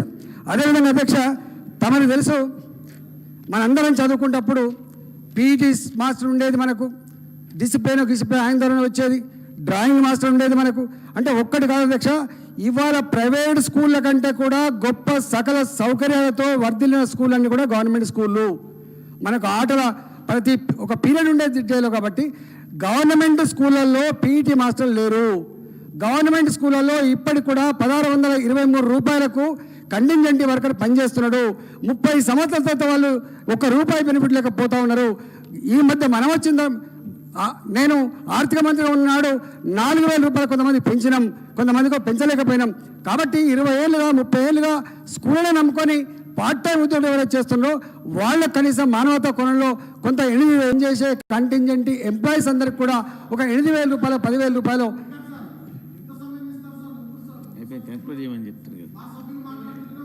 రాష్ట్రానికి ఉపయోగపడే సబ్జెక్టా లేకపోతే వాళ్ళని విమర్శించే సబ్జెక్టా, వారికైనా ఇబ్బంది అయ్యే సబ్జెక్టా? ఏంటి అధ్యక్ష ఇది మంచిది కాదు, ఇది మంచి కాదు. ఇప్పుడు మీరు గొంతు నొక్కే ప్రయత్నం చేస్తే ప్రజలు చూస్తారండి. నేను ఏం మాట్లాడుతున్నా, నేను ఇప్పుడే మొదలుపెట్టిన నేను అధ్యక్ష. ఇవాళ 33 జిల్లాలుంటే అధ్యక్ష, 33 జిల్లాలుంటే 21 జిల్లాలలో ఇవాళ డిఓలు లేరు. ఇవాళ 684 మండలాలు 605 మండలాలు ఉంటే ఇవాళ ఎంఈఓలు లేరు అధ్యక్ష. ప్రతి మండలంలో పనిచేసే ఎంఈఓ ఆ మండలంలో ఉన్న హెడ్ మాస్టర్ మాత్రమే ఇన్ఛార్జ్గా పనిచేస్తుంది తప్ప ఎంఈఓలు లేరు. ఇవాళ నేను ఒకటే కోరుతా ఉన్నా అధ్యక్ష, ఈ స్కూళ్ళల్లో ఇవాళ గవర్నమెంట్ స్కూల్ అని మీరు ఇంత మన ఊరు మనబడి అని చెప్పి ఇంత సంస్కరించే ప్రయత్నం చేస్తూ ఉన్నారు. కాబట్టి దయచేసి పైసలు పెట్టడమే కాదు, కొంత ప్లానప్ చేసి కనీస సౌకర్యాలు కలిగించి ఆ వ్యవస్థను బాగు చేయాలని చెప్పి నేను కోరుతున్నాను అధ్యక్ష. ఇవాళ ఇక్కడ మా జనగామ ఎమ్మెల్యే గారు ఉన్నారు. మా జనగామ ఎమ్మెల్యే గారి జిల్లాలో 12 మండలాలు ఉంటే ఒక్కరే ఒక ఎంఈఓ ఉన్నారు అధ్యక్ష. ఇవన్నీ వాళ్ళు అనుభవిస్తున్న విషయం కాదు అధ్యక్ష. ఇలా అధికారుల పర్యవేక్షణ లేకపోతే ఎట్లుంటుందో మీకు తెలుసు అధ్యక్ష. మనం చిన్నప్పుడు చదువుకున్నప్పుడు నాదాసాబ్ వస్తున్నా అంటే స్కూల్ సెట్ అయ్యేది అధ్యక్ష. అప్పుడు నాదాసాబ్ అంటుండేది అధ్యక్ష. అందుకని అధ్యక్ష నాకు 10 నిమిషాలు ఇస్తే నేను క్లోజ్ చేస్తాను అధ్యక్ష. అధ్యక్ష 1654 మంది గెస్ట్ లెక్చరర్స్ పనిచేస్తారు అధ్యక్ష. తమకు తెలుసు గెస్ట్ లెక్చరర్స్గా నియమించబడిన తర్వాత వాళ్ళు ఇంకొక దగ్గర పోయి పనిచేయరు అధ్యక్ష. ఇవాళ ఆగస్టులో సెప్టెంబర్లో వాళ్ళకి రిన్యూవల్ చేయడం వల్ల 7 నెలల జీతం వస్తుంది, 8 నెలల జీతం వస్తుంది. కాబట్టి నేను ఒకటే కోరుతున్నా, కాంట్రాక్ట్ లెక్చరర్లకి మనం స్కేల్స్ ఇస్తా ఉన్నాం అధ్యక్ష. గెస్ట్ లెక్చరర్లకి మనం స్కేల్ ఇస్తాం అధ్యక్ష. గెస్ట్ లెక్చరర్కి సంవత్సరానికి 12 నెలలు ఉంటుంది అధ్యక్ష. ఆ 12 నెలల జీతభత్యాలు ఇచ్చి వాళ్ళకు మళ్ళీ రిన్యూవల్ అవుతో లేదో అనేటువంటి భయం లేకుండా కొంత గ్యారంటీ ఇవ్వాలని చెప్పి తమ ద్వారా కోరుతున్నారు అధ్యక్ష. ఇవాళ గౌరవనీయులు కేటీ రామారావు గారు త్రిపురైటీ భాష పోయిన అధ్యక్ష. త్రిపురైటీ భాష పోయి మీరు మీ చైతన్యానికి మీ ఐక్యతకి జోహార్లు అని చెప్పొచ్చారు అధ్యక్ష. నేను ఒకటే కోరుతున్నాను అధ్యక్ష, విశ్వవిద్యాలయాలు ఇవాళ వారు చదువుకొని వచ్చిన విశ్వవిద్యాలయం ఉంది అధ్యక్ష. మా బాలకృష్ణ గారు ఉస్మానియా విశ్వవిద్యాలయంలో వారు చదువుకున్నప్పుడు అంతకంటే ముందు విద్యార్థులు ఎట్లాంటి ఫుడ్ తినారో వారికి తెలుసు. కాబట్టి ప్రతి నిత్యం మటన్ ఉండేది అధ్యక్ష, ప్రతి బేస్తవారం క్వార్టర్ చికెన్ ఉండేది అధ్యక్ష, ప్రతి ఆదివారం హాఫ్ చికెన్ ఉండేది అధ్యక్ష. ఇవాళ 95% పేద విద్యార్థులు గవర్నమెంట్ విశ్వవిద్యాలయాలు చదువుకుంటున్నారు. వాళ్ళు ప్రైవేట్లో ఇలా విశ్వవిద్యాలయాన్ని కూడా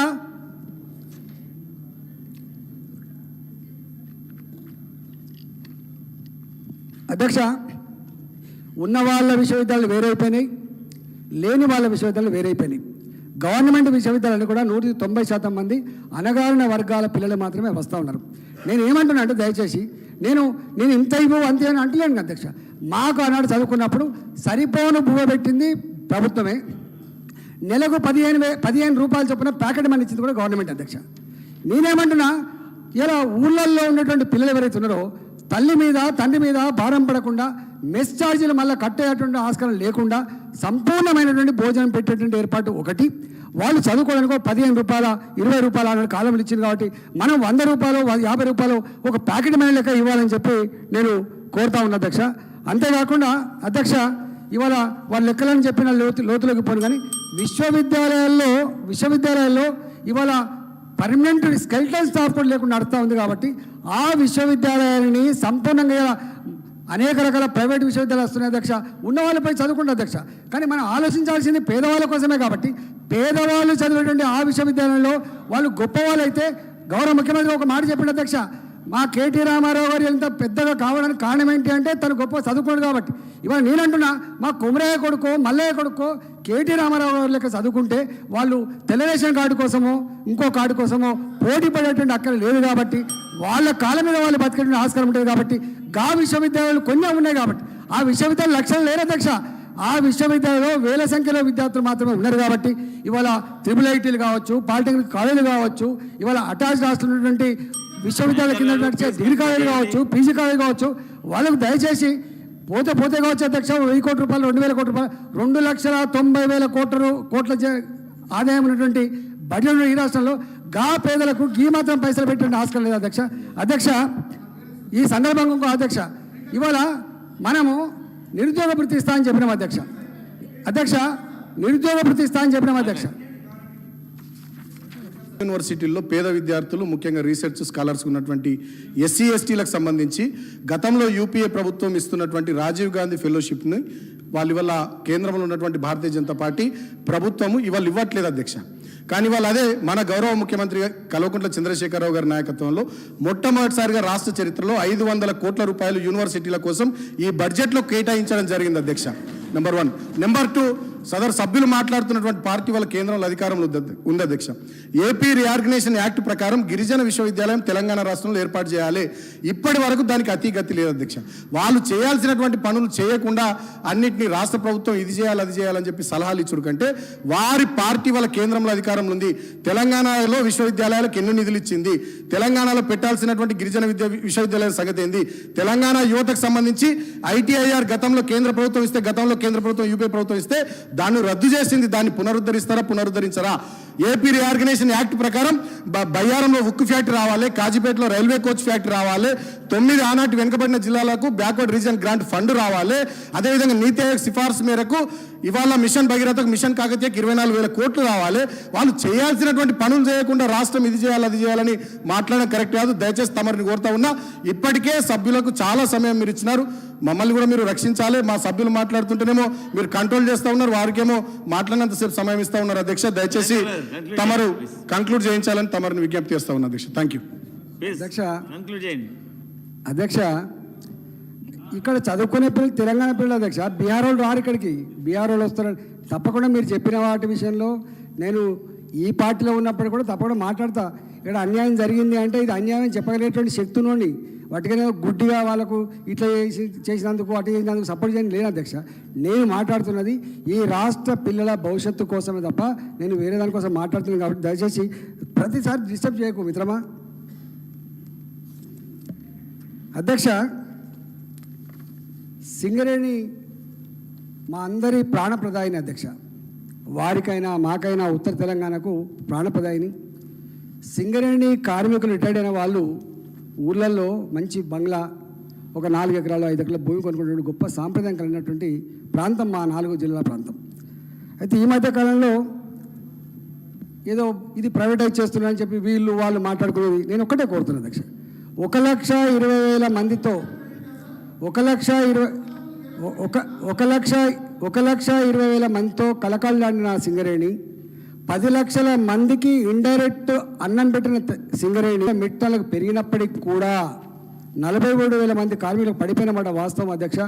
రెండోది, ఇక్కడే నేను అక్కడ మంత్రిగా ఉన్నప్పుడు ముఖ్యమంత్రి గారు ఒక మాట ఏమంటే, నా సింగరేణి ఒక తెలంగాణలో కాదు దేశవ్యాప్తంగా మైనింగ్ చేస్తుంది, అవసరమైతే ఆస్ట్రేలియాలో కూడా మైనింగ్ చేస్తానని చెప్పి గౌరవ ముఖ్యమంత్రి గారు చెప్పినారు. కాబట్టి సింగరేణికి ఆ చరిత్ర, ఆ సత్తా, ఆ శక్తి ఉన్న సింగరేణి కాబట్టి, ఇలా దేశంలోనే గొప్ప శక్తి కలిగినటువంటి సింగరేణి కాబట్టి నేను ఒకటే కోరుతా ఉన్నా అధ్యక్ష, ఇప్పటికైనా ఇవాళ సింగరేణి 9 బ్లాక్ వచ్చింది మనకు ఒరిస్సాలో, అదే ఉన్న మైన్స్ని మాకు అక్కడ లేదని చెప్పి లెటర్ రాసిందో ఆ లెటర్ని గౌరవ మంత్రి గారు పంపిస్తే అధ్యక్ష, నేను ఒకటే కోరుతున్నా అధ్యక్ష, అన్ని లాభ నష్టాల కోసం మాత్రమే కాదు అధ్యక్ష, ఇవాళ నిరసనకు కూడా కేంద్ర ప్రభుత్వం సింగరేణిని ప్రైవేట్ పరం చేయాలనే ఆలోచన లేదు.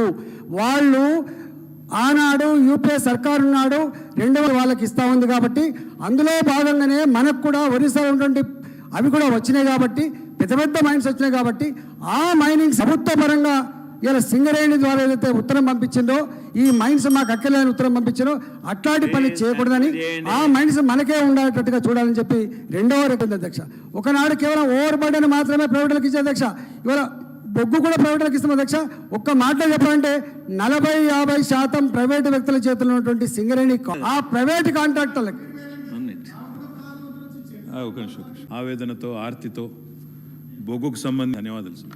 అయితే గౌరవనీయులు రాజేందర్ గారితో విజ్ఞప్తి ఏంటంటే సార్, వారు ఇప్పుడే అన్నారు, సింగరేణికి కేంద్ర ప్రభుత్వం ఇచ్చిన 4-5 మైన్స్ ఏవైతున్నాయో వాటిని ప్రైవేటు వ్యక్తులకు కాకుండా వాటిని సింగరేణి ద్వారా మైనింగ్ చేయించాలి, సింగరేణి ద్వారా జరిపించాలి అన్న మాట వారు మాట్లాడినారు సార్. అధ్యక్ష, నేను ఒకటే వారు ఈరోజు భారతీయ జనతా పార్టీలో ఉన్నారు, వారి పార్టీ కేంద్ర ప్రభుత్వాన్ని నడుపుతున్నది కాబట్టి వారు మాట్లాడే ప్రతి మాట దయచేసి సంయమనంతో ఆలోచించి 1-2 సార్లు కేంద్ర ప్రభుత్వం యొక్క విధానం ఏంది, కేంద్ర ప్రభుత్వం ఏం చేస్తున్నది, బొగ్గు గనుల విషయంలో ఏం చేస్తున్నది, ప్రైవేట్ వ్యక్తుల విషయంలో ఏం చేస్తున్నది, ఇంపోర్టెడ్ కోల్ విషయంలో ఏం చేస్తున్నది వారు అవగాహన ఉందని నేను అనుకుంటా ఉన్నాను. లేకపోతే నేను ఒకసారి చెప్పే ప్రయత్నం చేస్తాను. అధ్యక్ష, మా ముఖ్యమంత్రి గారు చాలా సూటిగా స్పష్టంగా అడిగినారు అధ్యక్ష. ఆనాడు రాష్ట్రపతి అభ్యర్థిగా ఇక్కడికి వస్తే ఈరోజు కేంద్ర ప్రభుత్వం ఉత్తరాలు రాసింది అధ్యక్ష, రాష్ట్ర ప్రభుత్వాలకు, రాష్ట్ర ప్రభుత్వంలో ఉండే డిస్కాంలకు ఉత్తరాలు రాసింది.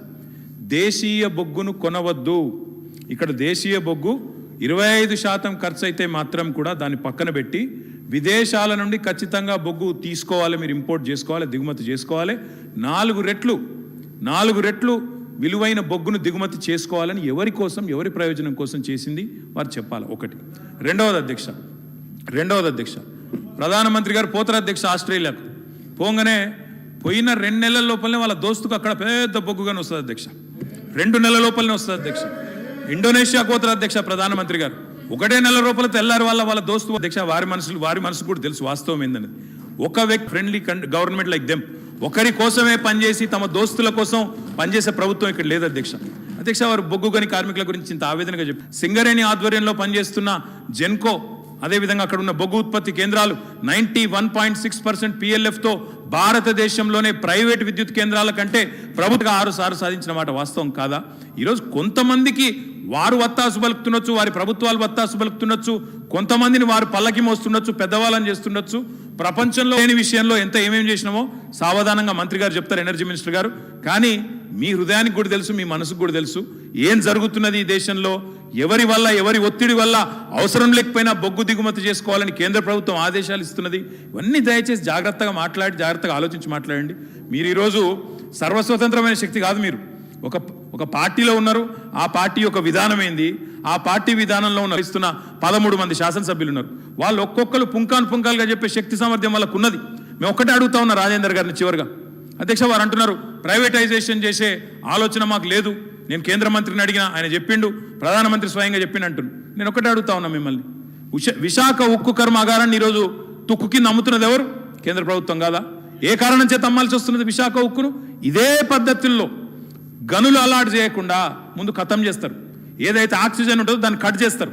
కట్ చేసినాక ఆఖరికి పేషెంట్ సిక్ అయిపోయిందని చెప్పి అమ్మేస్తారు. ఇది కూడా గదే కథ అధ్యక్ష.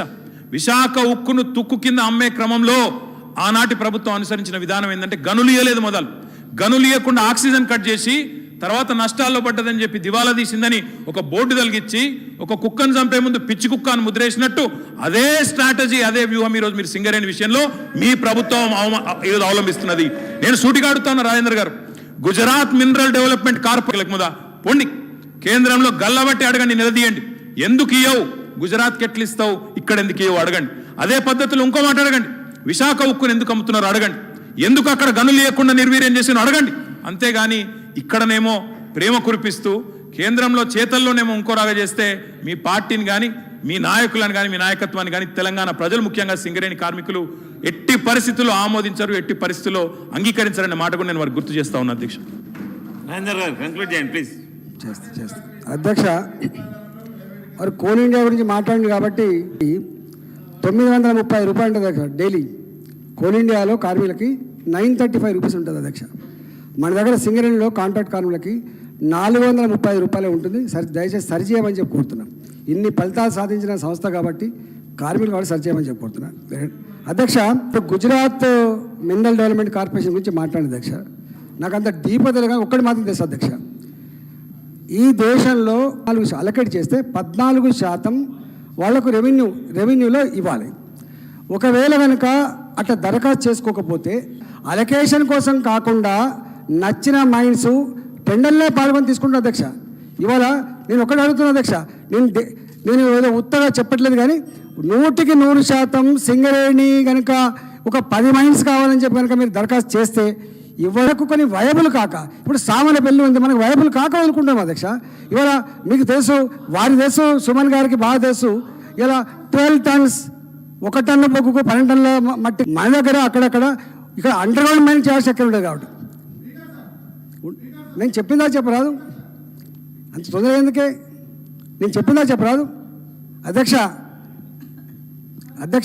నేను ఒక్కటే ఏమంటానంటే మన దగ్గర కొన్ని మైన్స్ అది ఓపెన్ కాస్ట్ కోసం పనికిరావు కాబట్టి అండర్ గ్రౌండ్ మైన్స్ కోసమే చేయాల్సి ఎక్కడ ఉంటుంది కాబట్టి అండర్ గ్రౌండ్ మైన్స్ వయబుల్ కాదని మనం అంటూ ఉన్నాం కాబట్టి నేనేమంటానంటే అన్నీ మనం లాభ నష్టాల కోసం చేయం కాబట్టి ఓపెన్ కాస్ట్ మైన్తో పాటుగా అండర్ గ్రౌండ్ మైన్ కూడా మనం చేసుకుంటే ఎంప్లాయ్మెంట్ పెరిగే ఆస్కారం ఉంటుంది కాబట్టి ఆ దిశగా ఎందుకు అడుగు వేద్దాం అధ్యక్ష.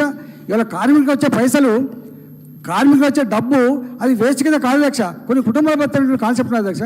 ఇక్కడున్న సంపద చేసి మీరు ప్రతిదానికి కూడా ఏదో ఎదురుదాడి చేసే పద్ధతి కాకుండా, సరే నాకు కొన్ని తెలియకపోవచ్చు, నాకు ఇంకా సిస్టమ్ కూడా తెలియకపోవచ్చు, కానీ నేను అడుగుతున్నది తెలంగాణ కోసం అడుగుతున్నా, తెలంగాణ ప్రజల కోసం అడుగుతున్నా కాబట్టి దయచేసి ఆలోచన చేయమని చెప్పి కోరుతున్నాను అధ్యక్ష. రాజేందర్ గారు కంక్లూడ్ చేయండి ప్లీజ్. అధ్యక్ష చివరిగా అధ్యక్ష, సింగరేణికి ఒకనాడు బ్రహ్మాండంగా 5,000 కోట్లు 10,000 కోట్లు డిపాజిట్ ఉంది అధ్యక్ష. ఇవాళ 10,000 కోట్ల రూపాయలు అప్పు చేసింది. వాళ్ళకు రావాల్సిన బొగ్గు డబ్బు రాకపోవడం, వాళ్ళ ఆధ్వర్యంలో ఉంటుంది జెన్కో స్టేషన్ డబ్బులు ఇవ్వకపోవడం వల్ల అవుతుంది అధ్యక్ష. 25,000 కోట్ల రూపాయలు ఇలా సింగరేణి రావాల్సిన బకాయిలు రాలేదు కాబట్టి వాళ్ళే స్వయంగా డిపాజిట్లన్నీ కూడా కరగ తీసుకొని 10,000 కోట్ల రూపాయలు సింగరేణి అప్పు తెచ్చుకొని వస్తుంది కాబట్టి అప్పు తెచ్చుకొనే ఇలా జీతాలు ఇచ్చే పరిస్థితి వచ్చింది కాబట్టి దయచేసి సింగరేణికి పడ్డ బకాయిలన్నీ కూడా వెంటనే 25,000 కోట్ల రూపాయలు చెల్లించాలని చెప్పి తమ ద్వారా ప్రభుత్వాన్ని కోరుతున్నారు అధ్యక్ష.